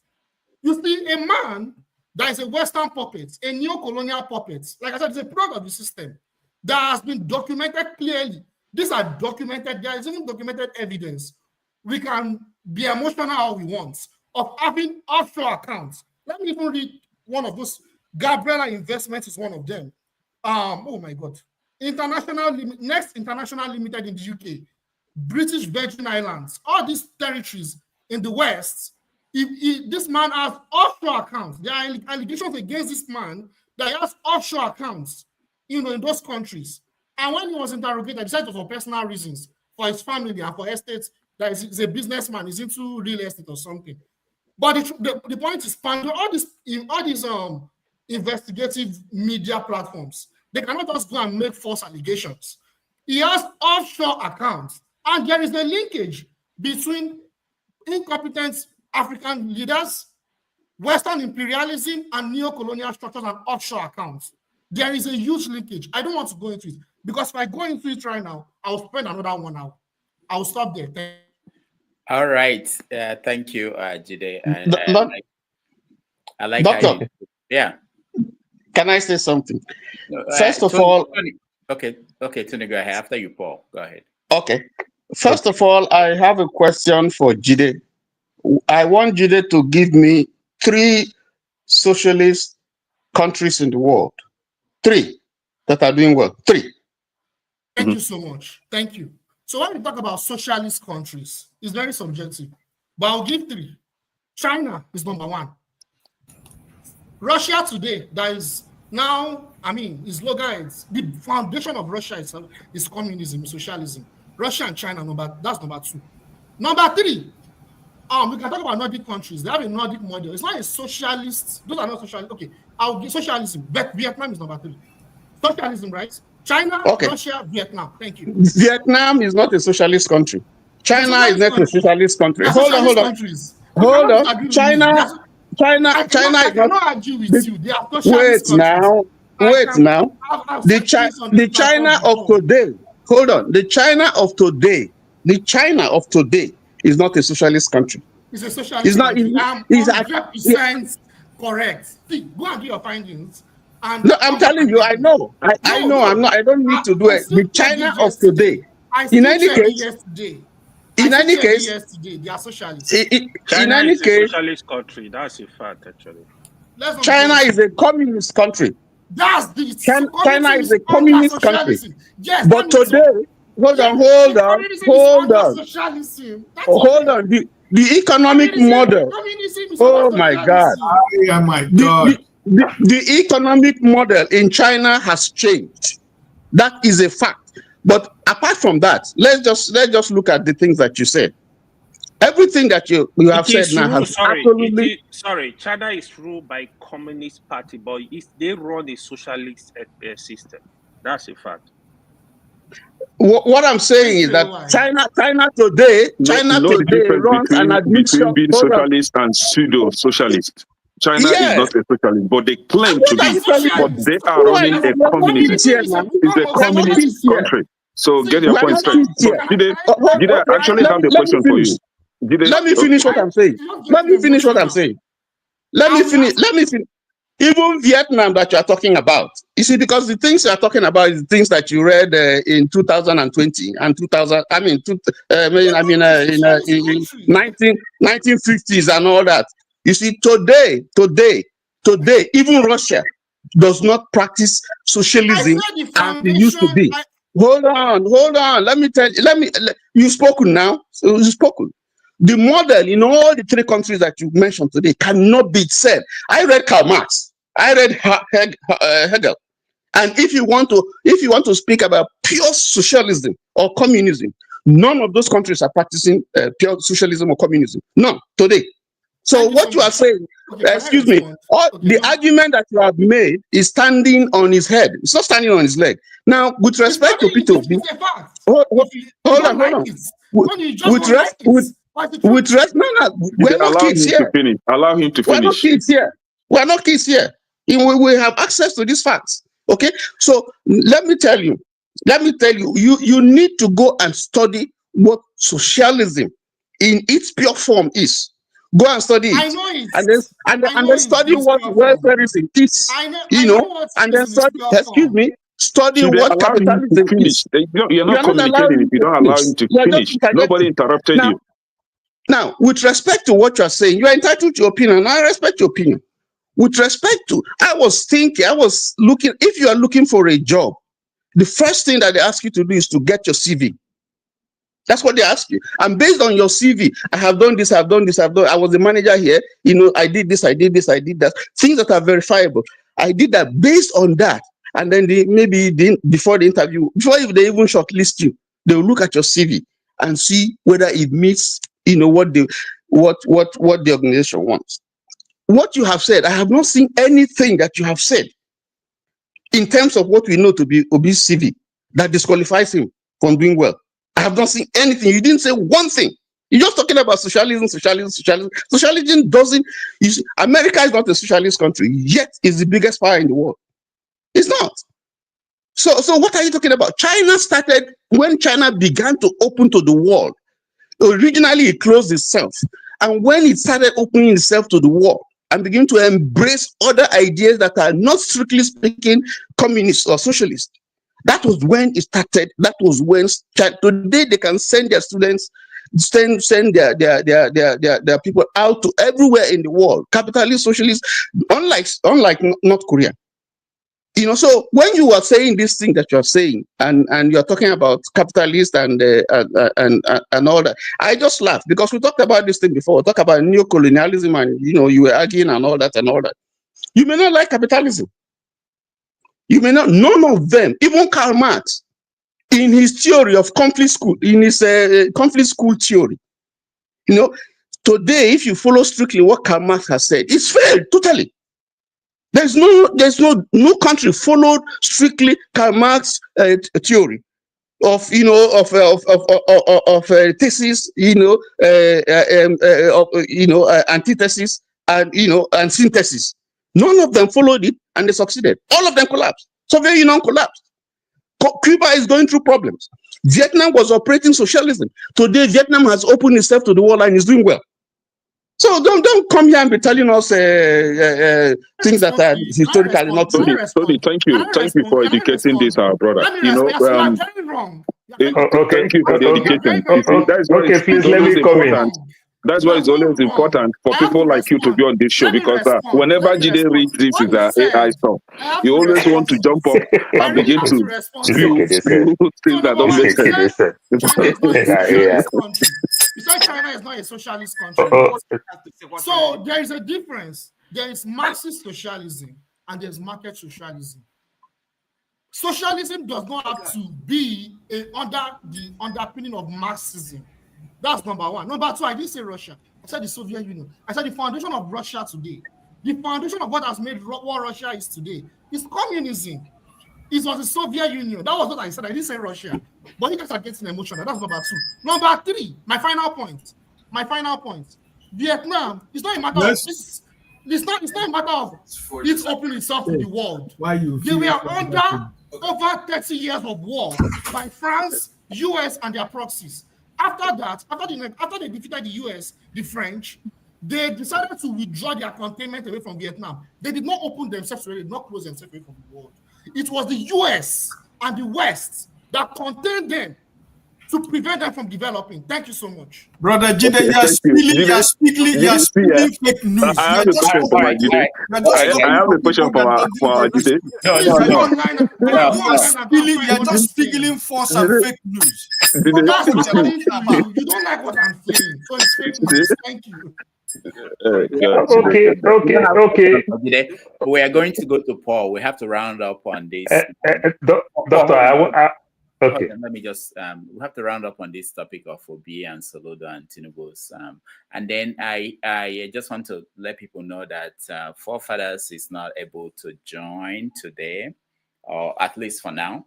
But I will round up my segment and hand over to KJ, who will continue until the ladies are ready to come on with their show. They have a special show today, tribute to our women, and Dr. Dama will host as usual. There's a chance that Forefathers may join later. If he's able to, he will take it to the ladies' show. So that's why I'm still here at this point. But KJ has agreed to help me to continue, and then the ladies' show will come at the normal time. All right, Paul, go ahead. Okay, Doctor, you see, I'll touch this Southeast a little bit and touch this Socialist too a little bit.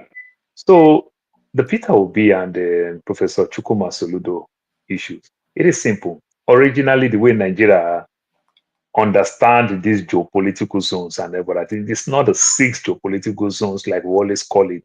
It starts with just 2, say North and South, before it becomes the 6 geopolitical zones. But every time when the rotating itself is coming up, it comes with only 2, North and South. And coincidentally, there's 3 major ethnic groups, the Igbos, the Yoruba, and the Hausas, as the case may be. So if an Igbo person is coming, must first of all take care of the South-South and the Southeast. Sorry, the South-South and the Southwest. If a Southwest person is coming, must do everything within their reach to first of all do that thing that they say charity begins at home. How do I take care of my Southeast and my South-South people? That's the card Tinubu is trying to play today. And every other thing, because you want to take care of your home, then you know how you're going to get a popular candidate from the North so that you can take some votes there. That's how you strategize. And then Buhari even tried it in different times. Pick some fantastic people from the South too, when he was contesting as his running mate and everything. So today, if you pick a Peter Obi and a Soludo today to first of all start what I call charity begins at home, Obi will easily take South-South. Obi will take Southwest much, much better than the Soludo. Because election at the end of the day, if we come out this rig, this funny nonsense thing that Tinubu is playing, that strategies of rigging and everything, it's about popularity. Obi is more popular than all those people. We can see what happened with JAM. How many people get up to 200 cutoff mark and everything? When they put the right system in place, people can beat the system. Everything show itself. Obi is more popular than this guy, you understand? Then when you go to the North, Obi is patiently and is doing tremendously, selling himself very well in the North. So I think Obi is way, way better than Soludo. So if there's anything Soludo will do is to bring down the man called Obi. That's what he's doing. Then when we talk about this socialists and everything, socialists at the same time, when you call socialists, there's no way you cannot call welfare system and everything. So when you talk about GD, when you talk about Vietnam, you talk about China and Russia, these things makes me laugh. You understand? When I went to the UK, I saw my friend wife. She worked only 2 times a week. You know, she said if she work more than 20 hours a week, her rent's going to go up to like £800. So she work only 20 hours a week and she's paying £87. Benefiting from the system. The government nearly own nearly all the properties in UK there and other things. They benefit from the system. The same people who trick us not to benefit from our own system, they give back to their people tremendously. You understand? People go. The food bank that we benefit here, people collect food everywhere, the poor states and everything. They live on food bank like the vice president today in America. Who do you think fund those food banks? This fund is coming from the government. These are socialist program. America, we are crying today because government is not investing heavily when it comes to our healthcare and everything. Other maybe they give to senior citizens and young kids who are anyway a good percentage of them may be healthy at the day they were born and to age 22 as the case may be. And everything. These are socialist program. You understand? But when they want to deceive us, they just make you understand, oh, you don't get anything from government. Like Tinubu says, this one gone, this one gone, this one gone. People benefit of these things. The government funds schools. The government funds so many things that people benefit in this part of the world. These are socialist program. They might tell you that they are doing capitalism, but the thing that can affect people tremendously. I don't think people get those socialist programs that Jide is talking in places like Vietnam. I don't see those people who want to run and do everything to get a visa to come to the US. And then, but I think, yeah, you might say certain things, maybe government owns certain things like Russia, government hold, but we are talking about benefit, not only own some of those things like it is in Cuba and the likes. And we all know why Cuba is doing what they're doing because of the America and the Russia proxy war that affects Cuba, and Cuba stand their ground. You understand? So the socialist program, they benefited in Canada, where you hear healthcare, you hear all these things. You see the same thing in Germany. These are socialist programs. These are popular programs. Like I said, in politics, the people directly benefit tremendously. You get all the Section 8, like they'll call it in America here, when poor people get all this benefit from government. The UK will call it council house and everything. Sometimes when you started growing above the ladder, we started nagging. You understand? How come am I paying all these taxes? People who don't pay taxes who get all these benefits. Their kids tend to go to school. You understand? Will benefit certain things. My kids go to school, primary school. I pay for food because they say I make too much money. You understand? And the man who have 9 kids and everything, their kids go to school. They don't pay nothing. You understand? At the end of the day, they go look mountain. They carry their buggy with a lot of EBT card, food stamps. They carry a lot of food. These are socialist program. My brother, let us grow up and use common sense. Let's leave technicality for people like Soludo. Common sense, the government take care of their people. That is the same common sense. That is socialist program. These are popular programs coming from the government. Health, food, schools, road. You understand? When they ask, sometimes we mock ourselves as an American when we talk about the rail system in America. When they asked Eric Adams, the mayor of New York at the time, the guy said, the train that you see in New York is highly. You understand? They subsidize it.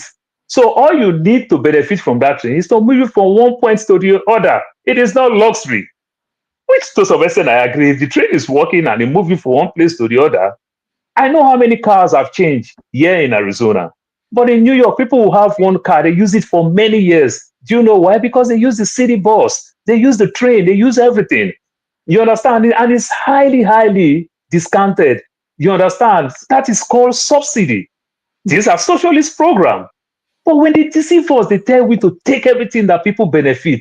My father, they literally went to school. They so much enjoy it. When you find that many of our parents, in their own time, all of them want to be a teacher because they so enjoy it. Who want to be a teacher now?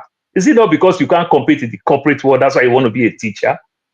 And everything. So let's grow up. So the socialists, the people who tell you all this Marxism, tell you all these things and everything, they practice it. but they just pretend. It's in our Just face. a quick one, please. Well, 30 seconds, please. Thank Let's you. not confuse something here. There is something we are really confusing here.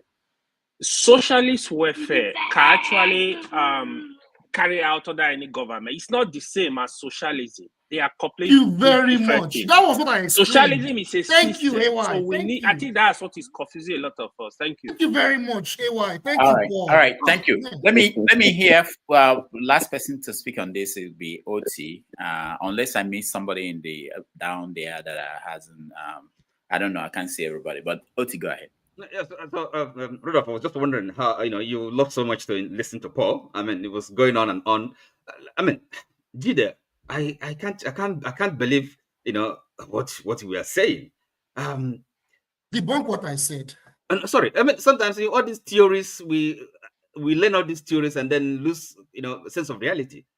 Now, okay, that somebody has an offshore account and somehow that disqualifies the person, and that affects the person's politics. So what kind of nonsense is that?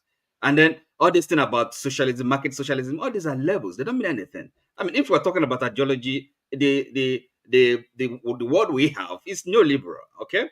And the free capital, all over, no boundaries everywhere, right? So talking about socialism, this country is social. I don't know any country that is socialist. There's none. At best, I mean, the properly run countries, they operate a mixed market economy. Okay, they provide welfare for the people. You can't have capitalism anywhere. There's no free market, as a matter of fact. So thank you, Oti. Thank you. Now and then coming to, by the way, yes, it is coming to the Obi thing.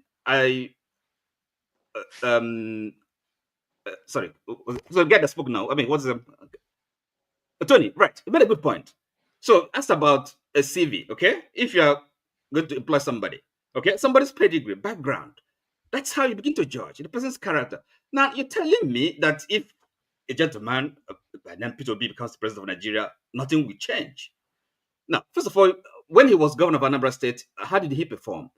Was he not? Well, if you like, a member of the elite, a rich man, as he governed the state? How well did he do? That's the question. I mean, how would are you saying that the resources he has got, his personal wealth, would not allow him to understand what governance is about and do the best for the people?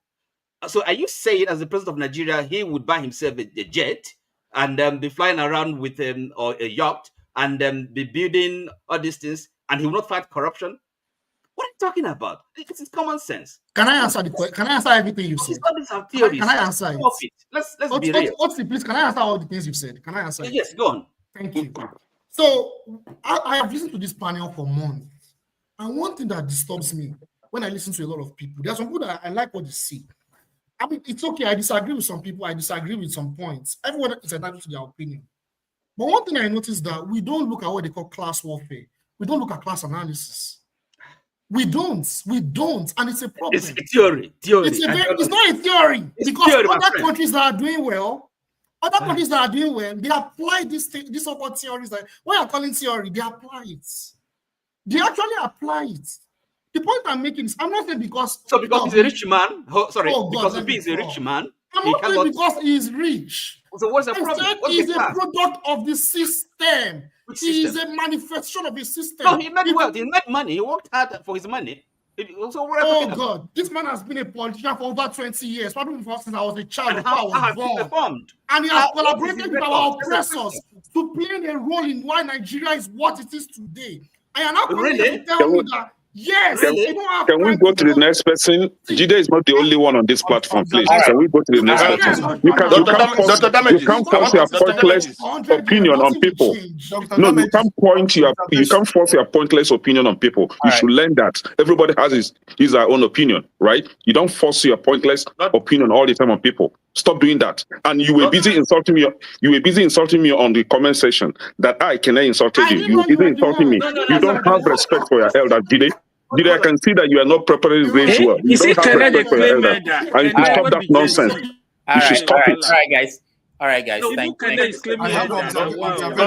Dr. Damages, I want to say something. I'm his elder. Okay. I'm his elder, You super guys elder. from Atlanta, you guys calm down. Observation. Who is observing? Me. Dr. Damages. Yes. Doctor, elder want to speak now. Now let's hear from Mike. Ike has an observation. Yes, the observation I have, I want to talk to my brother Jide. Mr. Peter Obi was a millionaire in the university already. Go and ask the emir of Sokoto State. Mr. Peter Obi was already a millionaire in the university. He was already running a multi-million-dollar business. You mean the Sultan, not the emir? Anything, you ask questions. Go and ask the emir of Kano, the emir of Sokoto, who Mr. Peter Obi was. Mr. Obi kept him in his own hands at the University of Nigeria in Nsukka. What are you talking about? The BS of offshore account, you people use bigotry to pander around the space. You think we all of us are little kids? What are you talking about? You are telling us about socialist countries. You are calling China and those countries. You think because we didn't go to school, we don't know what you are talking about? You should be able to think that they're talking to men who have traveled around the world, people who know what is going on around their system. You don't know who Mr. Peter Obi is. If you don't know, you ask questions. Don't come here and play politics of bigotry here. You get my point. You don't know who you're talking about. All right. Thank you so much. Doctor, I want to say, you see, can I go on? Yeah, go ahead. Just 2 minutes because I have to hand over to KJ. It's unfortunate. That's why sometimes I say these people who have professors, I used to run away from them. This Jido, what he trying to be like a professor. You see, he read many books, and that book's confusing so much. Last time, he came here and said they were asking about this Yoruba activist who was released from, what is that his name again, who was released, and then the kind was not released. You know, Sunday Igboho. They said somebody Igboho was released, yes, but the kind is not released. You know why? Because Nigeria is not under Britain. Nigeria is not under Britain. Igboho was released, but it's under Britain when the kind is not released. So when such a person start talking, you know, you I never said that. I never said that. You said that. You said that. They ask you, somebody said why Igboho is released, but when the kind is not released. You said no because Igboho is Nigeria is under Britain. That's why the kind is not released. But my friend is look at I was here.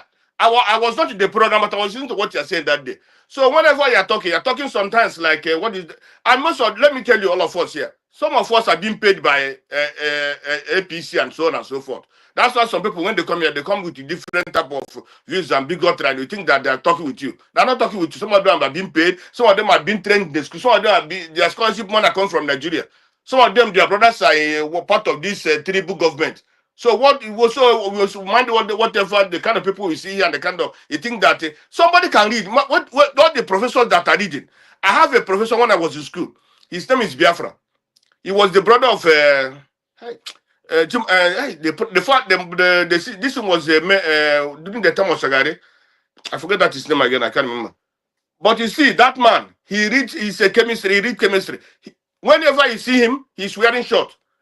Whenever anything happens on the school, he's the one that they brought to, but the brain is not okay. But they say he read very well. He's a professor. So that's why most of the time when I see professors, I start running. Many of them, majority of them. And that's the line you're going now. Every time you read socialist, you read this. Every book in the world, they want to read it. My brother, leadership is about wisdom. Leadership is not about socialism or not nonsense. Leadership is if you don't have wisdom, you can't rule your people very well. If you don't have wisdom, you can't do anything very good. Even in business, without wisdom, you can't succeed. So everybody that is ruling you, let me tell you, if the person doesn't have a wisdom, he can't do anything. He just to put you this way, put you this side. Like the people who are ruling us now. You see the kind of people ruling us, no particular, no wisdom. Only what they have in their head is criminality. Both the East, both the West, both the South is criminals. That's why we are where we are today. Thank you, Dr. Damages. All right, Mr. Benson, I should have read Kakituo, so not only your own, and it was good. Thank you. But before I go, let me just welcome John Abba. I've not seen him in a while. I meant to call him, I couldn't get to that. John Abba, welcome to the show. Thank you, Dr. Rudy. Nice to see you. What's going on? Everything okay? Yeah. You know, you are a professor, so when you come to professor, so you have to. Dr. Jonaba go harvest in yam. He go harvest in yam. No. Someone told me that when I leave, you come that time. That's what's happening. That you're around, but I don't see you, so I just wanted to. I come around, no, you're too busy for me sometimes. So when I come, whether you're in the class or you're doing some joke, or you and Donald Trump are dragging the position of Pope. Anyway, So so I don't know if you've been watching. We've been talking about several issues, and I don't know if you want to weigh in or you want me to hand it over to KJ. right now, I didn't normally I used to watch from the background, but I was so busy. I just saw some of my usual faces here, and then you know when they talk about Peter Obi, excite me so much. You know, I say I should join it and make it more insightful. You know. All right. Let me just do the final thing and then hand it over to KJ, and then you continue. The ladies' show will come on at the normal time. Yeah. All right. So first of all, let me just thank those that supported us. I've been saying that one Saturday, we'll try to do some support for the program, and we are struggling, and we are doing it. We're able to do it because of the support of people like Kulata, Alexander Gomez, Tope. I have to mention her, Madam Luke. Those are Oscar Blackbone. Those are the people who have been one month. We appreciate you. They've been helping us to keep the lights on, as they say, on this platform. But we need to do more. There are some ideas we have. There are some people we pay, and I've been saying that all the time. I don't really like to do this. It's not my best part of the job, but we have to do that. We had to have somebody. We let somebody go recently because we just cannot. Things are not adding up. So we appreciate those who are helping us. We urge other people who can. Little amount of money. You know, it's not something that will break the bank. So that if everybody can pitch in a little bit, that would be something we can help to pay people we need to pay. We have ambitious ideas of things we wanted to do, but we can't do it. We can't just employ people and don't pay them. We can't get people involved in what we are doing without paying them. So while we thank those that have been helping us, we're appealing to more people. Anything, $3, $2. Let me tell you guys this. I was in the city during when they announced that there is a Pope, and I was in Starbucks. I normally don't go to Starbucks, and I bought coffee there, and it was $5. I was shocked. I'm a Dunkin' Donut kind of guy. I was shocked that their coffee was $5. So I'm thinking about it. I think that should we spend that kind of money because I needed a place to stay. I'm waiting for something, and I had to buy that coffee. I'm thinking that, I think we can contribute to keep this platform going. Not for me, it's for the people that help us to get it going and all the things we have to pay for. For instance, we renewed the platform. We have I think we have the professional level with StreamYard. Those people, almost everybody, people have StreamYard. They know how it works. We pay about, last year we paid about $1,000 to keep this StreamYard going, where we have 10 people on the platform. We have 5 people waiting at the back end. We pay for all those things. So there are subscriptions that we have for our editors to make, so I don't like that. I wish we can do it without coming out to appeal for people to donate money, but we have to sometimes because things are hard. Anyway, I thank everybody. I appreciate all of you. I do see. No, don't go yet. Jonaba wants to make a donation. Oh, Jonaba. Did I say that to you that I was going to make a donation? I'm your brother. I can see your face now. Doctor, I have an idea. Okay. If you don't mind, I have an idea. So, I follow through some certain programs like that, like Mediazan and Jink Yoga and every other thing. So maybe you can try to do this membership where people can just be a member, maybe $5 a month auto. So if I sign up there, it's just kind of easy to me and everything. I can do a member $5, $10. You can also, maybe you have your editor in Nigeria. I don't know. You can do a membership also with the Nigerian account. We some of us scattered around the world. Maybe in Nigeria account, if you have an editor in Nigeria where you edit some of your things and everything, then you also put your Naira accounts where people just do the auto. So this thing just go. I think that can also help. Thank you, Paul. Since you're so shy, like my father, of saying it all the time. Thank you, Paul. I want to mention that we have members. Hold on, guys. We have people who join. We don't say that a lot, and they contribute. That's what Paul is talking about. You can be a member. So every month you can pay $2, $3, $10, whatever you can afford. That helps us too. Because if we say we want to, this is an idea we have. We want to get people to join us every Saturday from Nigeria. Give us live reports. Ideally, we want to have somebody in every geopolitical zone. So we need 6 people. One in the North Central, one in John Abbas' hometown in Benue State. We want to be able to get on the ground reports from people. But we have to pay them. We have to hire them. We have to pay them. And we have to be sure that at the end of the month, we can pay them. And this, I think we can do it, but we need to fashion out how to do that well. One way is to be a member and contribute directly. The other way is, this is something else somebody suggested. I think it was somebody that suggested this. Instead of donating through Super Chat, which you guys may not know, YouTube will take 1/3 of the money. And we use Zelle so that all the money will come to support what we're doing. So there are some ideas like that. I think we roll out, we try to have a kind of formal thing and see what we can do. I really think we can take this to the next level instead of every day. People say this to us. Every day we just sit down here and talk, and we can do some other things but it requires kind of investment, little investment from each and every one of us. That's it from me. Doctor, I wanted to last week. I wanted to remind you because you did say you're going to talk about it. But personally, if you can give me a Zelle, I keep seeing it here, but it keep moving fast. If you can give me a Zelle, it keeps moving fast. I will send you $100. Oh, thank you so much. Yeah, I know some people want their donations to be announced. Some do not. So what I ask people who send Zelle is to tell me, because I've announced somebody and he was so angry with me. He didn't want his real name to be put up here. So I don't know what to do. If you don't want your name to be put up, you just tell me what you want. Just send me a text and that we do that. If you want it, we do that. I don't have any problem with that. But that shocked me. That person was really, and I understand that some people are private. They don't want anything to do with politics, but they want to support what we're doing. I understand that too. So, yeah. So thank you, Tony, for that. John, you wanted to say something, no? You have to hire somebody to do that bid. You are not good in it, so.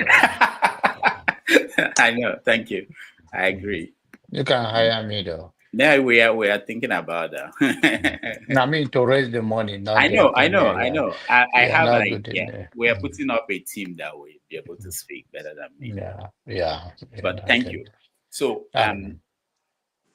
what else? KJ, you are taking over from me. So you can talk about Nnamdi Kanu. You can talk about Labour Party. They are firing everybody. They suspended Governor Oti. I don't know who else they have and how they are going to. I heard that P2B might be suspended soon. And then, of course, there's this story that Natasha may join APC. I don't know if it's true. I'm trying to reach her. That's it from me. Okay. I also think that Forefather is behind the. Yeah, but he can join. I know he's listening, but he can join. So that's also a different thing. Yeah. So I have yeah. So you can take it from there. You can pick up. I will post when I get somebody just donated $50. I don't know what I just need to make sure that I know whether they want their names to be put up or not, and that way we don't want to make someone uncomfortable. Well, thank you everybody for joining me, and I will hand it over to KJ. KJ. Thank you so much, so very much. It's been a day. I can say that for free. And it's good to see my brother Jonaba. It's just that you form my hand. I know, say you can rise to the occasion. You know, Congress rise. No, I do. I do. I do rise to the occasion. I just don't like to announce it. And He KJ, understand. I'm leaving now, so you guys have a good time. Okay? Oh, but Brody, why are you going now? Is it No, I because have somewhere Jonaba to has go. come? You has some question for you? Oh, really? Yes, say. Well, You let's can't what go. I do If you're because I not mean going, I have a date. I'm getting out. So just but anyway, yes. What okay. are the questions?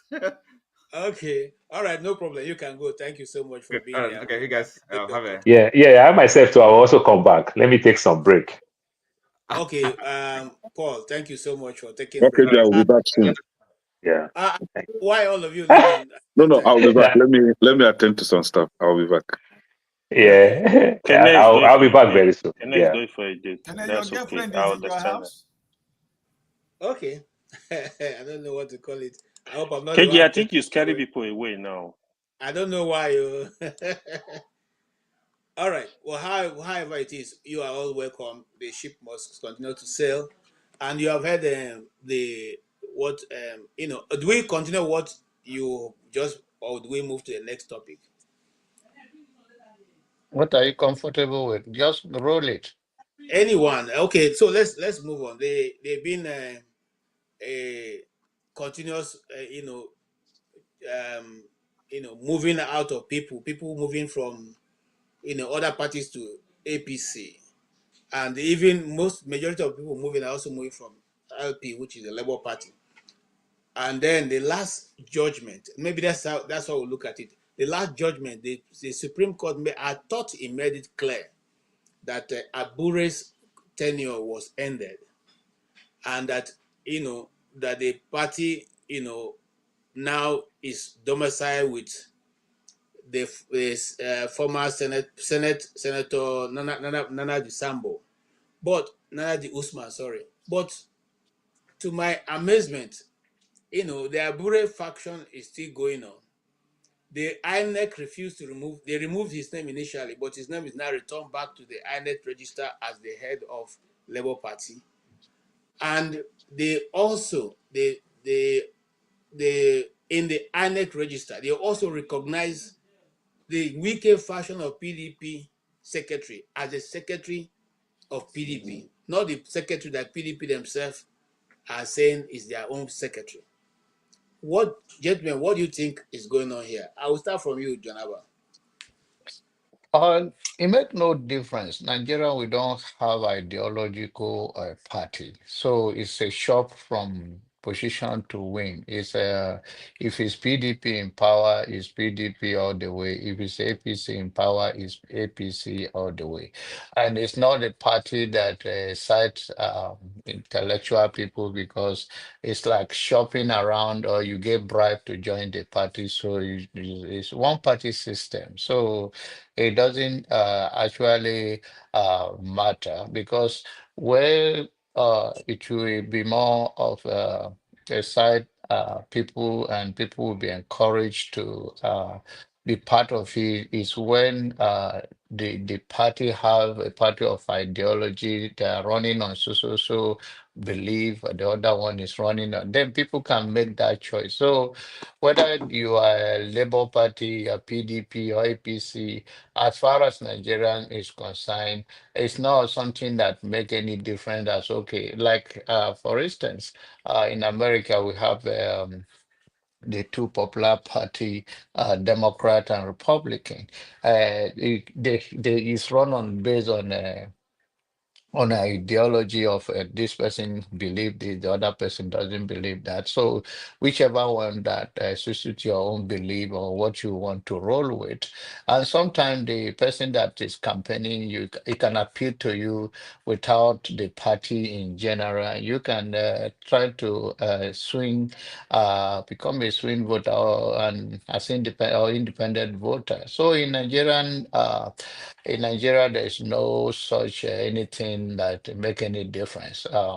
Since the party, whether it's LP, let me use the LP for instance, that wants some seat in the Senate or in the House of Rep, or governor as well, like you guys talk about Governor OT, and what difference does it make in terms of the policy in Abuja that these people rebel, these are people, opposition party, they do not like this, they do not vote for it.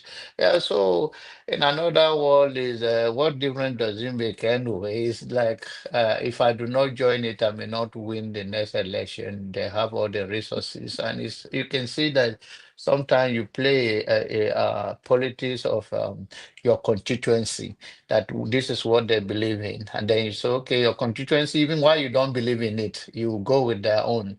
But we don't have that in Nigeria. It's from the top down. It's not from the bottom up. So in that kind of environment in Nigeria, it doesn't matter. Nobody is there in Abuja pushing anything differently. They're all sharing the money. They are all part of the same party system. They may have their own differences, have a passionate speaker, maybe because they are trying to push the person behind, and then the person now come to the public and trying to show off. But before you know it, they are also compromised. I want you to understand that Okpabio say that what small money cannot do, big money will do it. So that is what they believe.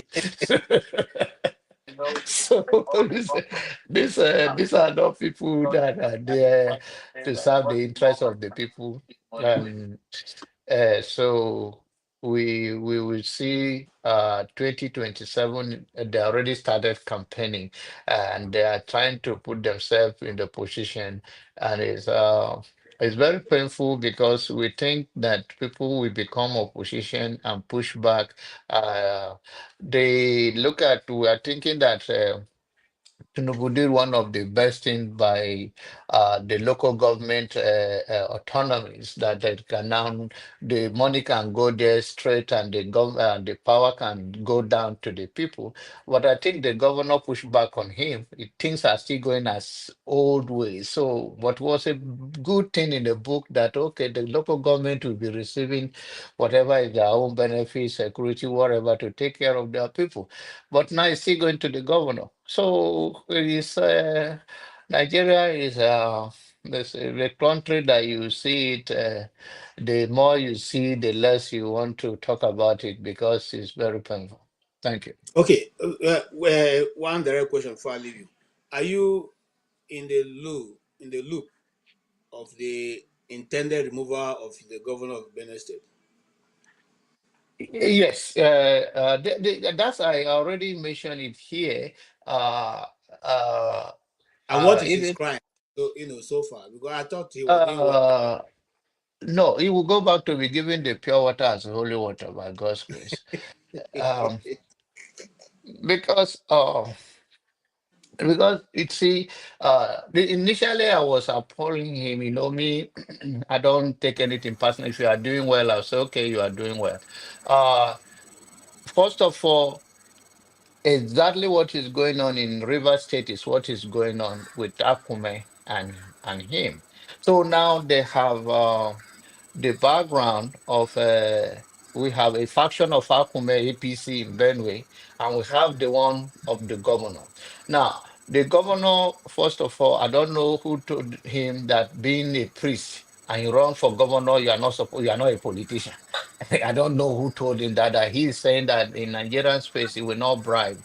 And if you cannot bribe, then you could have been more transparent in terms of the election that they conducted, the councilship election, the chairmanship election, and all the election under him. It was done the same way other governor has been doing, writing the name of the people and just go and announce it. There was no vote. I have people who run for the offices. I was in touch with some of them, talking about the people that are running. But to our surprise, the list came, and the number of the people came, and even these people were not popular. Nobody knows them. the chief of staff of the governor and the rest of them just do exactly the same thing. So if you want to run and you want to show a good leadership that you are bringing a change, then you must do something differently. But if you're going to be doing the same thing and you be claiming otherwise, now they have removed by the Supreme Court in Abuja. I think about 9 local government. I think in Benue we have 17 or something of that nature. 9 have been removed. They are now appealed. What keeping them in the office now? They just appeal. If not, they will be gone. So, okay, if the governor says he's not going to, which not that I'm encouraging him to do that, but you cannot, one of your finger cannot touch the oil and the rest will deny it. So the governor shouldn't have do politics as usual, and then behind this priesthood claim that he don't do this, he don't do that, while he's doing it, by the way. So, and that will be tough for him and Akume. I think I said this to the chief of staff, well, one of the local government chief of staff a few days ago. I said, this guy don't know the game he's playing, and he lost the case now. 9 local government now go to the fashion of Akume. So eventually they also have a representative and they'll use the federal power. So and then is take bias. What happened in Otukpo recently? He was in Otukpo to see the Chidoma. They never mentioned the problem between the killing when he came to Idoma land. And you see, he's so hypocrite in Nigeria that he is so hurtful. If you don't speak for your people that you represent, and then the governor is one, and the chair of himself should have. Rather, what they did was to wear where the wrapper stuff they wear, whether and then printed his name, his picture, and welcome him, and he do not. And then secondly, he's not giving enough money to the police commissioner, even though we know that police are corrupt. But at least you could have based on what is going on in Benue State right now, the insecurity, you could have funded them well, and then if they don't deliver, you can hold them accountable. So I don't know who is saving the money for. I don't know whether you have a child that somebody is raising for him that is saving them. If not as a priest, it should be a man of the whole people. You know, we know Father Elia. Father Elia used to perform in a miracle those days in St. Teresa Church in a high level. I don't know if you know that place. That's why I say pure water. Yeah, I know. He's going back. He's going back to give the pure water as a governor. I think he will get more proud now. All right, thank you so much. I wanted to ask Jonaba, AY, but she has run away. So let me go to Tony. Tony, what Jonaba just explained now? 2 weeks last week, Mr. Alex Oti was being interviewed, and he said so many good things about Tinubu. He didn't seem to have any issue at all, and he even said Tinubu has spent on just 2 years. 2 years is too short for. Is he afraid of what is happening to other governors, not to happen to him as well? Yes, I think everybody is trying to play safe now because there has not been any challenge. There's not been any challenge. Where are you going to complain? You go to court. You are not sure you get justice. You are not sure of INEC. So the best thing is to just play safe. Because anything can happen in Nigeria now, which is unfortunate. Anything can just happen. The people can have their way, but the institutions will have their say. So what would you do? You go up to the Supreme Court, and Supreme Court says the person who came third is the winner. What do? That's the last bus stop. So I think people are beginning to learn now that this kind of situation that you see, there's a difference. We have to be honest.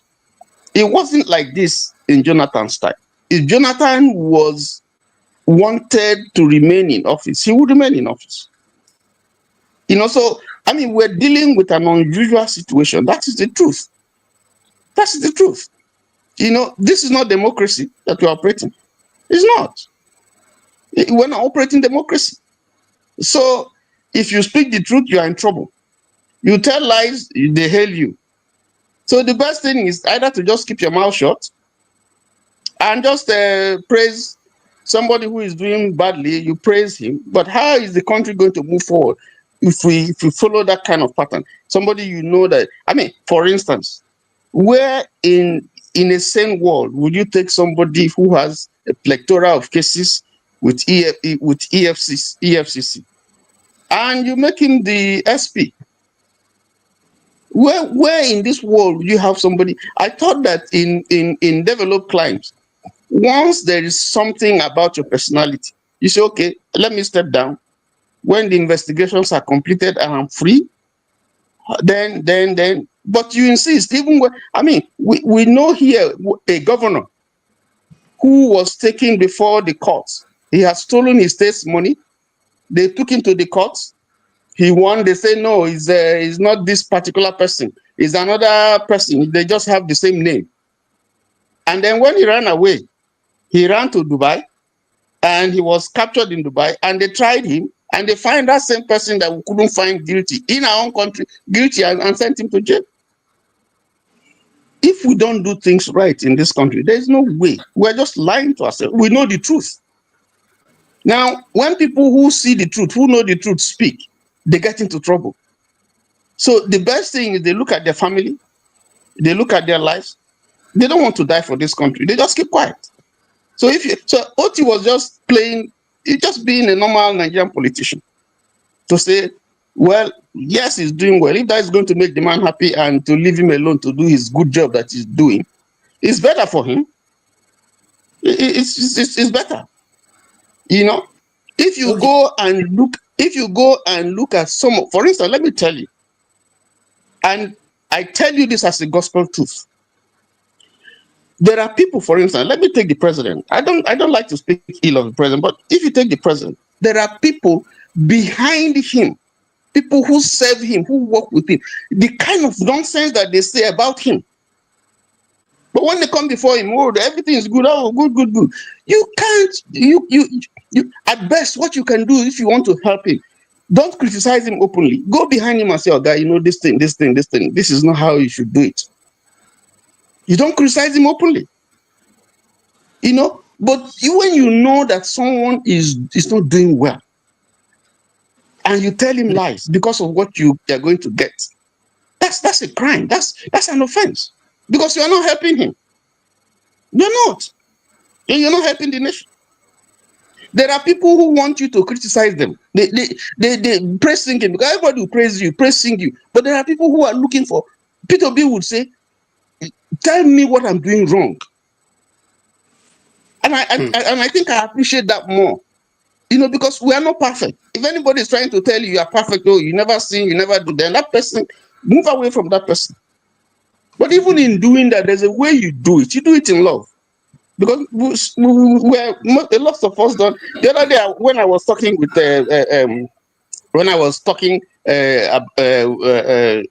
I had a talkation with John Harbour. You know, I apologized here. But even if I disagree with him, there's a way you put it. You know, he will take it. You know, but the way I put it was very crude. It was naive. It was rude. You know, but we've dealt with that. But there's a way we can disagree. We're not born in the same place. We don't come from the same place. We don't have the same background. We don't have the same experience. There's no way. We don't have the same ideology. We don't share the same faith and so on. But there is one thing that we're looking at. How do we move this country forward? Even professors, when they argue, even I can tell you, if you have gone to a Bible school, when you see people in school, I went to seminary, if you see people argue, you think that this person is the devil. But you see, at the end of the day, it is to bring out the truth and superior logic that people can follow. I think that is what we should be doing. If you are criticizing Tinubu, criticize him, but don't be destructive. Criticize him, point out, okay, you are not doing well here, you are not doing well here. I think this place you need to, do well. So sometimes the way we put it, the way we couch our criticism is the problem. But there are also people who are impervious to advice. They don't want to. Once you say someone else, oh, God, don't mind him. He's hungry. He's this one. And they come after you. We can't progress that way. So if what he's saying, well, it's not 2 years yet. Just like Warishenka, let's give him some time. Let's give him some time. It doesn't mean that he doesn't have anything to say about him. But you see, he's also preserving his position because he knows that if he comes out, with the big sledgehammer, and so he could have told the man one or two things in secret. We don't know. Okay, thank you. You see, one of the things I found out, for those of you who are Americans, the issue with what I see in American society is that their bluntness to tell you without any hard feelings the truth. They just tell it to your face. You may not agree with them, but they don't hide it. And that's one of the things that we in Africa should learn. No, I'll be one person who will disagree with African culture. I so love African culture because that's what is keeping us at the place from not being destroyed. But we must also learn to tell each other the truth. And I'm coming to Ike, my brother. In the Nigerian scenario, since so far today we have been discussing Nigerian politics. Have you seen anybody? And okay, now I'll come to you, Ike. Let me go to AY so I don't have to jump in again because it will take a while if I come back. AY, you've heard what Donaba said. You have heard what Tony said. Must a governor play to the likeness of the people, the powers that be, for him to remain in check or for him to remain in power, especially if those powers that be are not in the interest of his people? What do you do if you are a governor and your godfather comes to you and say, you know what, you are not doing what I want. I want this, I want this, I want this. I am not doing it. Will you prefer to go in the way of Fubara, or will you say to yourself, we will dig it out here as long as these people are not saying this? Will you prefer to walk away and say, okay, if it's not working, let me just go away, but I won't do what you're saying? Which will be your card to play? That's a great question. Nigeria politics is kind of very complicated. If you follow politicians, if you have friends that are politicians, you understand what is going on. So the system is very complicated. First of all, I'm going to blame both parties, right? So the basic for all this is we don't have a system. You see, we don't have a system. So the other thing is, if a godfather is giving you conditions, I'm going to make you a governor. I need this, I need this, I need this. If you agree to it, I'm kind of the person that will say this. If you go into agreement with the devil, honor the agreement. For me, I rather not honor the agreement. Day one, I'm going to tell you, listen, no, this one, no, this one, no, because most time, if you follow up Nigeria politics, let's say from 1999, almost all the states with history of Godfather, I would say 95, they ended up in crisis. Because you see most time, some of the Godfathers, they want more. Some want to have full control of the state. Like, before you do anything, you submit budget. They need to approve the budget. They need to say, no, we can't do this. Strike this out, do this. This is how bad it can be. So sometimes, even the governor, they get tired. Some of them, they feel like I'm a governor without really being a governor, They want the power too. So it's the only time you can really fight this godfather. The case of Rivers is kind of like unique because the godfather is also a governor. It's literally like he has the power of a state, a kind of. So what that means is he have money to sponsor his supporters in the state. He has the federal power to intimidate the governor, to intimidate the people.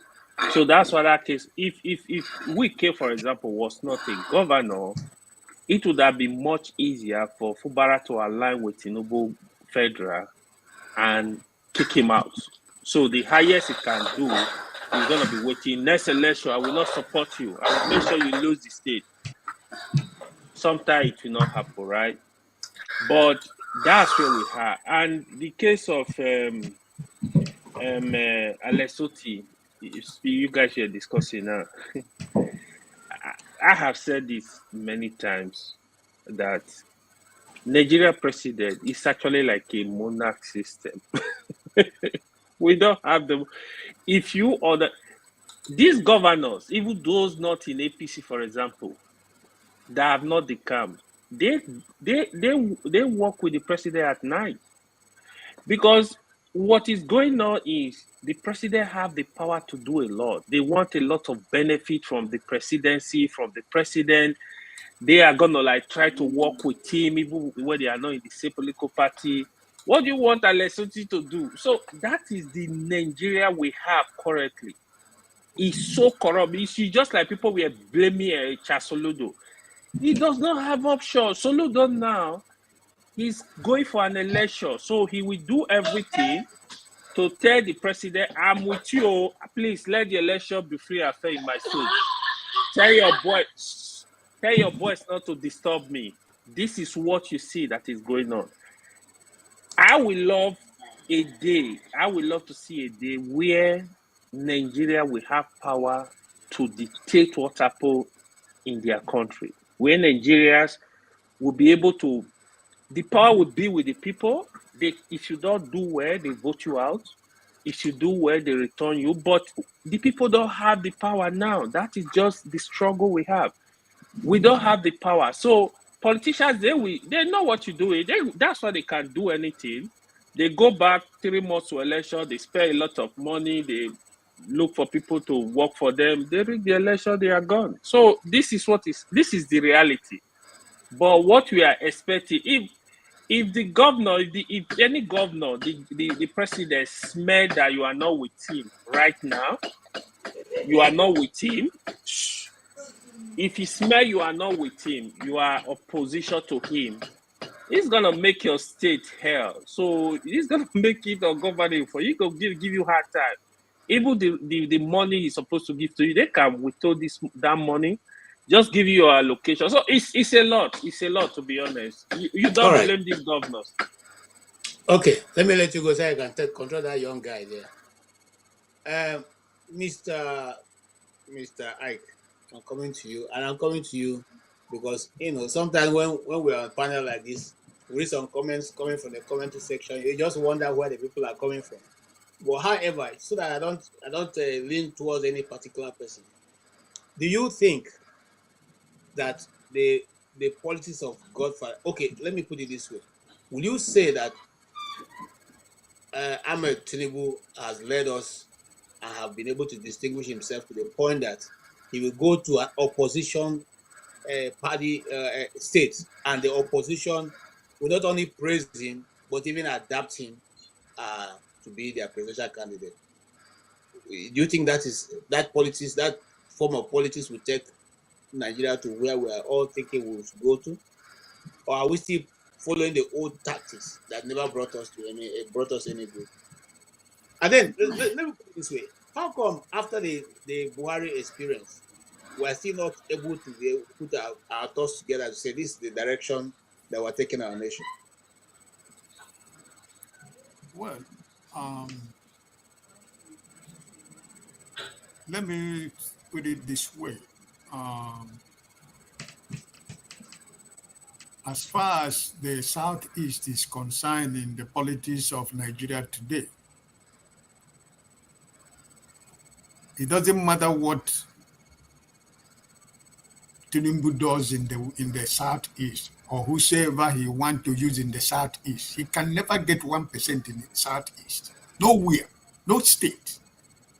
You see this Anambra, he went and Soludo is dancing, I've collapsed Abga. Well, Abga, what is it? Not only Anambra, what do they have? Is it that Anambra they have? Was he not there when we conducted 2023 election? All these things are, there are places he can do that. We are Republicans in the Southeast. He cannot get 5% in any state in the Southeast. Last week, Oju Zokalu was boasting. Later, he came back and said, no, that's not what I mean. And what I said is that if APC If you don't acknowledge what Election is doing in Abia State, APC will not get up to 1% in Abia State. It's just simple. You can do this politics you are doing in any other state, not in the Southeast. It cannot work. Mr. Peter Obi, if Mr. Peter Obi is in ballot in 2027, it doesn't matter how many political figures you have in the Southeast. He can never get 5% in any state in the Southeast. They tried it in 2023. He know. They rig election everywhere, but not there. So what is happening in Nigeria is presently the PDP, APC, DP, what is going on right now is alarming. To be honest with you, as a Nigerian, my prayer is Nigeria should not turn into a single political party, because it's not good for anybody. And that's why most of the politicians you have in Nigeria, they have one case hanging on their necks, whether governors, senators, everybody has something. So when they dangle it before your face, that's what you see. That is what you see that is going on in Nigeria right now. All these people, as we are talking now, the 3 senators of PDP in Kebbi State, they just went to Asorok to hand over, to surrender to APC.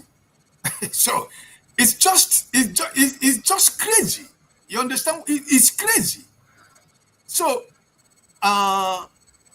but you see, no matter how we try to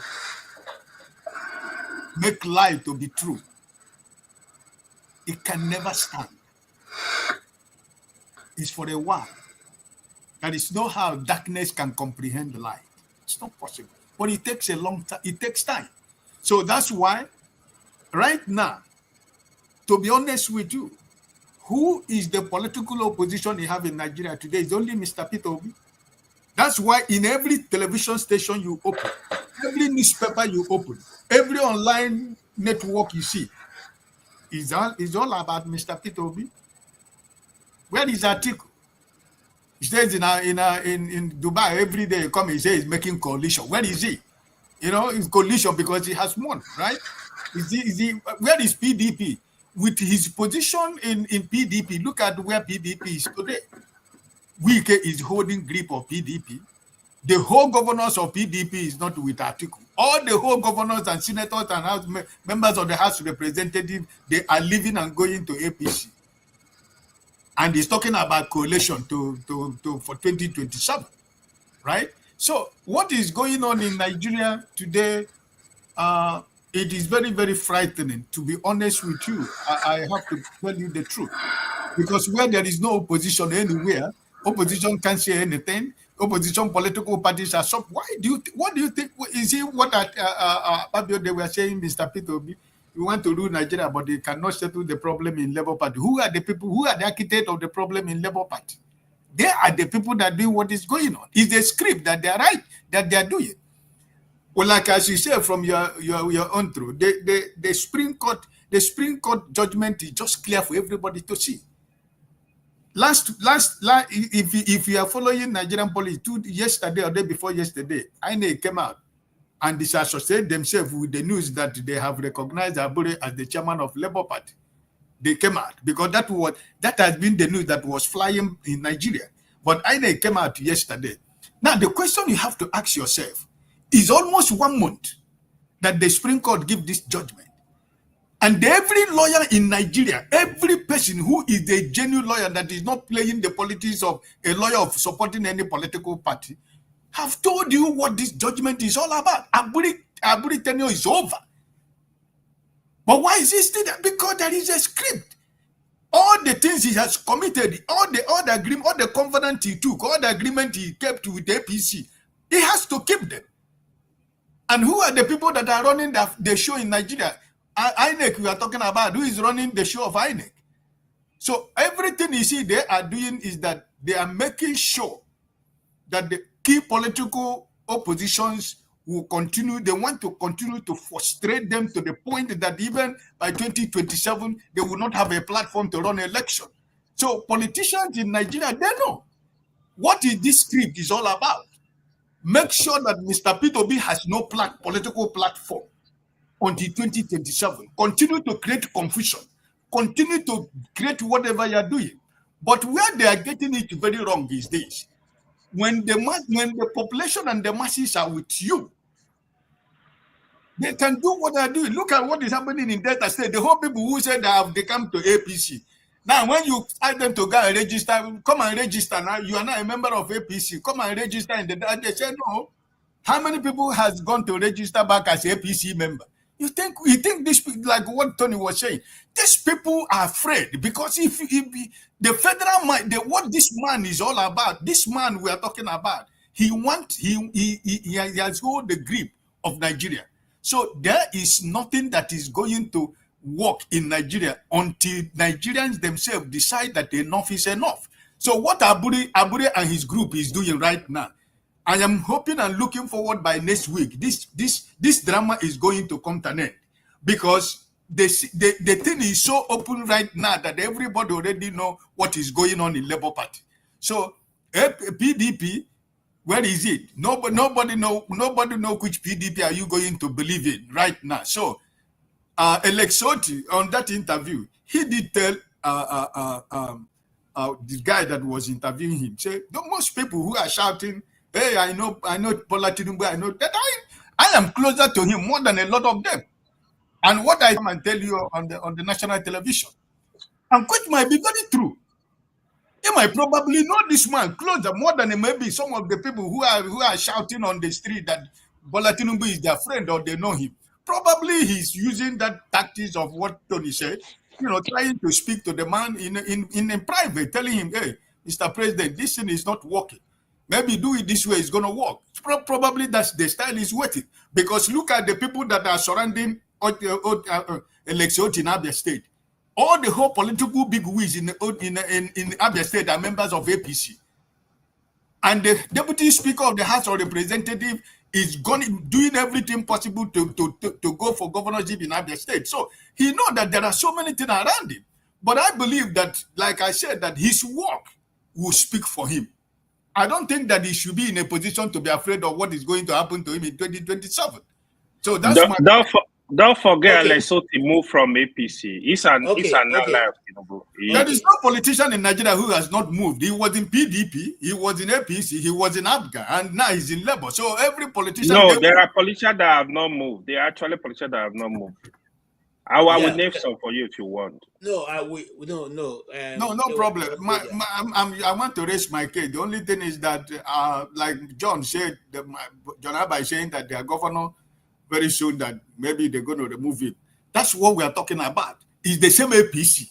You can imagine the same political party, which means in Benue State they are divided into two: one with Akume and one with the governor. The same party. So he said there is confusion everywhere. Yeah, but that is where my question comes, and that question will go to Benson. KJ, please give me 30 seconds, please. KJ, please. Okay.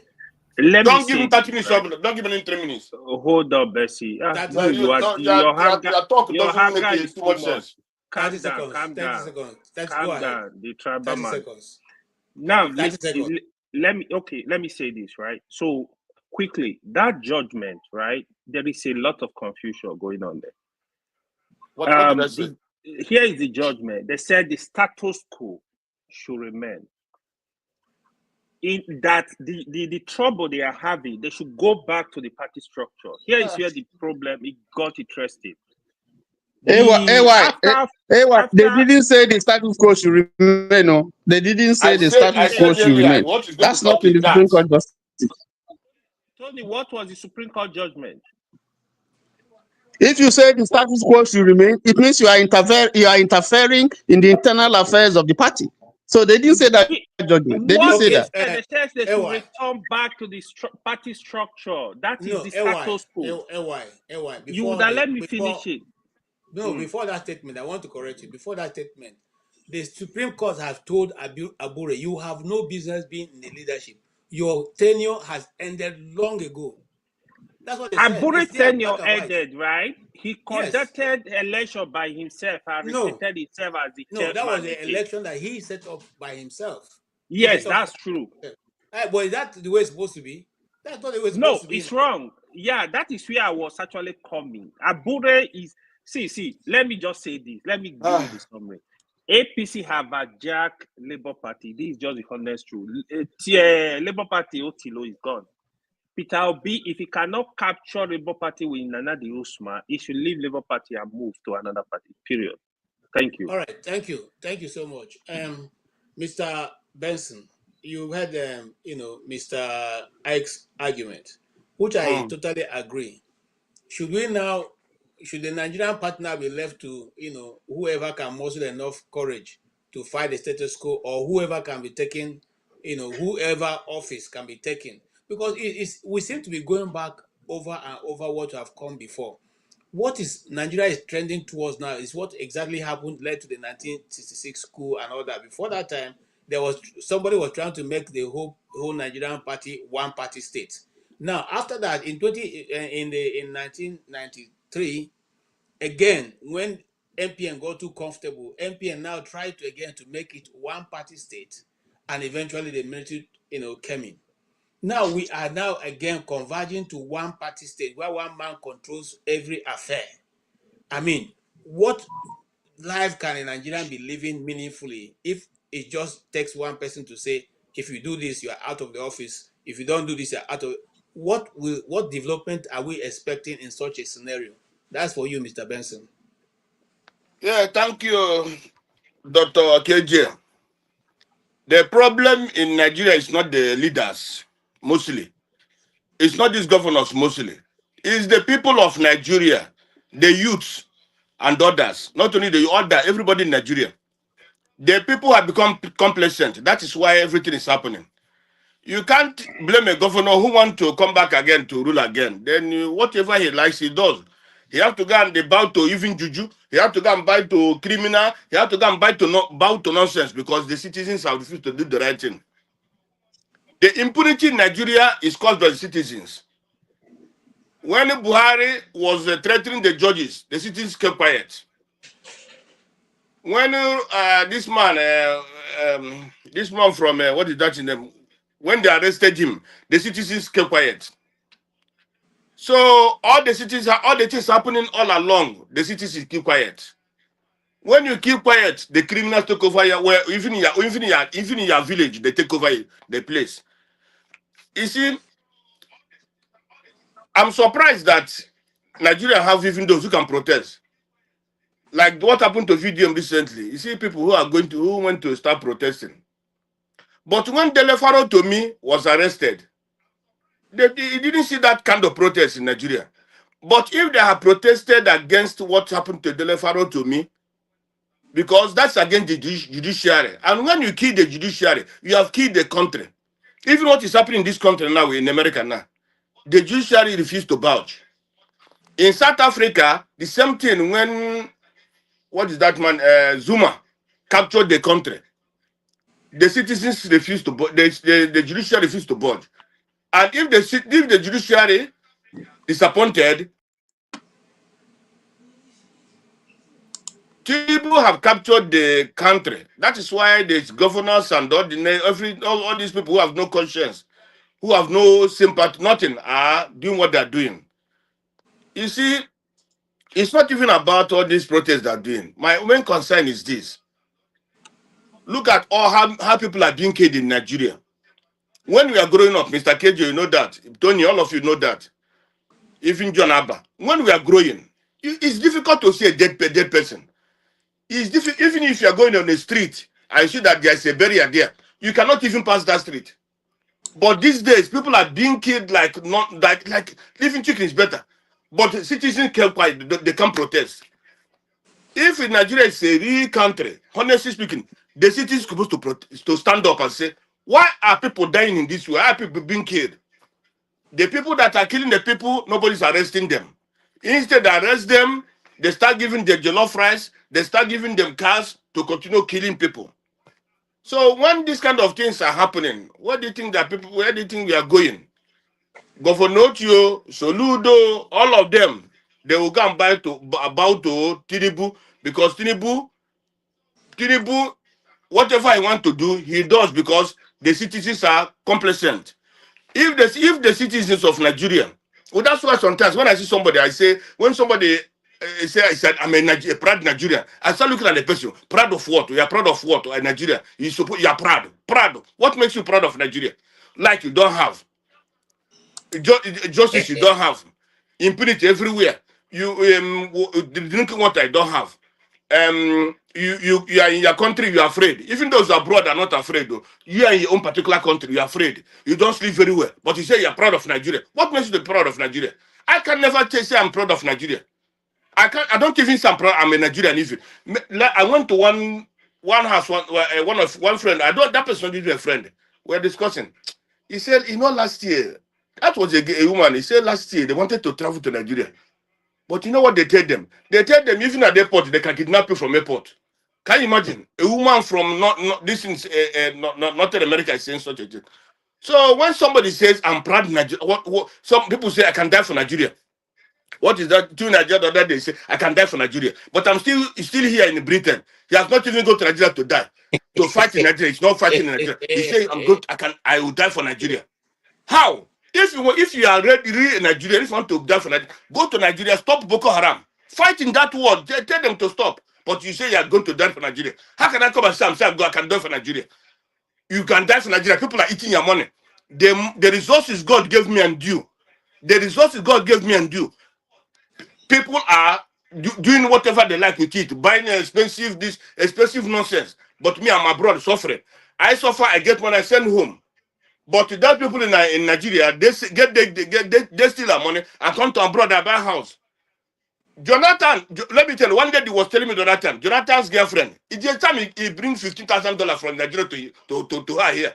Many of these ladies here, Nigerian ladies, let me tell you, their house rent and this are come from Nigeria. Their boyfriends.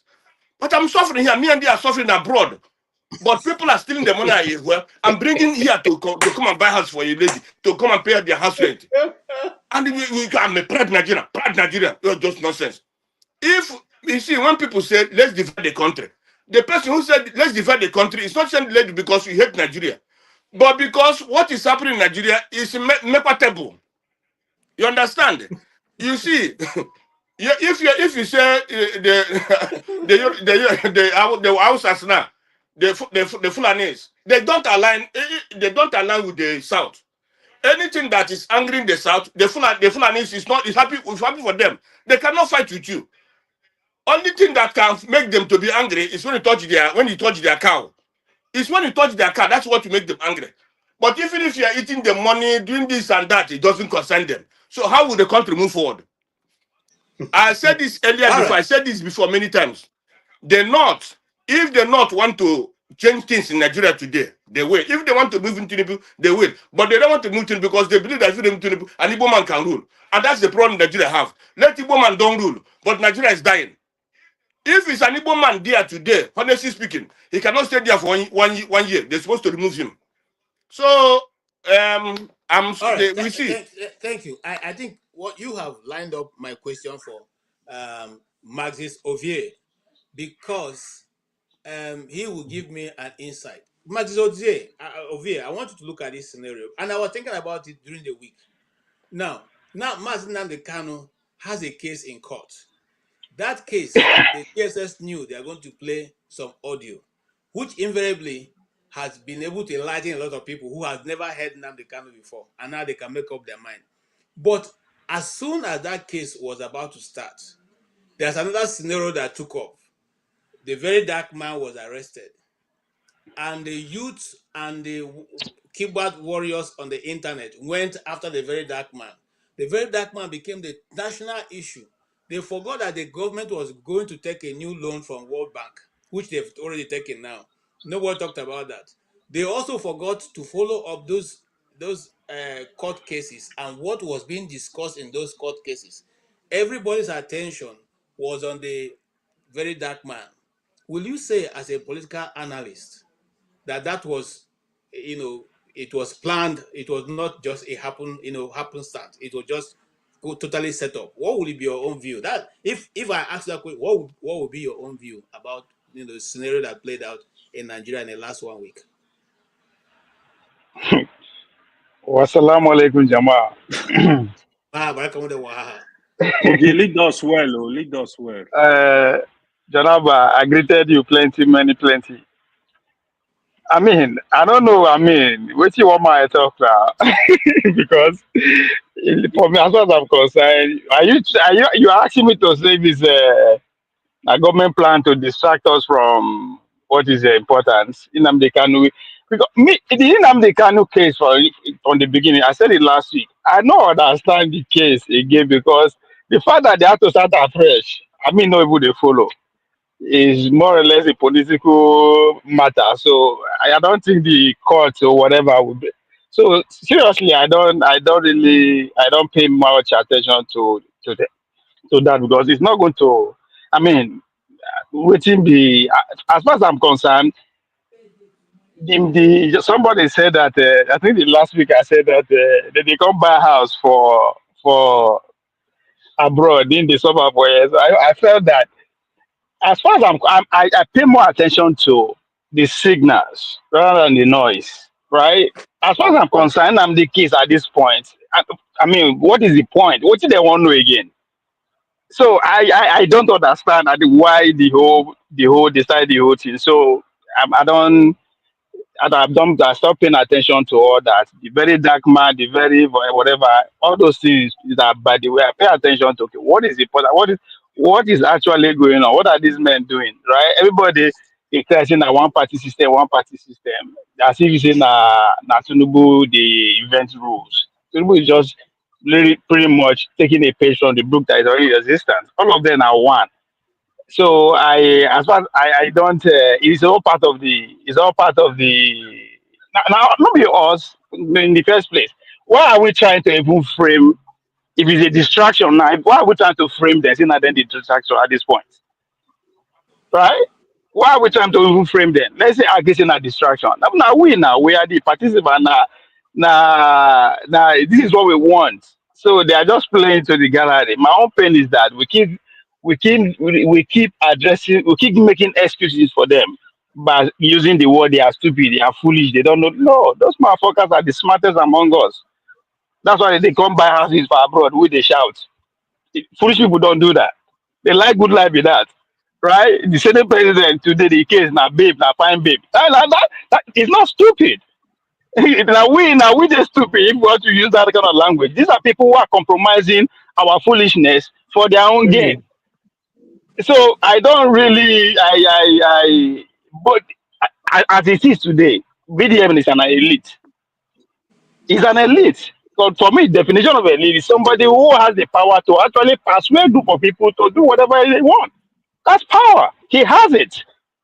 So if people cannot see that, I don't know. So if you're asking me where is a groundwork, but for them to distract us, I mean, what else can you say? But we are also part of the whole plan, right? It takes two to tango. If we are not ready to participate, they will not be planning, right?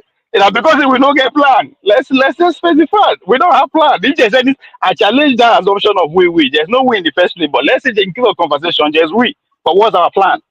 Now people will not get plan. Now they distracted, right? As if you actually want to, if you have a him, we are going somewhere. You don't just stop at every stone, every distraction. You stay focused. So for us to jump at every trend, anything that they just throw at us, it is because we ain't got no plan. It's just we at all. So I start paying attention to because all of us they campaign now, right? Because we are promoting campaign level. So now we campaign don't start. So I pay attention to who is moving what, who won't win. But because we seem to forget that it's a competition. At the end of the day, somebody has to win. Regardless of what we think, it is a straight competition. And in terms of politics, everything goes. Everything goes. If you can get away with it, right? So pay attention to the important one than to VDM is also playing his own role, right? He's playing his role. Now he get plan. We don't get plan. He get plan. He has a plan. Anybody that thinks that DVR doesn't have his own plan, then is he doesn't have a plan. He no, so it is not. There's nothing at this point. I don't think anybody is working hard to distract us. It doesn't even. It's not even there. It's not. I don't need to work hard to distract anybody. So I don't think they're investing in that. All right. Thank you. Yes. Tony. KJ, can I just, please, if you pardon me, just something I just want to add. Ovie was talking about, that he doesn't understand why Nnamdi Kanu's case is being, why the judge is starting afresh. Usually when you reassign a case to another judge, it starts from the beginning. It doesn't continue from, where, the case, ended. It will start all afresh and take the case, because that's a new, and it's like an entirely, a new trial altogether. So that's one. Two, you talked about INEC came out recently with a statement regarding whether what appeared on their Abure, retaining Abure's name, yes, and then the secretary of PDP, INEC said that they have not made a decision. What you see, that notice that you see, is the previous notice, which was as a result of the court judgment. So INEC has said they have not reacted to the Supreme Court judgment.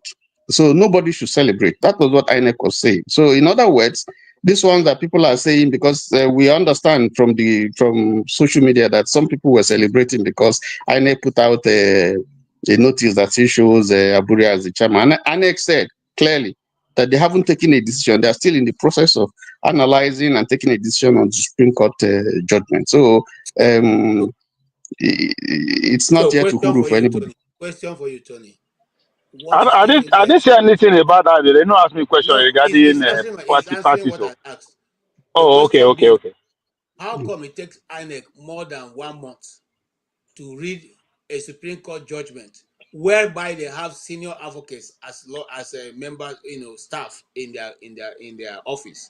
What is so entangled that the ordinary English written on a piece of paper will take them this long to be able to interpret? Well, KJ, if you're asking me, I think INEC should answer that question. But this is what I think. Why I'm saying that, because if we refuse to run with these things they say and we ask more questions, perhaps they will not be quick to bring this nonsense to the public. But because anytime they throw anything to the public, people just absorb it and nobody asks any question. And that's why America will continue to be a great nation. Because if you throw what they don't like, they will ask you questions. They will chase you after you. This is the way I look at it. INEC has been part of the process of trying to re-engineer Labour Party. They've been part of the process. Okay. Now, they have helped to midwife, the peace that you had, because there's been contention since before we came to LP. There's been problems, and INEC has tried to mediate, and they all agreed and they signed with the NLC and the TUC. Now, when INEC took a position, that was when Abure tried to attend twice. He wanted to attend the meeting of political parties as the chairman of Labour Party. They refused him. They sent him away. They said, clearly, you are not. That was the position. Now, but when the ruling of the appeal court, came out, and they recognized Abure as the chairman, INEC responded in obedience to that, and then if you look at the posting, they put by court, when they put Abure's name, the chairman of LP, they put by court judgment. It's clearly there. So insinuating that it's not also is the court. Now a superior court, the final court has. So what will you say of Papa? What will you say of Papa? Because he came out and claimed to be the chairman too, as soon as that court agreement was reached. So what will you say about him? That this thing has expired. that this thing has expired according to Supreme Court. It has expired because Apapa is part of that executive. It has expired. So if something has expired, I mean, if you go to the chemist or go somewhere, they give you an expired this, you're not going to take it. Is the case. What he said is that it has expired, and if you read the judgment of the Supreme Court, there's a place where the judge, I mean, the lead judgment, the judge who read it said, political parties should respect their party's constitution. That when their tenure expires, they should step down. He said that. Now, who is he referring to? He's not referring to Nana de Usman, or in any case, they uphold Nana de Usman's position and they struck down Abure's cross appeal. These things are very clear. You know, so what Abure is saying, what Abure is claiming is that if they have now said they should go and settle their matter, therefore he still remains the chairman. He cannot be, because he lost the appeal. And then two, before this case, they have rejected you. They have told you that you're not the chairman. Yeah, they told you that. They told you. The only reason why they put your name there is because when the appeal court now ruled on the case, they say Abure is still the chairman. It's okay, court, if you say Abure is there. And then they went to appeal.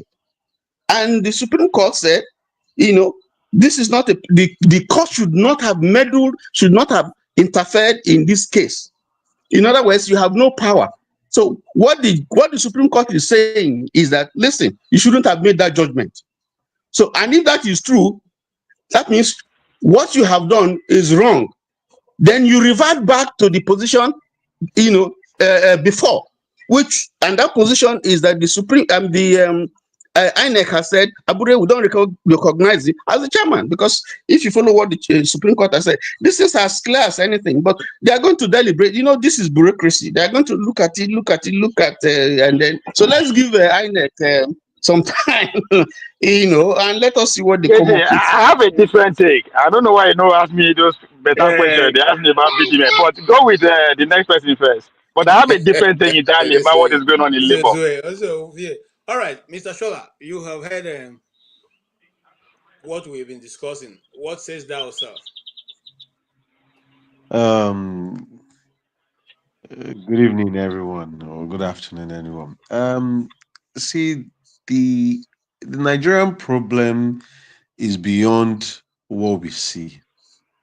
Nigeria is already being divided, and like Mr. Benson said, is the citizens. I think they are the problem. I look at the case going on in the US, the way a lot of people support Trump in what he's doing. And even when they know that some of what he's saying is false, but they still encourage him. I see what is going on in Nigeria with the anarchy rule in which Tinubu is doing, and trying to protest. He did a protest in 2012 during the subsidy regime.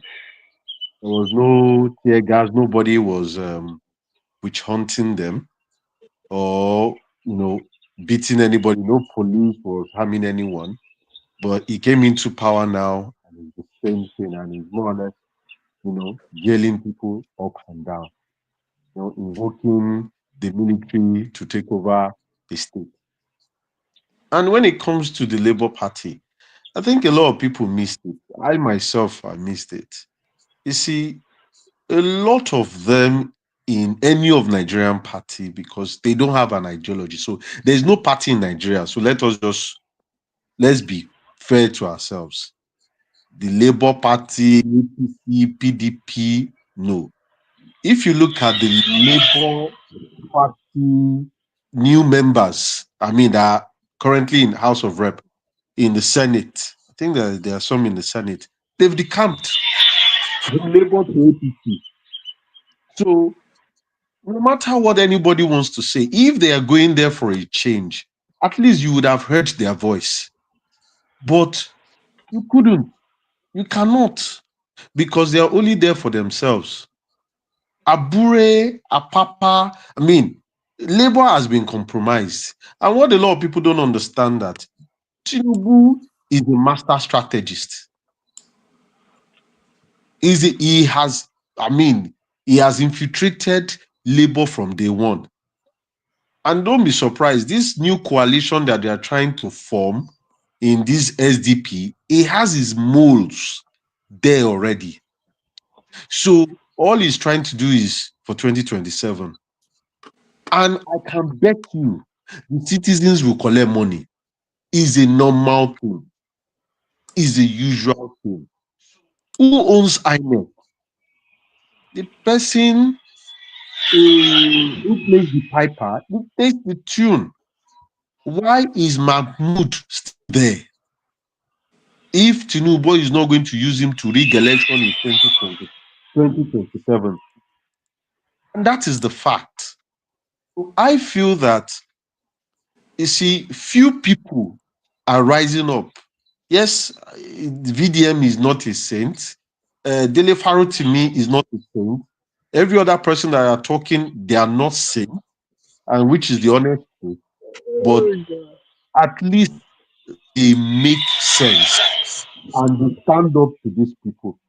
But if a lot of people are sitting outside the borders of Nigeria and they are looking at the government, I mean those people currently in power, I think they need to have a look at the citizen, like Mr. Bennett. And I think when they look at the citizen, they will understand what is going to be happening or what is currently happening at the top.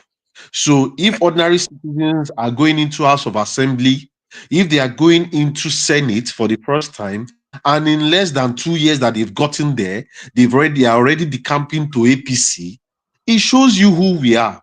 I'm not saying everybody in the Senate or House of Rep, they are bad. No. I mean, Abaribe speaks openly. The former Seriaki Dixon, I mean, confronted them on a lot of things. I know these guys have deep pockets, but those new ones that have just gone there, they don't have anything. So they also want to loot. So in everything all, see, it will be difficult. Anything anybody says, Supreme Court, I mean, they are even flaunting Supreme Court. They don't even care whatever those ones say, because all judges in Nigeria, I can say any of the judges currently, they are corrupt. And that was what Dele Faro said. They are compromised. A lot of judgment that is wrong. Look at the one that just happened in Rivers. How can you, the main thing that they were waiting for, the judge added it. Instead of he was not meant to add that one, because that's what they wanted to use to nullify them. But he added it, making sure that they have to bring sole administrator. So look, Nigeria is already, I don't know what we can do at the moment. And I'm not the kind of person that will say that we should pray. But the only thing we can do, like Obama said, is people need to vote when they know that your vote counts. Just like what happened in 2023 in Lagos State, when a lot of people voted against the current AC, and I can bet you it's not going to happen in 2027. Even if Labour Party, they are doing it, they will not win in 2027. It's not maybe I'm supporting, because they will rig the election. Nothing is going to happen. So, and that's what I think. So that's all I can say for now. Thank you so much, Shola. Yes, Mr. Ovie, you have KJ, 1 minute. Yes. Not that he did not even ask me any meaningful question. You only allow me to speak for 2 minutes before everybody begins to up their hand. Okay, talk now, Ovie. Talk. We'll not get problem with you. Talk. Sorry, then I've come to you. Let Ovie talk. No. If somebody needs to go, I'm not taking anybody's chances. I'm not taking anybody's chances. No, go ahead. Because I think we need to actually really analyze what is going on. Political party in a private entity means that na highest bidder. If OT that is sitting on a state that has the power of a state, muscle of a state, they draw left for grant with the popularity of Obi, they no feel actually raise their table and take over party. take over the party, then I mean we should stop deceiving ourselves, right? Just like the last speaker said. Everybody is in for himself. It's nothing like now one party, all of them be. And the name of that party now, oh yeah, I keep saying it. Because everybody that is well to do in Nigeria, billionaires or whatever, directly or indirectly, that's where their source of income come. So there's no way you can betray instead you they fight to belong. The idea is not to fight to actually bring confusion, it's to fight to belong. That's why I see the people like Obi and OTC the drug land for like they actually want to take over Labour Party. What do they need? They have 6 million. They have state government power. I mean, not be so all of them they do. So that means they're not actually believing what they are preaching to the generality of the people coming from those two people here. Tinubu is just doing what he needed to do to secure in the next election. Anybody that will do it, because people they underestimate and they people say Tinubu no go get vote for, no go get vote for me. This is Tinubu we will not know now. Tinubu will no get power, and he was able to take on all the power and defeat them. Now he has all the power that you can think of. That man is not asking for too much. The relationship that is creating Anambra is just 25%. And when I listen to Dr. Dameji analysis of where Soludo they him, it's as simple as that. I talked about before when he write that letter for 3 years ago. Say we'll talk about that letter 2 decades to come. Right? If that is where he is going, what will be 25%? So everybody running back to APC, it's not because no, they are not promotion. Everybody get job here. If you get job, your goal is to go to the next level. They don't really care about all this one with me and you. Everybody does. That's why I tell KJ, what is we? We no get plan, right? Kudos to we need to actually celebrate Wiki. At one point we will. I thought he would end up in jail by now, but for him to chase Atiku out of PDP. Hope PDP is strong. Guy, but we go respect that guy. It not be number tomorrow. Literally every who and who that remains in PDP is running away from PDP because of him. They don't go. The question now be Ovie. The question now. Yes. Be, why can't the leadership of PDP expel Wike from PDP? If you get money to spend, now then who will spend the money? That's a party in a business. Who want to? If the governors are not spending money, they actually say we want support to be Tinubu. Who has the money to spend? I see. So this is Atiku with all the money he has made doesn't have enough money to spend. Atiku story no go sell if he won't collect ticket for PDP again. It will sound very insulting and very ridiculous. 4 times in a row, like how now? I ain't gonna take campaign. You understand? So it better that. So the best way for him now to go, especially with the Wike go sit there. So he will not have the leverage or say, okay, he will take out control of all the structures of the party. So it doesn't make sense. Now it's all about story. What is your story? How can you tell your story? How you want to tell the story? Now they don't. The last time they said now because of Wike no one will be okay now. What till you go talk again 4 years in a row? So it doesn't fit into the narrative. So it has to go.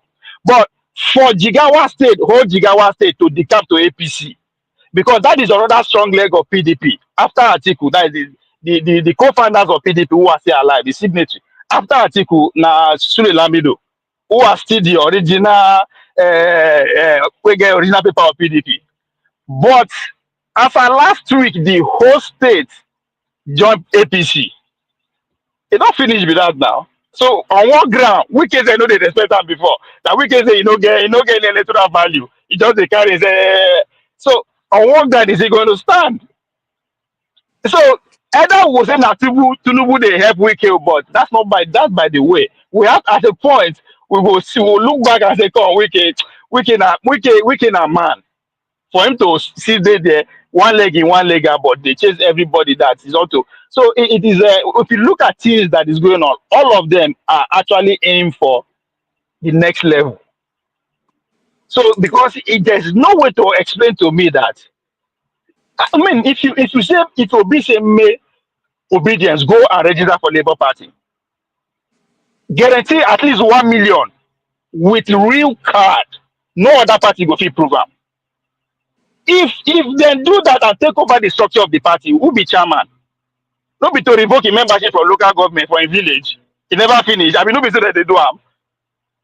But they are not novice. That's why, like, okay, what is going on? They are not novice. Obi is not novice at this point, right?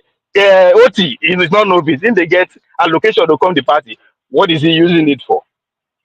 It is guaranteed that he will win his second term by the propaganda of his performance and the love that he's getting from grass. So yeah, he has no threat at this point. But one of my biggest worry in Nigeria is that whilst Nigerians are all suffering from poverty, they see the government officials buying some of the most expensive cars in the world and drive it around, and they still go to bow down to those people. I don't understand what that means, honestly.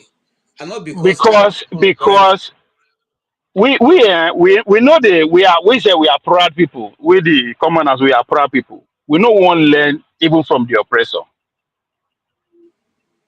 Tinubu, as everybody they give back credit rich, master this. He still they form team. Hold on. He still they build coalition. He still they organize. We are not at that level. So individually we cannot challenge anybody. Me as a day here, so I not be challenging my local government councillor, but we can do it. That's why they say the question the idea we have to organize for her to have a voice. Somebody's VDM today. He's VDM because he was able to coerce people to follow Amabi. That's why that's VDM. The same thing with the Leparo team. He was able to. So somebody was here 2 weeks ago. Wait, I think that 3 weeks ago, the author from Nigeria, I mean the publisher from Nigeria, said something. They are our elite. Have not been able to find this a common social cause to work on. And I totally understand that every segment of the society, whatever you want to, they have not been able to rally around one cause. Other than say, okay, we won't get power. That one they very easy to do. But around a social cause that has to do with we not get power in 2025. 2025, that the next revolution that is upon us now, power now go determine we go win the race between the superpower. But we don't seem to care. But we care when VDM is arrested. We care when some. So there's nothing socially that actually all of us will feel die for, right? Which is, as far as I'm concerned, now light. You can't explain to nobody. Oh, say we don't get light. How do you tell people 2025? So if you cannot even that cannot bring us together. Nothing else, as far as I'm concerned, cannot be. The poverty way they talk with us is relative, right? It's relative. Okay, it's relative. Majority of Nigeria they jump to square million a day. Let me add to what Uvie say, KJ. Hold on. After the number, I can come in so that yes, we're going to our final thoughts now because we're running up to the women segment and take off. Mr. Jonaba, you have heard the discussion so far. Please, can you give us your random thoughts and what you think? I mean, the whole thing is going. How do you think Nigerians can actually be free from these webs that we have entered? All because it's a web, it's continuous web, roller coaster. We don't know where it's starting from. We don't know where it's ending. It's just jollof, akbu, gari, everything mixed together. How do we come out of it? Thank you, KJ. It's gonna be a long walk to freedom. Is There's no party challenging any party. They are just shopping around, and there is nobody losing anything. It's one party system we have, whether it's APC or or PDP. There's no ideology that divide them. They always go to Abuja to share money. That is what unite them. And on the citizens, on the side of the citizens, they have used this to anchor their life for so long that you see person that mortgage your life, the born and unborn Nigeria, you still burned out, prostrate before them and worship them because they have take humanity, decency, sense of dignity out of them with poverty, disease, and all of that. So it's going to uh, be difficult, but I hope one day a voice will come around, sharp, brutal, and pierce through. But those politicians you are seeing, whether they are APC or PDP, they are the same people. They are just looking for power to share the money. And I'm glad I'm not a politician. I think if I die, I die as a free man. Thank you so much. Thank you so much, Janaba. You make it so easy. I wish that Nigerians can be able to glean from your voice and the politicians learn something from you, because these are human beings that are, we are dealing with here. They are not just numbers. Unfortunately, sometimes it becomes like just numbers. Somebody just say, you say they kill 55 people. You say, it's not 55 now. So you say, now how many? It's just 53. It's just 53. So that's what it has become. But anyway, let me have a final thought, sir.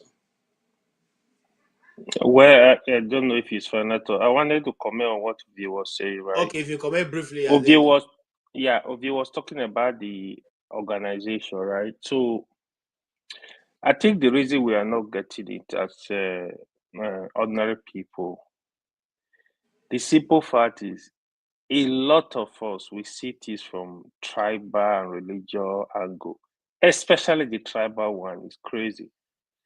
What that means is, sometimes I'm here is my feeling about Nigeria, right? Most Nigeria don't hate injustice. They hate it when the person doing it is not from their tribe, or they don't like the person. If the person doing it is from their tribe, they don't have problem with it. They will even defend the person. Just like what Solas said now. That's how you see Nigeria that criticize Tinubu, what he's doing in Nigeria. Trump, that is breaking all the laws in America, they support his madness. So you begin to wonder, how do you select a pay? How do you choose what to support?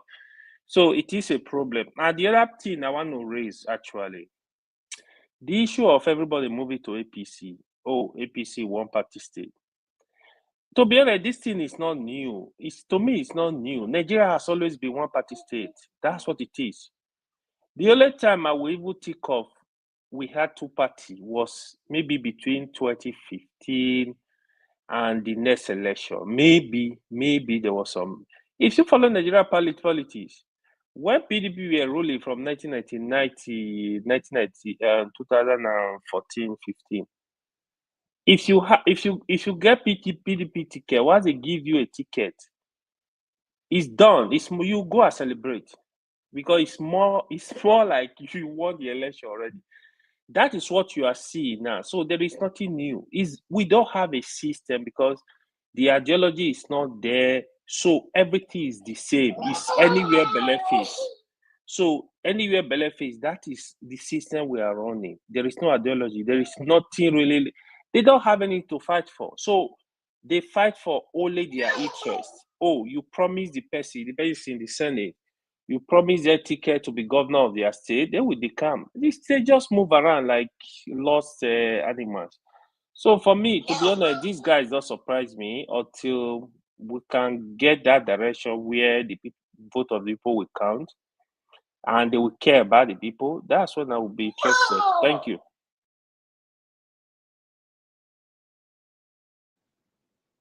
You are muted. Thank you so much. We appreciate your contribution.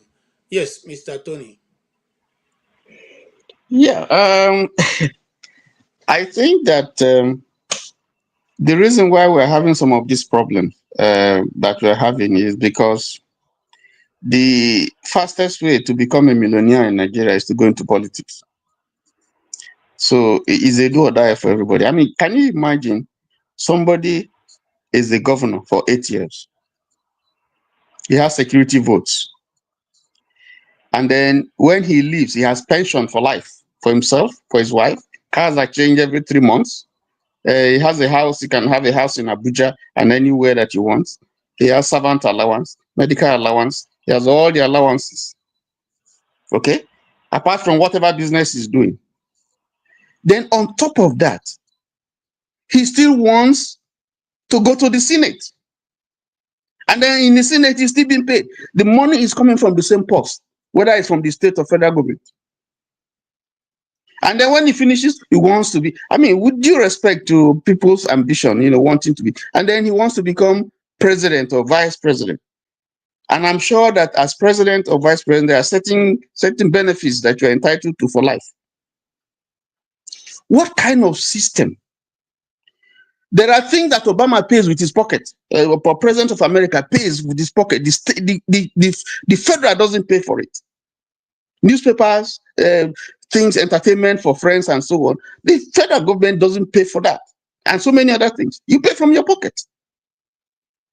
So once you have that kind of system where you can run up, all these benefits for life, it becomes a do or die. So if you have a system where that will limit or put a check to some of these things, why should you? You have served for 8 years, you enjoyed the office of governor, you have made friends, connections. There are governors who Julius Berger built houses for just because they are governors or because they've been given them contracts. There are so many benefits that political office attracts to you. That's not enough for you. Security vote, nobody looks into that. You do anything that you like with it. That's not enough for you. So the system, there's something about, so it becomes a do or die. So we must expunge that thing. A governor has, after serving for 8 years, you don't have just 8 years, you become a millionaire. Somebody serves for 36 years. Who will remove him, Tony? Who will remove him? No, at the top, the system is crazy. Somebody serves for 36 years, serves his country for 36 years in the civil service. And even for those 36 years when he served, he can get, if you compute whatever you are going to be paid, it won't be like what the governor earns for 4 years. Now that you know, if you are choose, what will you encourage your son to go into? Politics or civil servant? If you have to choose. That's what I'm saying. It becomes a do or die. That system is wrong. That system is, we have to dismantle it. Because once you make it unattractive, then they will go and face their business. Some people are lawyers, doctors, medical doctors, that can be more useful. But they just sit there, they don't come sitting allowance you get, you talk nonsense, you talk about this one, touching this person's this thing and so on, and then they pay them money from my own money, federal money. Mr. Taylor, that is the reason why they will not allow the constitution to be tinkered, because then what you then do, Nigerians what you now do, we don't want two national assembly, we want one. What you now do, you take Amechi's prescription. Amechi says, because we are not stoning them, because these are the people who approved those things. They are not going to pass a legislation. When Tinubu wanted to become president, what did he do? He went to work. If we want change, we got to get to work. This is not easy. It's as simple as there's no two way about it. Thank you. There's no two way about it. We have to get to work. That system, we have to. Amechi says that when we begin to stone them, when we begin to stone them, you know what stoning means. Then so we just sit down, we're talking. If my brother becomes a governor tomorrow, I will relocate to Nigeria. That's the politics. I will relocate to Nigeria. So that's Amechi security, no, they carry stone, or they carry gun. Amechi security, no, be so that they carry that gun. So go to them, you see what will happen to you. So that system we have to destroy. Let's hear your view. Let's hear your view of here. Let's hear your final thought. Let's have your final thought. Will they close? Yes. No, I mean it's Nigerian. I mean, you take me unaware. But the truth is that none of these people get to where they are solo. That they work, they did what they needed to do to get them there. So if we really want anything to change, that is and somebody go say, the obedience is everybody did there now. Okay, you try once, you fail. Then what? You continue again now. It's not saying the first try you have to work. It must not work. Even if you work, say the PC put you out, right? Trump will tell you I had £100 out. But it work at the end of the day. But we have to do the work, other than just rhetoric, right? But again, Ewa was saying something about tribe and all that. All those ones no matter once we have one goal. We just have to come up with one. The idea is that we want to take power. That's not a goal, as far as I'm concerned. Why you won't take? We just have to find something that we can actually rally on. And as far as I'm concerned, the fact that we don't get light is something that we can all, but something, we have to find something, one thing in common. Not just that, oh, this person had account to be president. Let's rally for that. This is the best. That's another thing. There's nothing like this person is the best. It doesn't, that's not how it works. When it comes to it, it's not like this person is the best. We are the best. For that person, so who are the people behind him? People don't understand why Trump was able to have sway. Not, be like last one. They actually train and recruit people to work with this administration for since 2022. So it is beyond. It is so much to do, but until we have a common goal, and it has to be, it has to be bigger than Tinubu is bad. Let's take him out. That's not the goal. It's not about him. Right? It's not about let's go and change them. Why you won't change them? We have to find something that if you cannot reach not, you will see like 20% of them will agree with you. If you cannot reach anywhere, 20% of those people will agree with you. Something that transcends, something that has to do with economy, something where everybody will feel rather than religion, tribe, or won't take power, won't take power. That one will be, it's hard to sell at this point. Everybody will take power. But at this point, we should go beyond the best person, the best idea. This idea of one person syndrome. Now the rhetoric that came out of after World War, right? The idea is that Martin Luther King and bring all this is bunkum. There are thousands of people that actually worked before that achievement was able to. So now we have to change our mentality to look for somebody. This is the best person. It's better than this. It's better. She's better. No, us now, it has to resonate with every one of us, and it has to stay with us for a long time, which is that's where the idea of organizing comes from. But but they will focus on mobilizing. You can never mobilize the people in power. They have monopoly of everything, and it's easy to mobilize. So the organize, it takes time, right? It takes time. Those who are still planning for 2027, now just to fulfill all righteousness is gone, right? The power is still going to reside with them. But even though they cannot give us, we are not ready. Let's face the fact. Thank you so much, Ovie, and I appreciate your contribution. Yes, Shola. Okay. Now, I heard what my other colleagues they talked about. You asked a question. You said, "That is KJ. Why do people bow down to leaders that are stealing our money?" So let me put this to you. But back in the Americas, in the South, there's a guy during slavery. So they had to bring a guy because the slaves, they were escaping to the north. So they had to bring a guy. I think you've heard the story. Some of you have heard the story. It's called John Lynch. So what this guy did was that he's going to do a lot of things. He was doing very, very bad thing, beating children, killing them, killing children in front of their parents and stuff. So what was he doing? He was keeping the mind weak psychologically, and he's keeping the body strong. Now, let me reverse it back to Nigerian politician. So what an average Nigerian politician do? Tinubu, I mean, all of them, Wike, is their opposition. When they see that they don't buy their opposition, whoever is coming up next that doesn't have money at the end of the day or doesn't have influence will not want to go into it.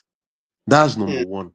Number two, they will buy delegates. They've already paid for the delegates even before election, a year or 2 years before election. And I'm going to put this to you. You need to go and listen to, there's a Nix podcast in Nigeria, and I think maybe some of you have listened to it. There's a podcast in which Ali Baba came, I think 2 or 3 weeks ago, or thereabout, or a month ago, I can't remember now, but it's called Nix podcast, so I'm not promoting any podcast. And this is what he said Obasanjo told him. He said for you to become Nigerian president, you need to win 7 you need to have 7 governors on your side. And this answered the question. Number one, you need to win Lagos State. So Lagos State governor, Kano State governor, Delta State, you need Bayelsa, you need Rivers, you need Katsina, and you need CBN governor. So If you count No, it, they are 7. Kaduna instead of Katsina. Kaduna and Kano Yeah, from north. Kaduna. So Kano, Kaduna, For sorry, the not Katsina, numbers. sorry. Yes, for those of you that have listened to it. So, and why when you say Wike chased Atiku out, it's not maybe Atiku does not have money. Don't let people get you wrong. But what Wike is sitting on is a mine. Anybody that knows what oil is, oil money is huge. And that's what they don't know. If you're conversant in Nigeria, even if they transfer an ordinary soldier or a naval officer to Rivers or to Bayelsa, I can tell you in 6 months, what we will do in 6 months, quote me wrong, is more than what anybody can. The money he will see. This is not a top boss, just ordinary small person. The money is going to see That's a fact. They in lobby to go Bayelsa. there. Yeah. So what am I saying is that, look, where was Atiku? And I'm not holding brief for Wike here. Where was Atiku when he was spending money all this while for PDP governors? Now, when he got to the time that he was meant to be compensated, they worked against him. So that one is on one side, is Nigerian politics. Look, like the other person said, and also, if you look at what is going on in Nigeria, like the OVA said, see, we need to, it's going to be a gradual process. It's going to be a gradual process. Everybody needs to come up. Then we start building up this case, this awareness. Don't collect money. Vote your conscience. Vote whoever you want to vote for, but don't collect money. If you say that they have not done well in 4 years, boot them out. But like somebody said, a Yoruba man will say, oh, vote Tinubu because he's our own. But they've forgotten that regardless if the country is not doing well, we will all suffer it together in any shape or form. It's not maybe Tinubu is there now, the lives of the Yoruba people are better. It wasn't that maybe when Buhari was there, the life of the what's it called, the Hausa man or the Fulani man is better. It doesn't mean that maybe when Obi gets there, the life of the Igbo people are going to be better. But what we are simply asking for is a good Nigeria. Give us the basics. The basic, that is what we have to do. Jaeger Africa is doing something where they debunk a lot of things. There's other people that are coming up that are more or less challenging this process. I wish we can have a president like Jonathan again, where he will put people. When Jonathan was there, that was where Jega came, and he changed a lot of things. These politicians, they saw what happened. They will never, except there is a mistake, they will never allow someone like Jonathan to come there again that would dabaru everything for them. They won't. So the basic thing is that we need to sensitize the people in the villages, people in the city at the end of the day, and start challenging the courts and as well as INEC. And I think if we do all of these things in a gradual process, I think in a long time we will get there. Thank you. Thank you so much. Yaga Africa na USA ideal. Yeah, It I want to say that. it doesn't matter, but if you follow them, they are still It matters. It matters. It matters. It matters. It does matter a lot. If you say it does matter, but at the end of the day, if you've seen all the elections that is been done in Nigeria, follow them. See, even if it is US purporting anything, but at least is a process. At least Anyway, the life of Bele followed to me is a process. So we won't get there if we start saying this one is not good, that one is not good. Then who is going to come up? And that's just what we need to do. We just have to follow the process. So we don't And if have there's to. anything Once we identify what is not good for, if you identify a food that is not good for you, do you eat it? You continue to eat it when you know that it's not good for you. Okay, if it's not good, it's not good. Like let's be real. This is war. Sir, What are you talking about? as a person, no, but you as a person, that's what I'm saying. If Jaeger is not good, there is no problem about it. I'm not disputing that. I'm not saying, oh, they are fantastic. but you as a person also set up a platform that other people that will be checkmating these people. At least they are doing something. But you two set up a That platform. say when you so that keep you, there's no way you can make case for them when you have established that they are not good for us. Like it doesn't matter. What is not good is not good. You will not continue to eat the food that is not good for you. Why will you give? They are not good. They are bad influence. They are sponsored to miseducate us. Head and clear. Well, this is not a part of argument. It's not an argument. I like your your thought. I like how you framed it up. Yes, I also have a few things about Yaga Africa, but that's a different kettle of fish for another day. I know it told it very well. That's a cornerstone of USAID. No, let's not go there today. That's not why we're here. Thank you so much. We appreciate your contribution, Shola. Mr. Ike, your final thoughts, sir. Well, my final thought is I want to pick from what my brother Sola said and part of what my brother Ovia said. In 2023, after the election, we that are members of Obedient Movement, most people give up hope because what we think didn't work.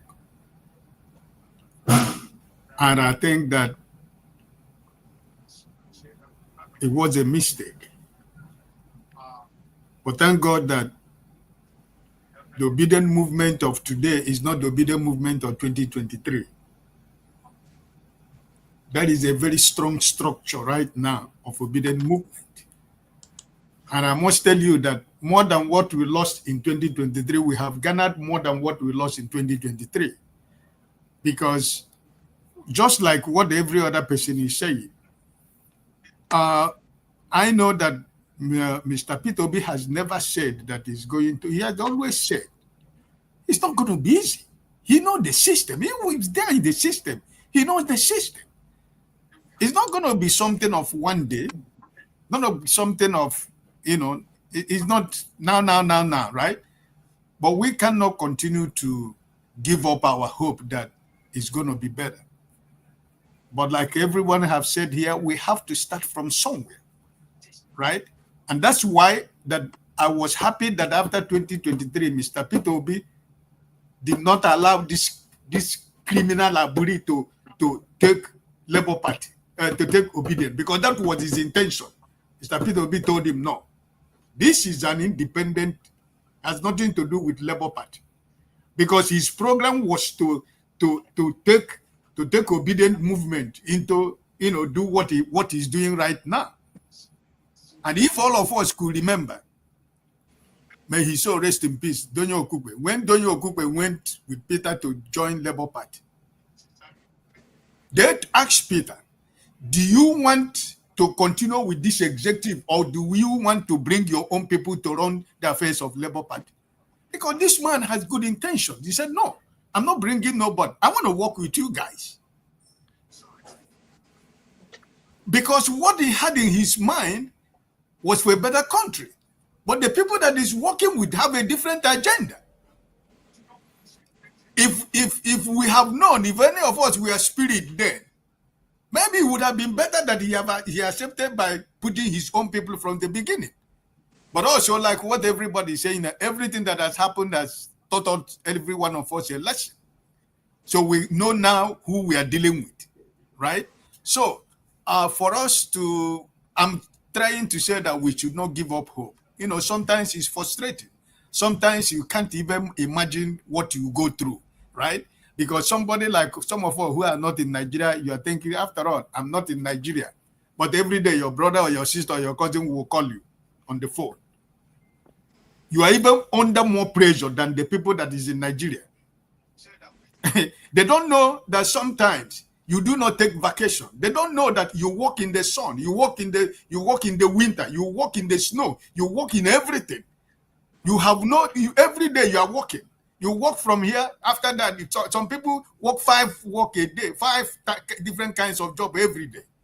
Most of the people that in Nigeria don't know what we go through. Some of them are so foolish and so stupid. They think that is the way you plug that money on the tree. So whenever they say, hey, brother, we need something. Hey, okay, give me your account number, right? So even though we are not there, but the pressure is too much. Because sometimes you cannot watch your friends. Maybe somebody you know you went to school together, and now it's not, something is not happening to him, or somebody you live in the same neighborhood before, or somebody you did business together in Nigeria before you leave Nigeria, or even your family member. Sometimes it's okay, let me forget about these people. But you know, we that have lived in this part of the world, our conscience have changed to the level that you can't even stay for 1 or 2 days. After 2 days, you can't even sleep because your conscience will not allow you to sleep. You want to do something to help, right? So what I think that it is something that, like Sola said, we cannot give up. We will continue to talk. For example, as we are talking, a lot of people think we come here to waste our time. Oh, but the talking is reaching, is going far and wide and near, right? It's doing a lot of things in the minds of people. You know, so let us not think that this will come here every day. All of us now, for today, I'm still working in the office. Most of you, probably you might end it today. You might decide to go and play golf. You might decide to go and watch basketball. You might decide to have fun with your family. But we're here. What is our gain? Nobody is getting anything. But we were talking about how could our country be good? That if you are traveling to Nigeria tomorrow, you are traveling without thinking about what is going to happen to you at the airport. And after the airport, what is the policeman is going to do? Or how much are you going to pay to safeguard yourself, even in your own village, that everybody know you in the same village? You will still have to hire security to protect you. You understand? Because those people you left in the village, they not think you are coming with the millions of dollars. So if you don't show up, they will organize people who will kidnap you, or organize people who will come and rob you. You know, you can imagine sometimes when you go to Nigeria, no member of your family will know where you are staying in the hotel. Some of us don't stay in the house. Only maybe your mom or your sister that you trust, or your brother that they trust will know the hotel where you are lodged. What they know is that every morning they see you in the family, but none of them will know where you stay. That's the country we are living at. There is no freedom. The people you know before, you can go to the small beer parlor to sit down together, eating nkwobi and the rest of them. It's no more possible. If you go at 6 o'clock, your mother is standing on the road looking for your car, or looking for where you are. If it is 7 o'clock, she has not seen you. That's a very big problem. And when you come in, he will tell you, where did you go? You don't know where you don't know the country you come in. You think this is place where you live. So it is crazy. It's crazy. Some of us can't take it anymore, because I don't know how I can go home. I can't feel free with people. I can't walk in the midst of people because you're afraid of what is going to happen to you. So, my brothers, let us not give hope. You know, Ovie, my brother, has a lot of good points. Please, we cannot see that we are just talking. No, we are not. Our talk is going too far. It's going far away. They are listening. They are hearing, and that's why they are doing what they are doing. Because the first thing they will use Ovie will go and tell them. Ovie will go and tell them. Don't worry. The first thing they have to use for you is the spirit of defeat. They will tell you, they will defeat you. I'm trying to join them. You are telling me I'm going to tell them. What do you think I will tell them?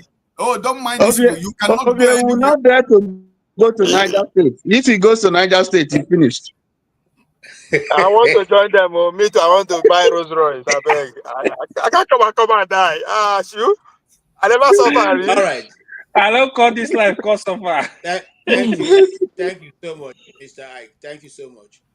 And what you made there, Mr. Ike, I agree with you totally, though. I'm just I agree with you that it's not that we are just talking. We are talking constructively. The very day we disagree, I agree with each other. So yeah, I agree with you. It's not all in vain.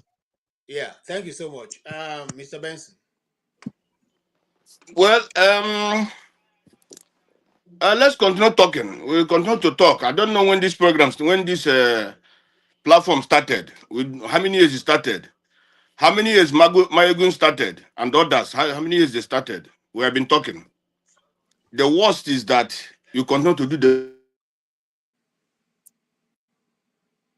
I'm say we know say all our talk now, like no reach more than 20, maybe 20 million people. I mean, if it's 2 million at all. So we know means that we still have a long way to go. We should just keep going rather than to say, just like I said, we should not get discouraged. We just they start 10 years now.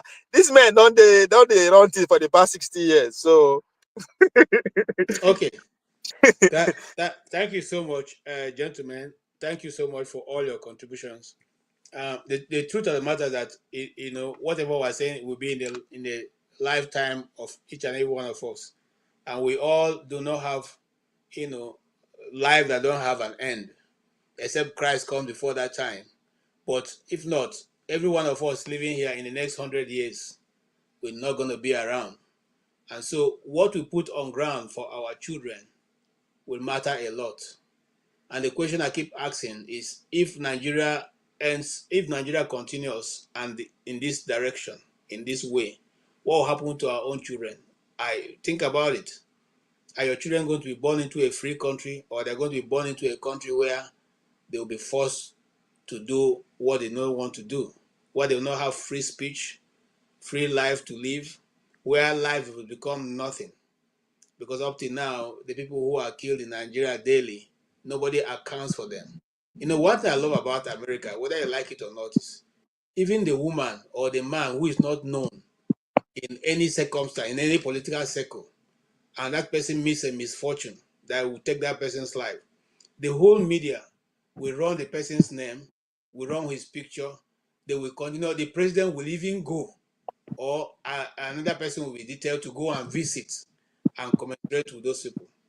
But our own, just last week alone, over 20 servicemen were sent to go and meet their Heavenly Father. Till today, it wasn't even mentioned in the circle of news. It wasn't even mentioned in the circle of the presidency or the National Assembly. So, in other words, the life of those individuals is those things that will say they died for nothing. What is Nigeria to us? What is it we are trying to project?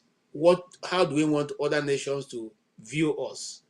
Have you ever wondered why you are treated so shabbily in an international airport outside of your Nigeria? Because they see that your government also treats you shabbily. If your government treats you well, people will also be afraid to treat you anyhow. A friend of mine who is an American, I escorted her to the international airport where she came to visit. And they were checking people. And because she's black, because she's a Nigerian, the custom people were trying to mess, hey, madam, come this way, this. She was looking at them, and she just told me, watch what will happen now. And she pulled her American passport, and as soon as they saw it, all of them stood up. Please, come this way. Please, come this way. This is some people who are just telling us before now, hey, I beg, we're going to move like this. But as soon as they saw that blue passport, all of them, they checked themselves immediately. And she handed the passport to them. And in fact, they just flipped through and gave her back. And she said to them, my friend, can he escort me? He escorted me today. He said, oh no, please. Oh, please, go.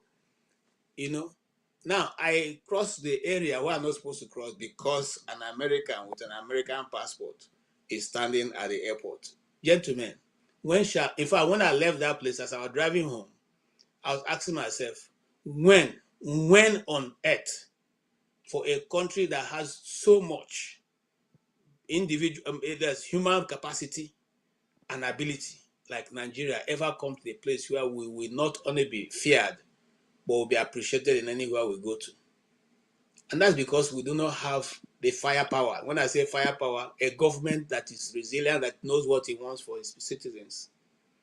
There is people saying, some of the people who are regarded, as a very, developed and advanced country, respected, Celsius.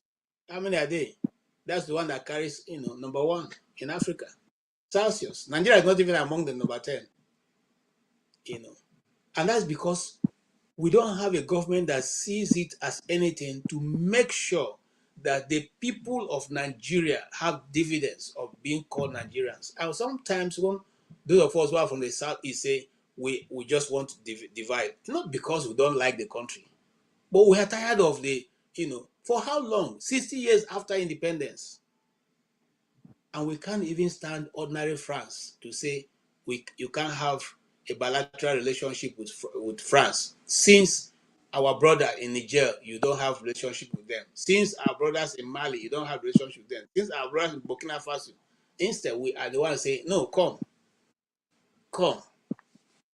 Is it that we are better than those people that they've been around with for 60 years and not be able to make any difference? One day I'm going to come back to OVA because I'm still doing the research. But I saw a video that says back as far back as 1707, the map of 1707 has a different story to tell of what Africa was like. And it's shocking, but let us continue to research until we are able to know exactly. In the 1700, they never finished with us. No, I think Benin was pretty much the last one, which is late 1800. So yeah. Yeah, at 1707. 1707. Yeah. So no, why I'm saying all that is because we have the potential to lead the world, to make things better for our people, but we don't have a government who wants to back that move. They are rather there's a place in Maryland. It's called Portmark. I hear the majority of those houses that look like cathedral, they belong to Nigerians, Nigerian politicians. Atiku has his house there, even though he has not come there for a while because of, you understand, if you shit for church, you can't go back to that church, So now you have house in America, but you're living in Nigeria. You have money in the bank around the world, but people in Nigeria, business in Nigeria cannot have that money, cannot work with it. What kind of people are we? Are we that damp? They don't live in Nigeria, they work in Nigeria. Nigeria in our office. Are we that stupid? How many presidents from other nations have come to do 2 weeks, 1 week in our country? Despite, even when Transcorp Hilton was a Transcorp Hilton, was a Nikon Hilton, did any head of state come there to live or to even do weekend apart from coming for official visit and going away? When it was Hilton, one of the best in the world at the time. When shall we wake up from this stupidity? Is it that we're so stupid? And then nobody is saying it. You see, over here, my challenge that nobody is saying anything to them. They look for lies, they manufacture lies, they frame it. We are only people who have president that has a working visit. There's no other president in the world I've heard that these presidents have gone for a working visit. We've not heard it anywhere. And the other topic we couldn't get to that Nigeria has imported a new plane which is cooling off in South Africa for redecoration for the presidential jet in this economy. And all of you guys are going to celebrate it. When it comes, when I go stand, they wave and goodbye. Hey, wow. What the people, KJ, free also. Una give a chieftaincy title when they come back from France. So as they go, una give a chieftaincy title. Eh? No, but but that will be the problem, eh? you could see that, I'm not exonerating any part of Nigeria. I'm talking about the people of Nigeria, the citizens of Nigeria must have to stand up and take their citizenship. And that's why I have always argued that sovereignty of Nigeria is not. But don't you think we need to define what that citizenship means? Because that's my disagreement with Dele Farutimi. He said we are not citizen on one hand. On the other hand, somebody will go to ask for electoral reform. Like, where do you stand to reform what when we are not citizens? So I think we need to define that. I get what you mean, but for us to go actually approach people, what we need to actually let them know what citizen mean, what freedom means. Because we are privileged in a way. With the things that everybody actually have the same privilege. How many Nigerians actually understand how the system works? Home and abroad. Let's not stop deceiving ourselves. Right? So there's a lot of that's where the organizing lies. Organizing comes with teaching, right? You have to teach them where you actually want the nation to go or what the nation to be. Because everybody have a definition of what Nigeria means to him, right? If all our leaders are not living in Nigeria, then what do you expect the citizen to do? But the citizen does not know better, as far as I'm concerned. Not that I'm accusing us, but in the recent, because There's no reason why we no fee come together when our situation is. It's not that they tell us our story, say now so we they feel up like it's real. Because if you're hungry, if you want to look for how you eat, regardless of any other thing that is coming your way, you want job first. So if we are actually in that situation that we are describing, I don't think we can easily be distracted like that. But again, when we say we need to be citizen, what does that even mean to an average Nigerian? Because I bet you today there are some people living in part of North. They are every day they are social living in Cameroon or Niger, but they live in Nigeria. Like that's their way. That's their real life. Yeah, that's the Normal way of people, normal regular people that they go trade, they spend France money in Nigeria. So those people, it's not that you think they are more Nigeria than them, but that's it's all about that's a national religion agency fail, right? So they will educate of us what we really are and what we ought to do. We're not able to discuss, but we'll put it off for next week. And if you really want to know why Nnamdi Kanu is so hated, please go listen to the 3. I'm not saying go and look for his broadcast, but go and listen to the 3 broadcasts that the DSS themselves played in the court. Because when majority of the people who attended the court section, when they left, they became disciples of Nnamdi Kanu because they also heard a truth, as I've never been told before. The thing is that let's keep talking. Whether people hear it now or not, eventually the truth will prevail because truth will always prevail. Now, his defense team keep expanding from people even from the north who have now heard some of those things. They went to court to listen to what the case, but eventually those videos, those audio that was played, gave them a different eyesight of what they accused this guy of. Having said that, I want to appreciate every one of KJ, you. are they doing it for free or who is going to pay? Who is going to pay their bill? The bill of who? The lawyers. Who is paying their bill? Who is paying their bill? It's I've been free. afraid they do For work free. with them. They're doing it I for just want to free. know. I don't know. They are doing it for free. They are pro bono. They're not doing it for anybody, Yes, I want to thank all of you for coming. I Okay. want to appreciate Tony. Tony, you have been so wonderful. Thank you so much. Mr. Maxis Ovie, thank you so much. Your contributions are always, radically but well, rounded. We thank you because we need people like you. I remember one statement that Bangida made when he was still in power. He said, a society that don't have radicals is a dead society.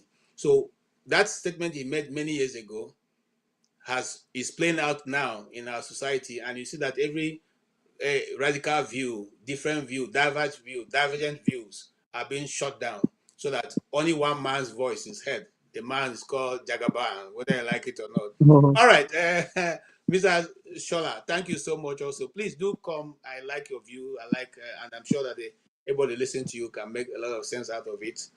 Thank you so much, Mr. Ike. Thank you so much. You are always on point.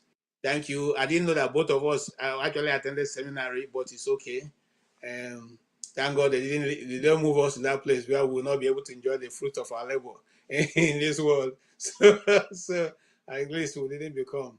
Thank you so much. And for those people who have a different view from what we have canvassed today, we still appreciate your views. We welcome them.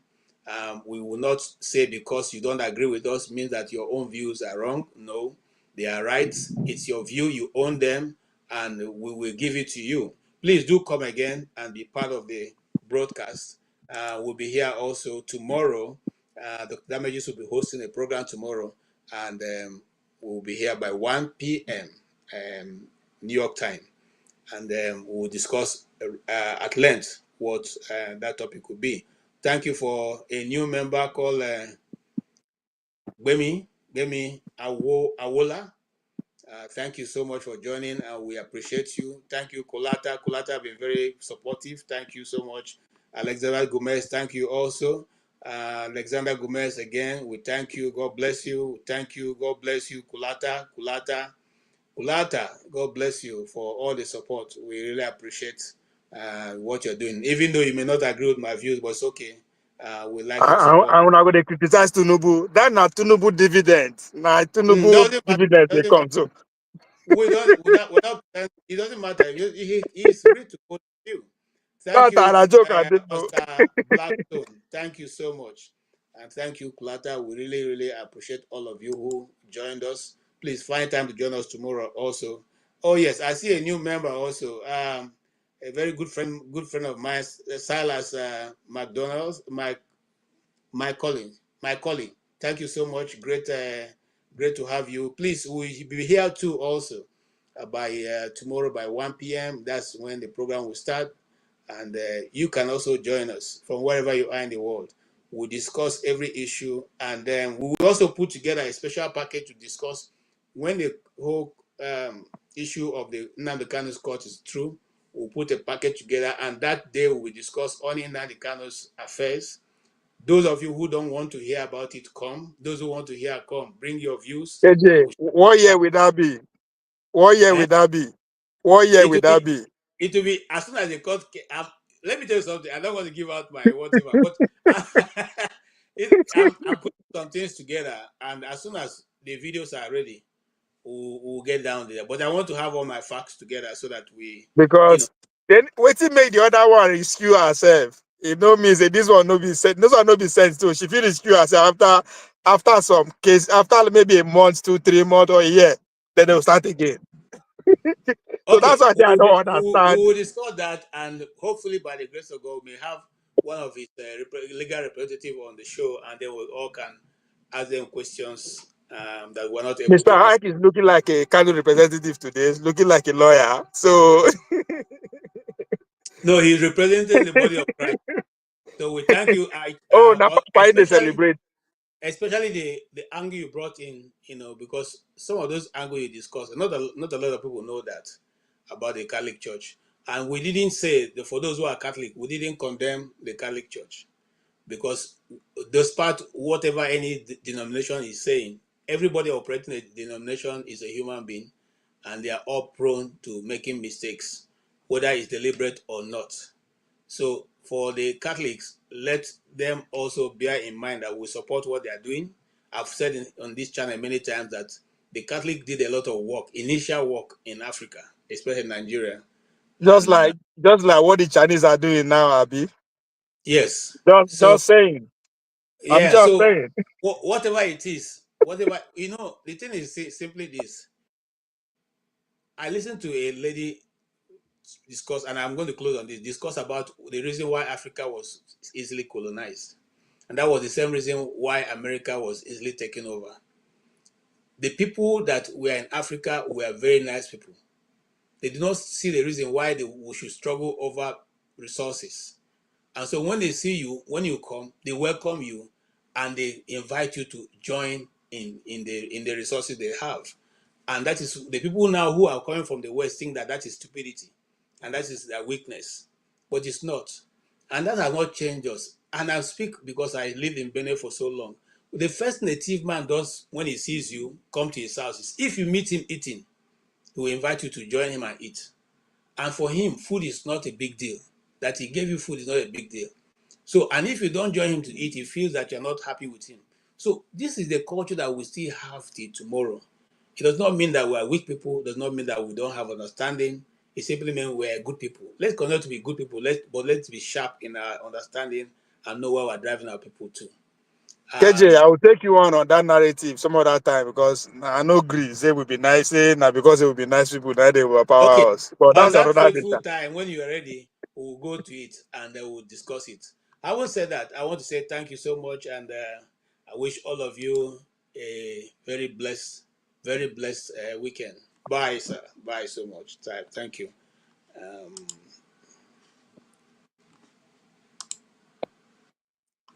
Rudolph was playing one music. I'm still trying to look for it to use to end this program, or just in case I don't see it.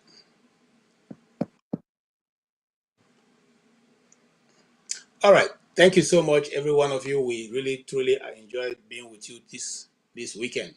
Please join us again, and thank you. If you have any questions, you can actually text in or join us next week at the same time, and we'll be able to take those questions you have or concerns. Until then, God bless you all. Okudilio, nye kelani yo. Olisa malugo koyene menedua